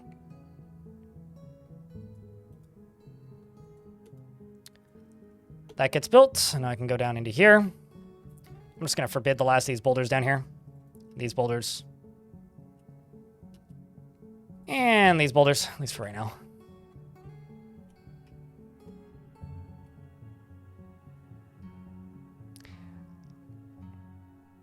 Chat, can I please get a round of beers? Thank you for the hype train. Let's do this. And do this. Public dining halls are very far from useless. You 100% need public dining halls. They're a meeting zone like any other meeting zone. They can have temples assigned to them, and they give a unique mood to other kinds of meeting zones. Peter, it's been a long time. It's good to see you, man. Hold up.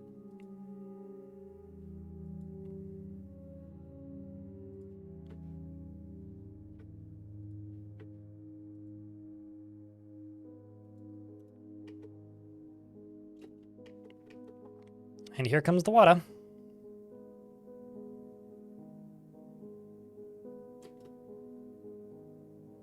And now I find out if I'm accidentally drowning anybody.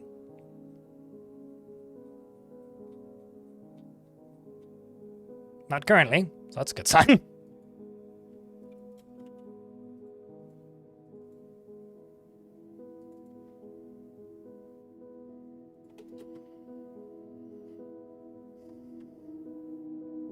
No, you didn't.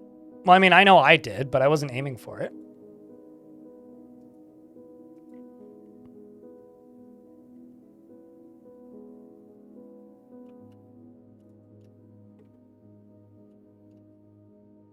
Chat room, can I get a round of beers? Thank you very much.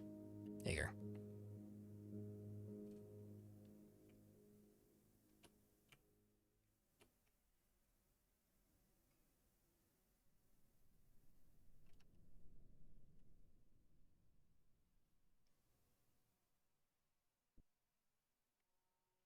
All right, so now that I've done that, stop these two dwarves from pumping.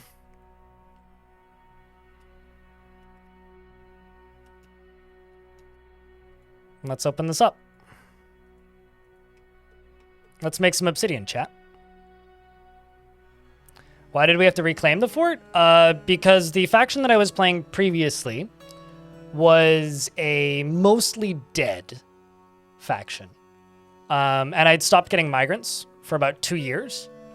And with the restrictions that I'm currently running with for this fortress, it was making, like, actually achieving what I wanted to do here not impossible, but way harder than it needed to be.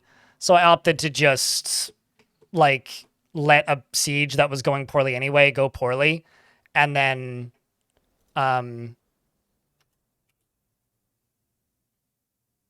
reclaim it with a faction that had a higher population. So it was something that was probably going to happen anyway, but it was also kind of a means to an end. Is why I did that. Okay, I'm going to let this fill until it gets to about a third of the way.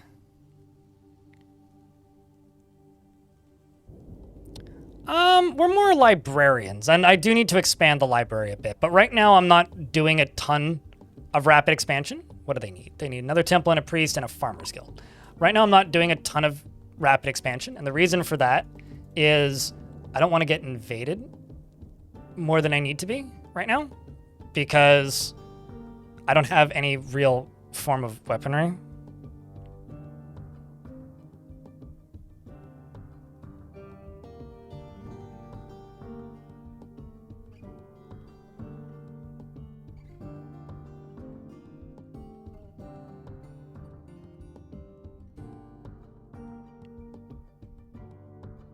Okay, so let's go up and turn these pumps off.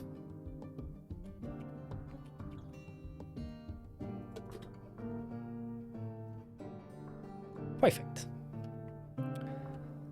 So that the rest of that'll drain into here.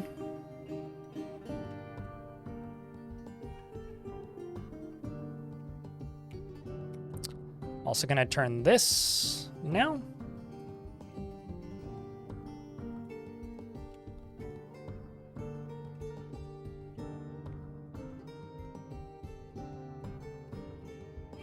Seems about right, or reasonable, neither.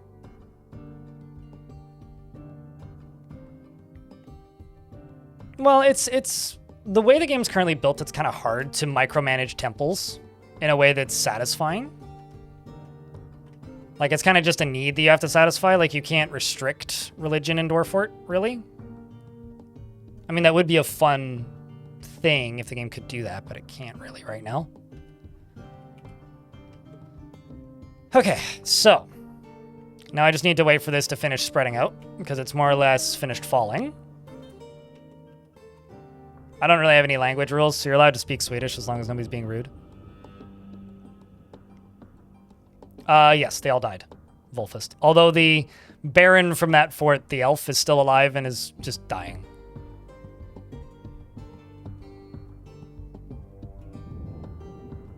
How so, Mike? In YouTube chat? Or did somebody in YouTube chat help you?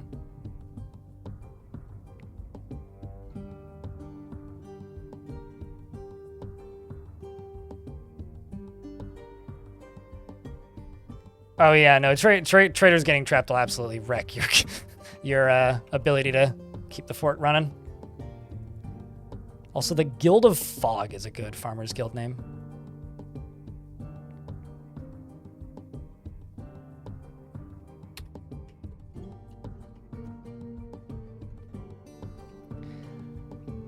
Boy, oh boy, oh boy. I'm curious where they're actually hauling these from right now.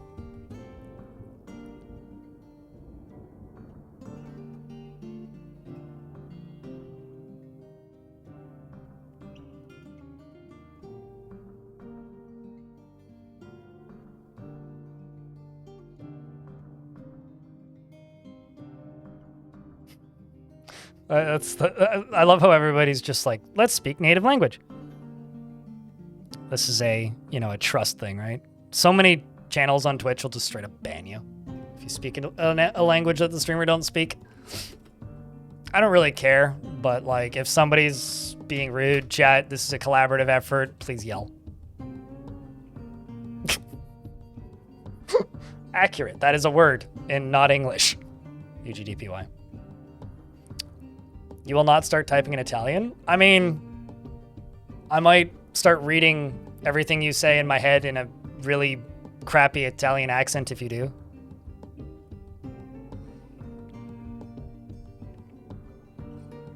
Four squads, full steel axe, dwarves can only live so long, 25% of your population is crippled and they gotta keep working because no migrants. Yeah, what I would say, if you've had no migrants for super long, Mike, deconstruct and reconstruct your trade stockpiles, or trade depot if you haven't done it yet. Another thing that you can do is, if you're running DFHack, type in retrieve, fix retrieve units, and fix, I think it's stuck, or maybe it's just stuck. Fix stuck merchants, yeah, that one.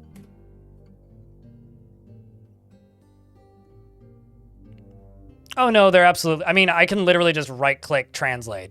I just don't care to, because then it also translates usernames, which is not even remotely confusing when that happens. Like, I could absolutely do it, I don't care to.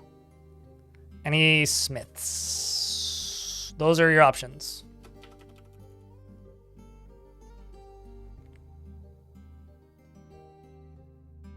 Because you need to assign them to stockpiles. So, click this, and then add them to the stockpile. You'd like the weaponsmith, Troll?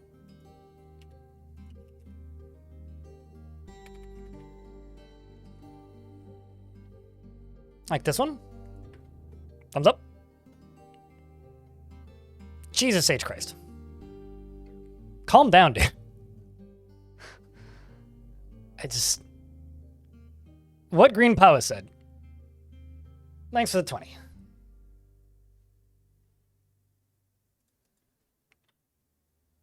I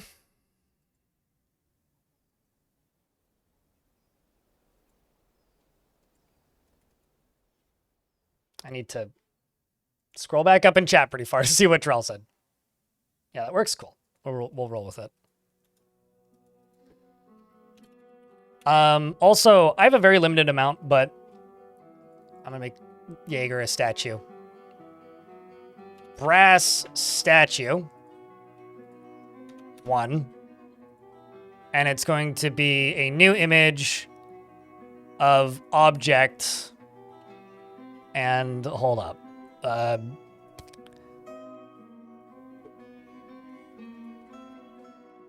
Coin. No, that's not what I wanted to do. Jesus Christ. Keep working. Delete element the coin. Okay, so I was going to make it 100 coins. But that was another 20, so it's actually 120 coins. And Jesus fucking Christ, man. My birthday's next week. Not today. Do I have to type this in one thing at a time? Oh, I see. I just have to unselect this, select this, 120. Van Ori, thanks for the $100. Crypt beer, crypt hee. Thanks for the $100. I'm just gonna say this. I don't think I've heard that particular notification in at least a year. I can't remember. Like, I think that's about half of the bits I got last month. Like, the entirety of Twitch has just, like, simultaneously agreed to stop using bits. So I can't remember the last time I saw that notification or heard that sound on this stream. Thank you for the $100. Jesus H. Christ. Twitch doesn't take forever. What are you talking about? I will be getting all of the money from today on the 14th or 15th of next month, depending on, is that a weekend or not? I can't remember. Or whatever the nearest weekday is. No, the 13th probably. That's not forever. People stopped using bits? Oh yeah. I mean, like, in comparison to what it was like 3 years ago? Oh yeah. Oh yeah. It'll be late. It's a paycheck. They pay out monthly.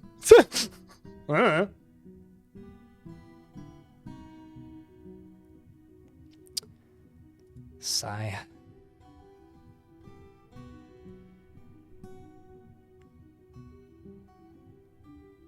Remember when you'd get bits from ads? Nope, because that feature never existed in Canada. All right, well, that's 120 coins. I'm also going to make a statue for Van Ori. I'm not going to update it to be 125 coins, but thanks for the 5-pack. I don't know. Chat, what do I make for Van Ori?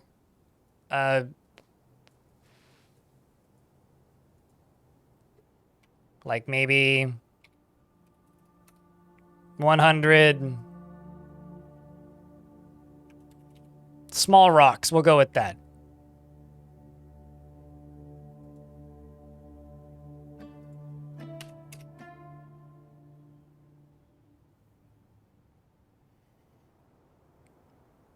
I guess some people got their paycheck. Maybe tax returns are finally hitting. I don't know. I'm a bit flabbergasted. Like, between those bits and the, like, 5 gift subs, I think I made more than yesterday. So, like, entirely. At least in Twitch revenue. So I'm kind of just bewildered right now. I've also got a pony I need to eat.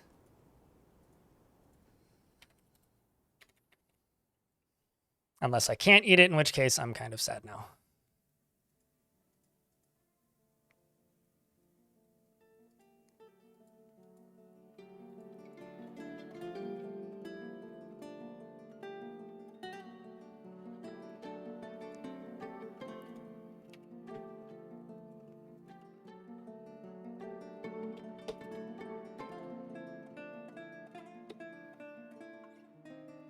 You played your first game of Dwarf Fortress after this channel. It took 6 attempts to get a fort running. Sounds pretty good, though. I mean, hey, if you got it running, that's saying something.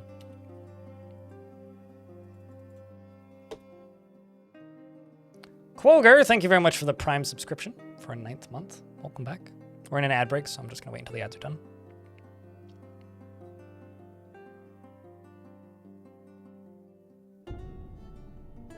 You had a trader get trapped in a tree for 3 straight years before you noticed? Oh, really? Well, that's funny. I had a trader get stuck on a roof of one of my surface forts.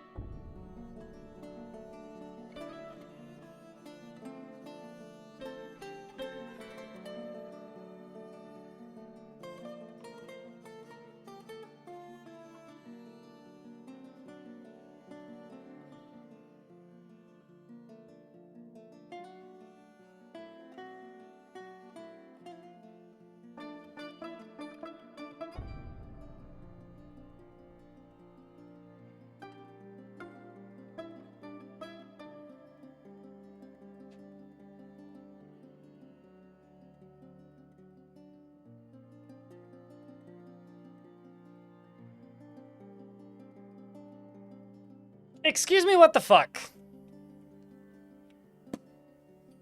Sorry, I went and got a sandwich. I realize it's invisible, but I swear there's foodstuffs in this.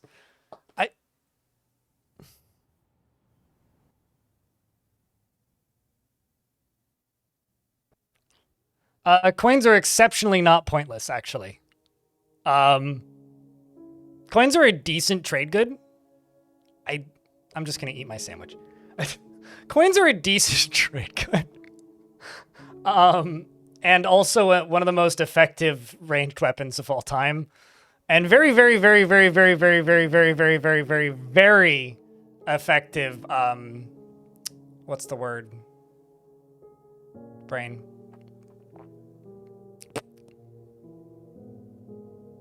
Very good minecart ammunition. But the reason the reason they are a good trade good is because they have a flat value. So like a masterwork quality craft is gonna be a higher value than a stack of coins, but a no skill dwarf could make a stack of coins at a higher value than a low quality craft. Does that make sense? So like a base level quality figurine is going to be worth less than a stack of copper coins. Or a copper figurine is going to be worth less than a stack of copper coins. Or, yes, unless it's a masterwork quality. So it's like if you have no skilled metal workers and no trade goods and you have a fuck ton of copper, just mint up like 20 stacks of coins and then suddenly like you're good to go. So yes, they do have a purpose, but they are kind of an antiquated thing. Or if you want the wealthiest adventurer of all time.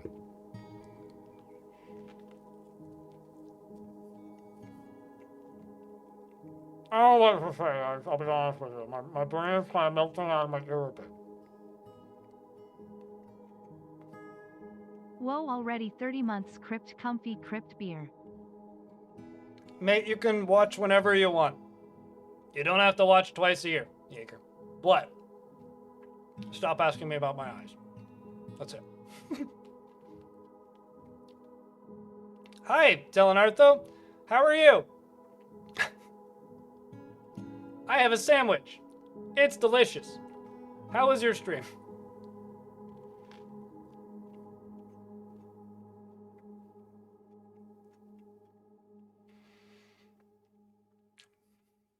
I mean, nobody's gonna just throw them. You can launch them out of minecarts, which I haven't done in ages. But just put them in areas where dwarves will fight, and they'll just pick them up and huck them. If you want everybody in your fort to die suddenly, put coins in your tavern on the floor, and then wait for like your tavern keeper to start a brawl, and you will just have like 150,000 pieces of dwarves and no actual dwarves left. It's pretty great.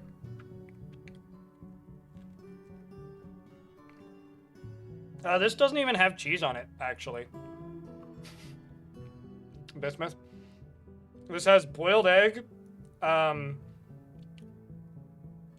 cucumber, tomato, which I got from the CSA, and lettuce I grew myself, and mustard.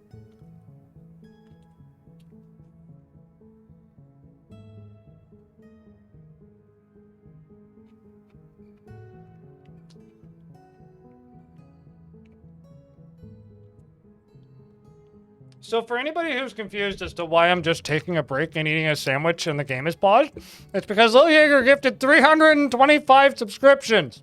What the fuck? That's why I'm just sitting here and eating a sandwich. I need a mental break. I can't physically play video game right now. Like I need to have a sit. If that makes any sense. Well, I mean, for the week, yeah. Maybe the month, actually. I mean, like, hold on a second.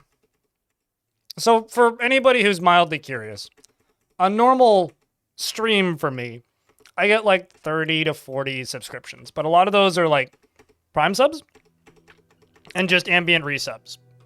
And I have about 450 to 500 people, depending on the month, that pays for subscriptions that just ambiently resub. It probably hasn't all kicked in yet, even. How much has it? So, Twitch has only registered about half of them so far. And I think I've made more money today than I have in the last 3 weeks.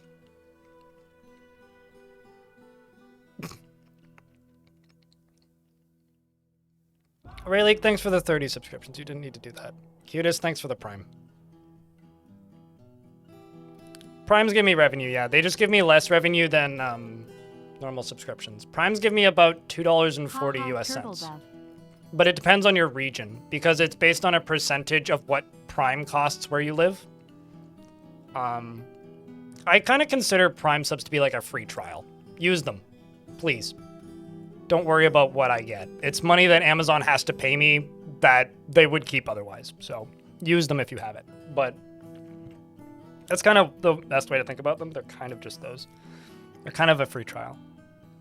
Got to raid in one run. You're hanging out with your son tonight. Do what you got to do, Talon. I hope that if mods haven't shouted out Talon, please shout out Talon Arthur. Go follow Talon Arthur. He streams Dwarf Fortress and sometimes other things and does a lot of creative writing stuff. And I'm eating a sandwich. It's delicious.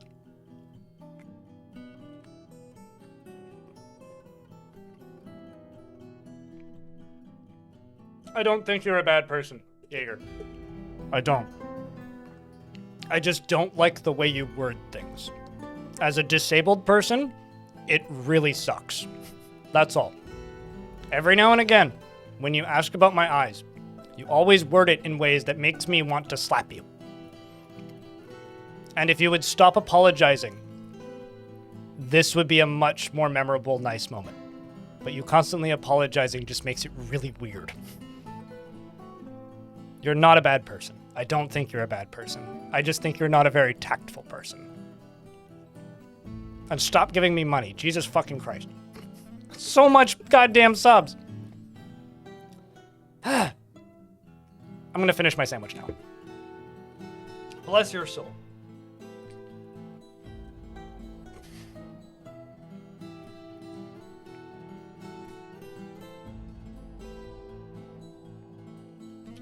Also, you're certified not a bad person because Jesus in YouTube chat just said that they're reserving a spot in heaven for you, so.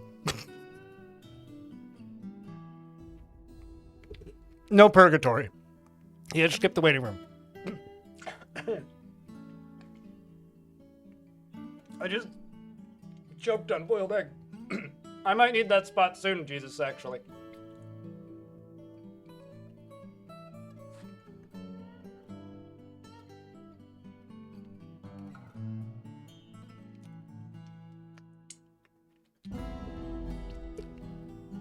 Sorry. Telling Artho is who needs the shoutouts. TELINARTHO.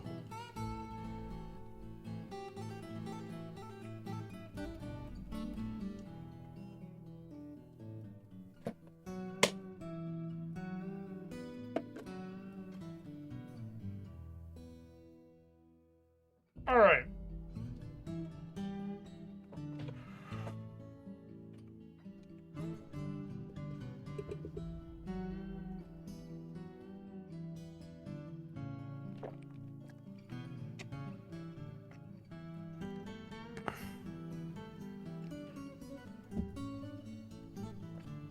For reference, this guy.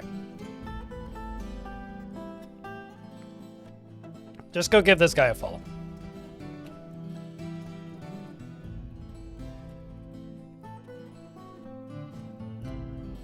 There we go.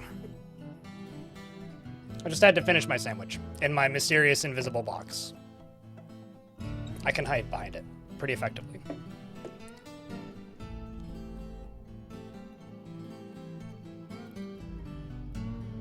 Yep, and if I didn't like you, you'd be banned, Little Jaeger. So can we agree to stop apologizing?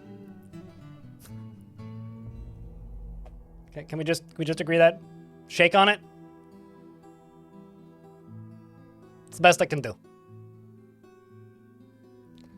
I feel like the what's it called? I feel like the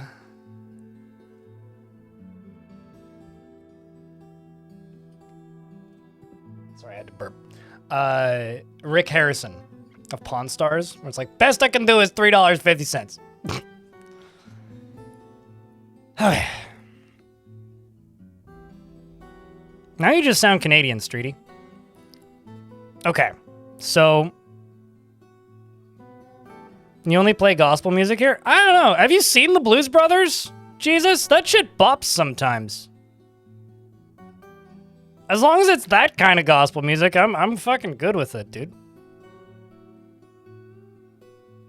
I went $2,000? Man, it's a cardboard box with a thing that says valuable on the top of it. I can't tell you what more I need. I know this is a what's in the box situation, but I just shook it and it's clearly empty. Yes, I made more money today so far than I did the rest of this month. Jesus H. Christ. Holy hell, hot damn. All right, well, excuse me. I have to remove my brain from the floor. It's getting in the carpet. I'm in Canada. I live in the capital of British Columbia. Yeah, it randomly unlocked the other day and I haven't looked into how to turn it off. So yes, I do in fact have a clip tracker.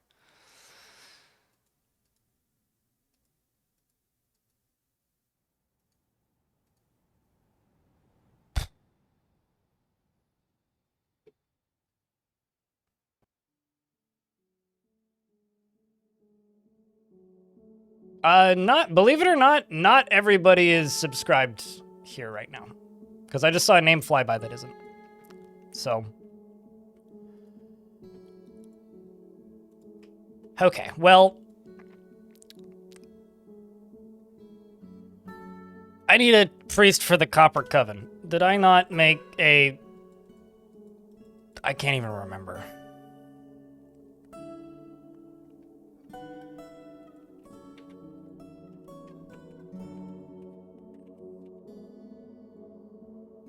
This is a random temple for nobody in particular. It's the Creed of Cobalt. That's the Bronze Sect, so I need to make one for the Copper Coven.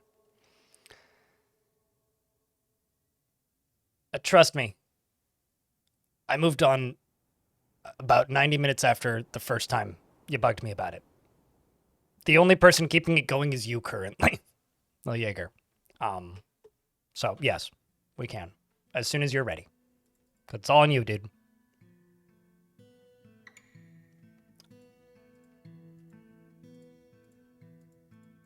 For reference, if anybody wants a wee bit of backstory,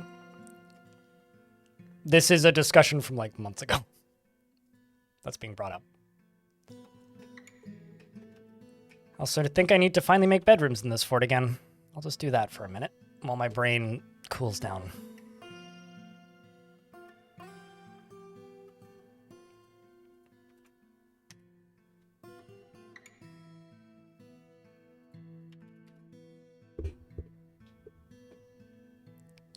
I mean, it's up there, that's for sure. I haven't even looked at what my sub count is. What even is my sub count?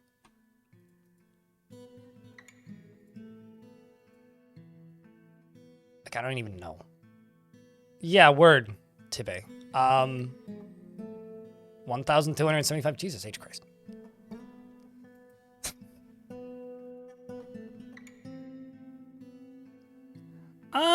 Not always. Spectacle. I feel like, I mean, I don't mean to toot my own horn here, but it highly depends on how this channel manages itself.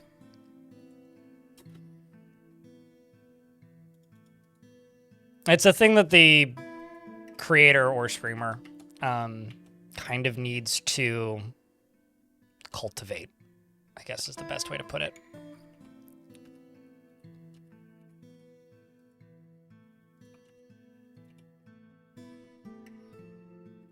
So something I'm going to do. This right here is a bridge. And on either side of this bridge, I'm going to place gold bars. The door behind me is creaking slightly, so I'm just going to go open it so that it stops.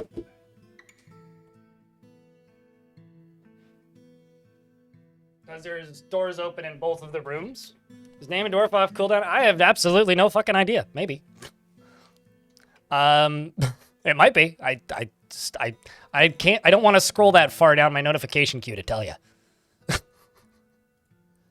Let's do you and you, and I'm gonna stick those statues up here whenever they're done being made.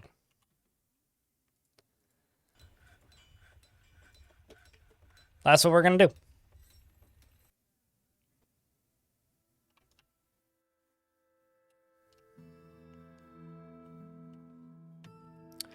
And down here, I can dig up. And we can start channeling down. Right up to there.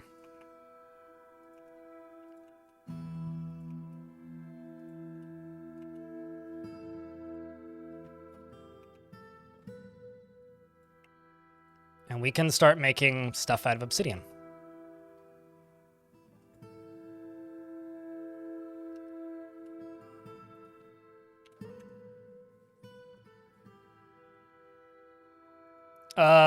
Any flooding in this fort? I'm pretty good at avoiding flooding when I put my mind to it.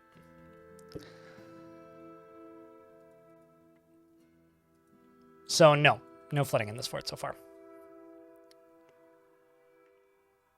I was gonna name a statue that. Did you want me to name something else, Lee Jaeger? Which I know I'm butchering the name of. I don't actually know how to pronounce anything in Swedish.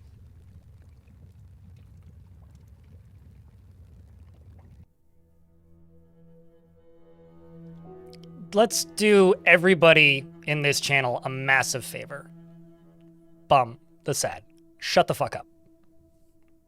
That's what I'm gonna do. I'm just gonna say go away.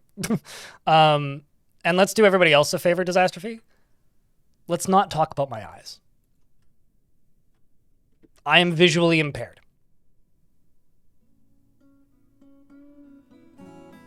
That's all there is to it. Let's just move on. Okay? I know that you're replying to somebody else in chat. I would like discussion of my eyes to cease right now. It's all good. If you would like to discuss things like that further, please just move into DMs. That's why they exist. That's the goal of this fortress, yes. Unavira. Like, for clarity, I'm totally fine with discussing my disabilities. If I wasn't, I would have a very different username. But to a point. And there are some people in chat right now that have made it very difficult in the past, and I don't want to encourage that.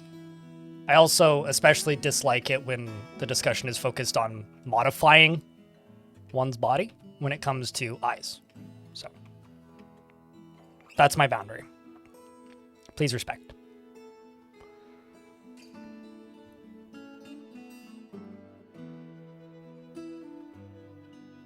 You had your very manly shopping at Walmart recently. Razor blades, lug wrench. You're feeling American?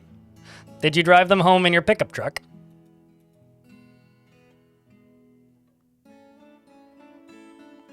I was just thinking 1,000 books total. I hadn't been thinking about copies much. But it just says must acquire all book. The number isn't super set currently. Stone use.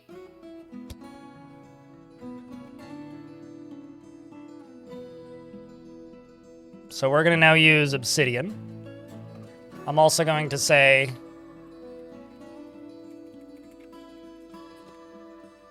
rock short sword. Just gonna make 40. 40 of them. I mean, it certainly was on the brink for a minute there, yeah. Certainly was.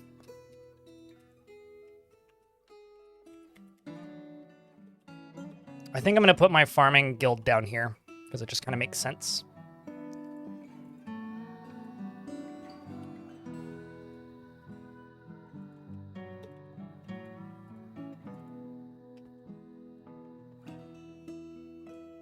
Nope, you should let all of your dwarves read it and make as many copies as possible today. That's one of those, if you have to ask that question, I feel like you already know the answer. Welcome back, Undeath. It's been a day.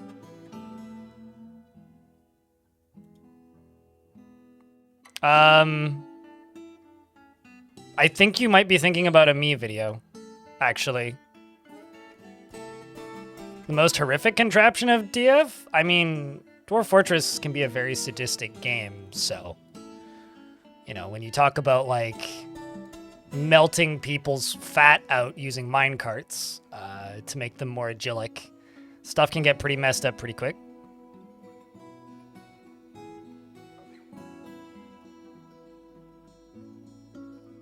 Or, like, back in the day, dwarves used to not make friends unless they occupied the same tile. So people would make one tile, like a tavern that's, like, this big. And then lock dwarves in it, and then drop food in. That's kind of brutal. But that was a long time ago and was only a thing in the game for a very short period of time. I don't know. I mean, I was kind of joking, cutest, but I respect the honesty.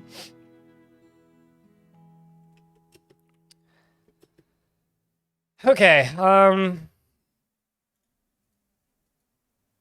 need a temple and a priest for the Copper Coven and the other thing.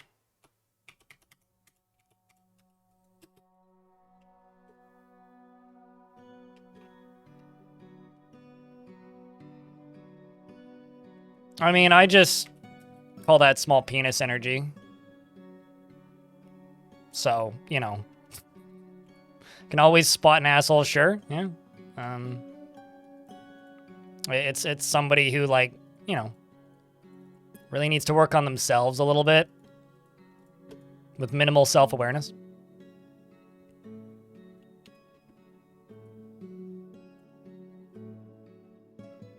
What about muscle cars?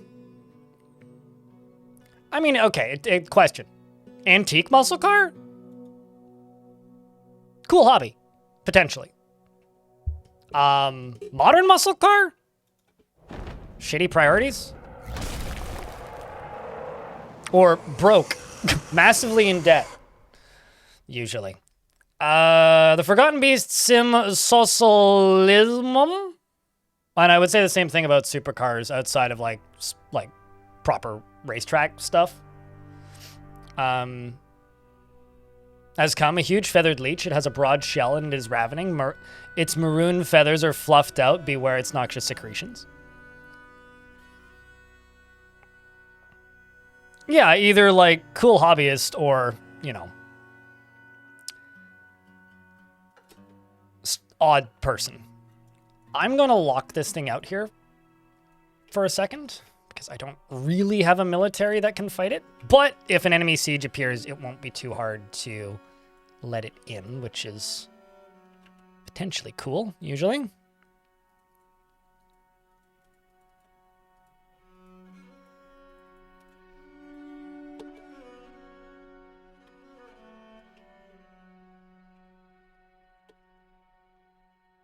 Of course, the dwarf immediately appears right there.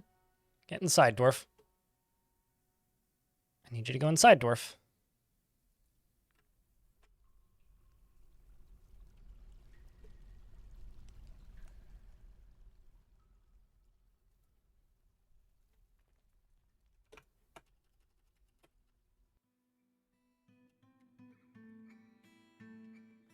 Okay, that is now closed.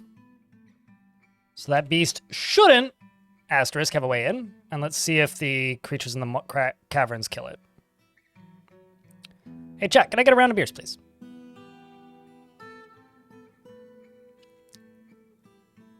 Just don't... Spectacle.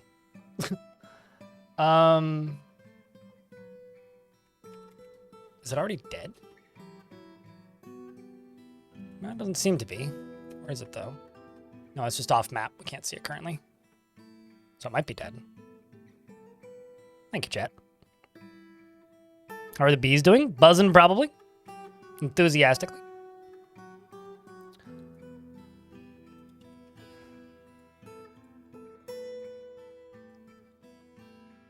Chat gets it.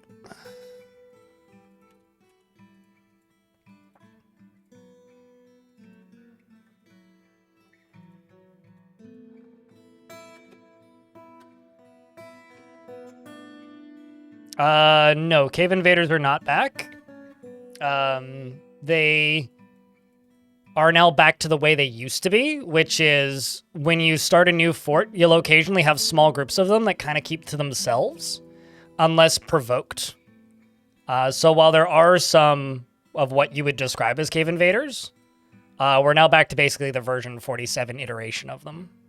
Yeah, they're cavern hanger outers that will attack you if you walk past them, and dwarves will run away from them in fear, but they're not actually gonna go out of their way to seek you out and fight you. Yeah, so it's like back to the older iteration of them, which is neat. I mean, I got nothing on paper against them. I just think they're poorly balanced in the version 50 iteration.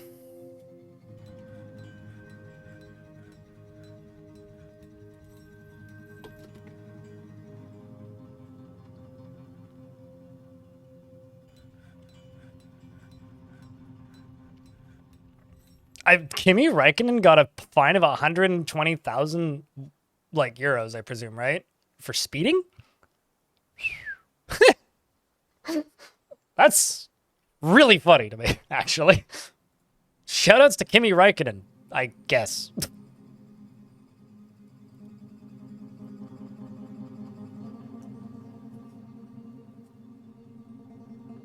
So wait, in what currency? I mean, Kimi Räikkönen is a Formula 1 driver, so he drove for Ferrari for a bit. Like, guy got paid okay. And I know he's driven for NASCAR. I'm not sure what he's doing these days, but like, guy's got money. So 30,000 euros? Okay. Wow. Sure. Mm-hmm.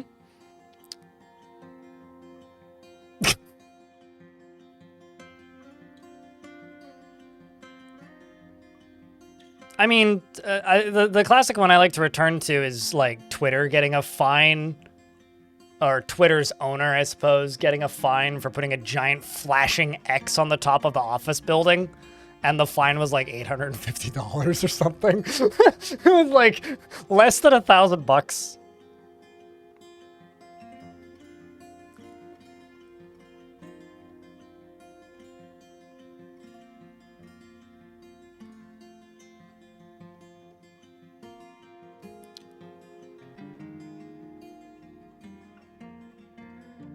Hey, chat room.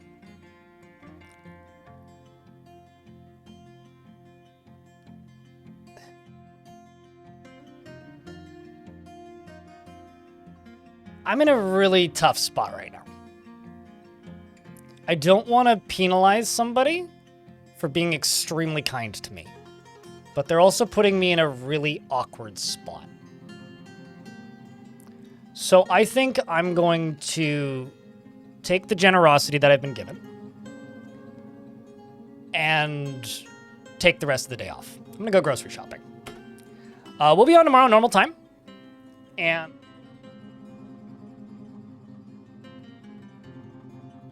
you guys can find me here. You know where to get me. You know where to contact me. You know where to tune in and watch. And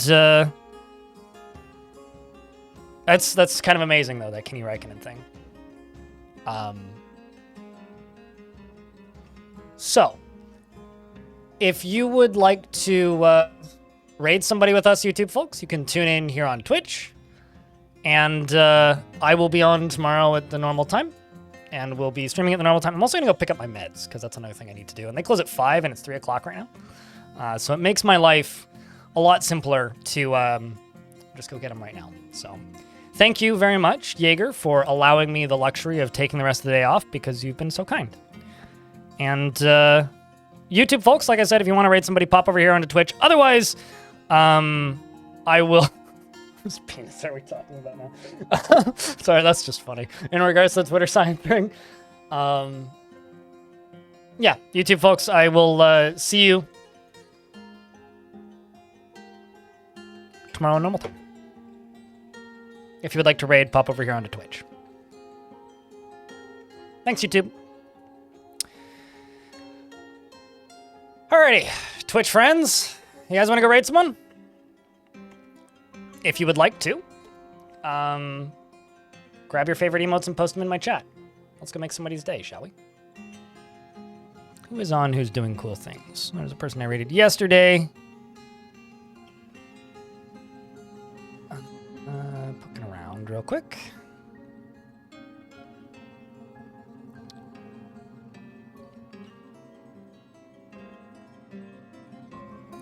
I think...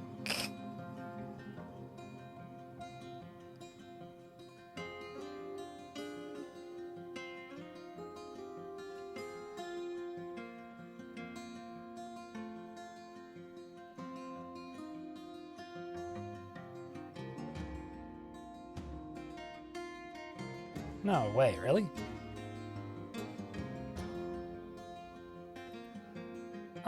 Let's go yell at... Hey chat, you guys like metal?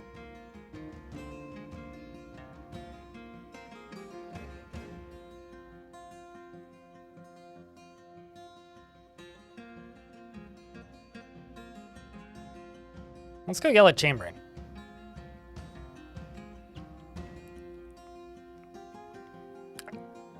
We're gonna do that. I'm gonna go grab the raid music. Give me a sec.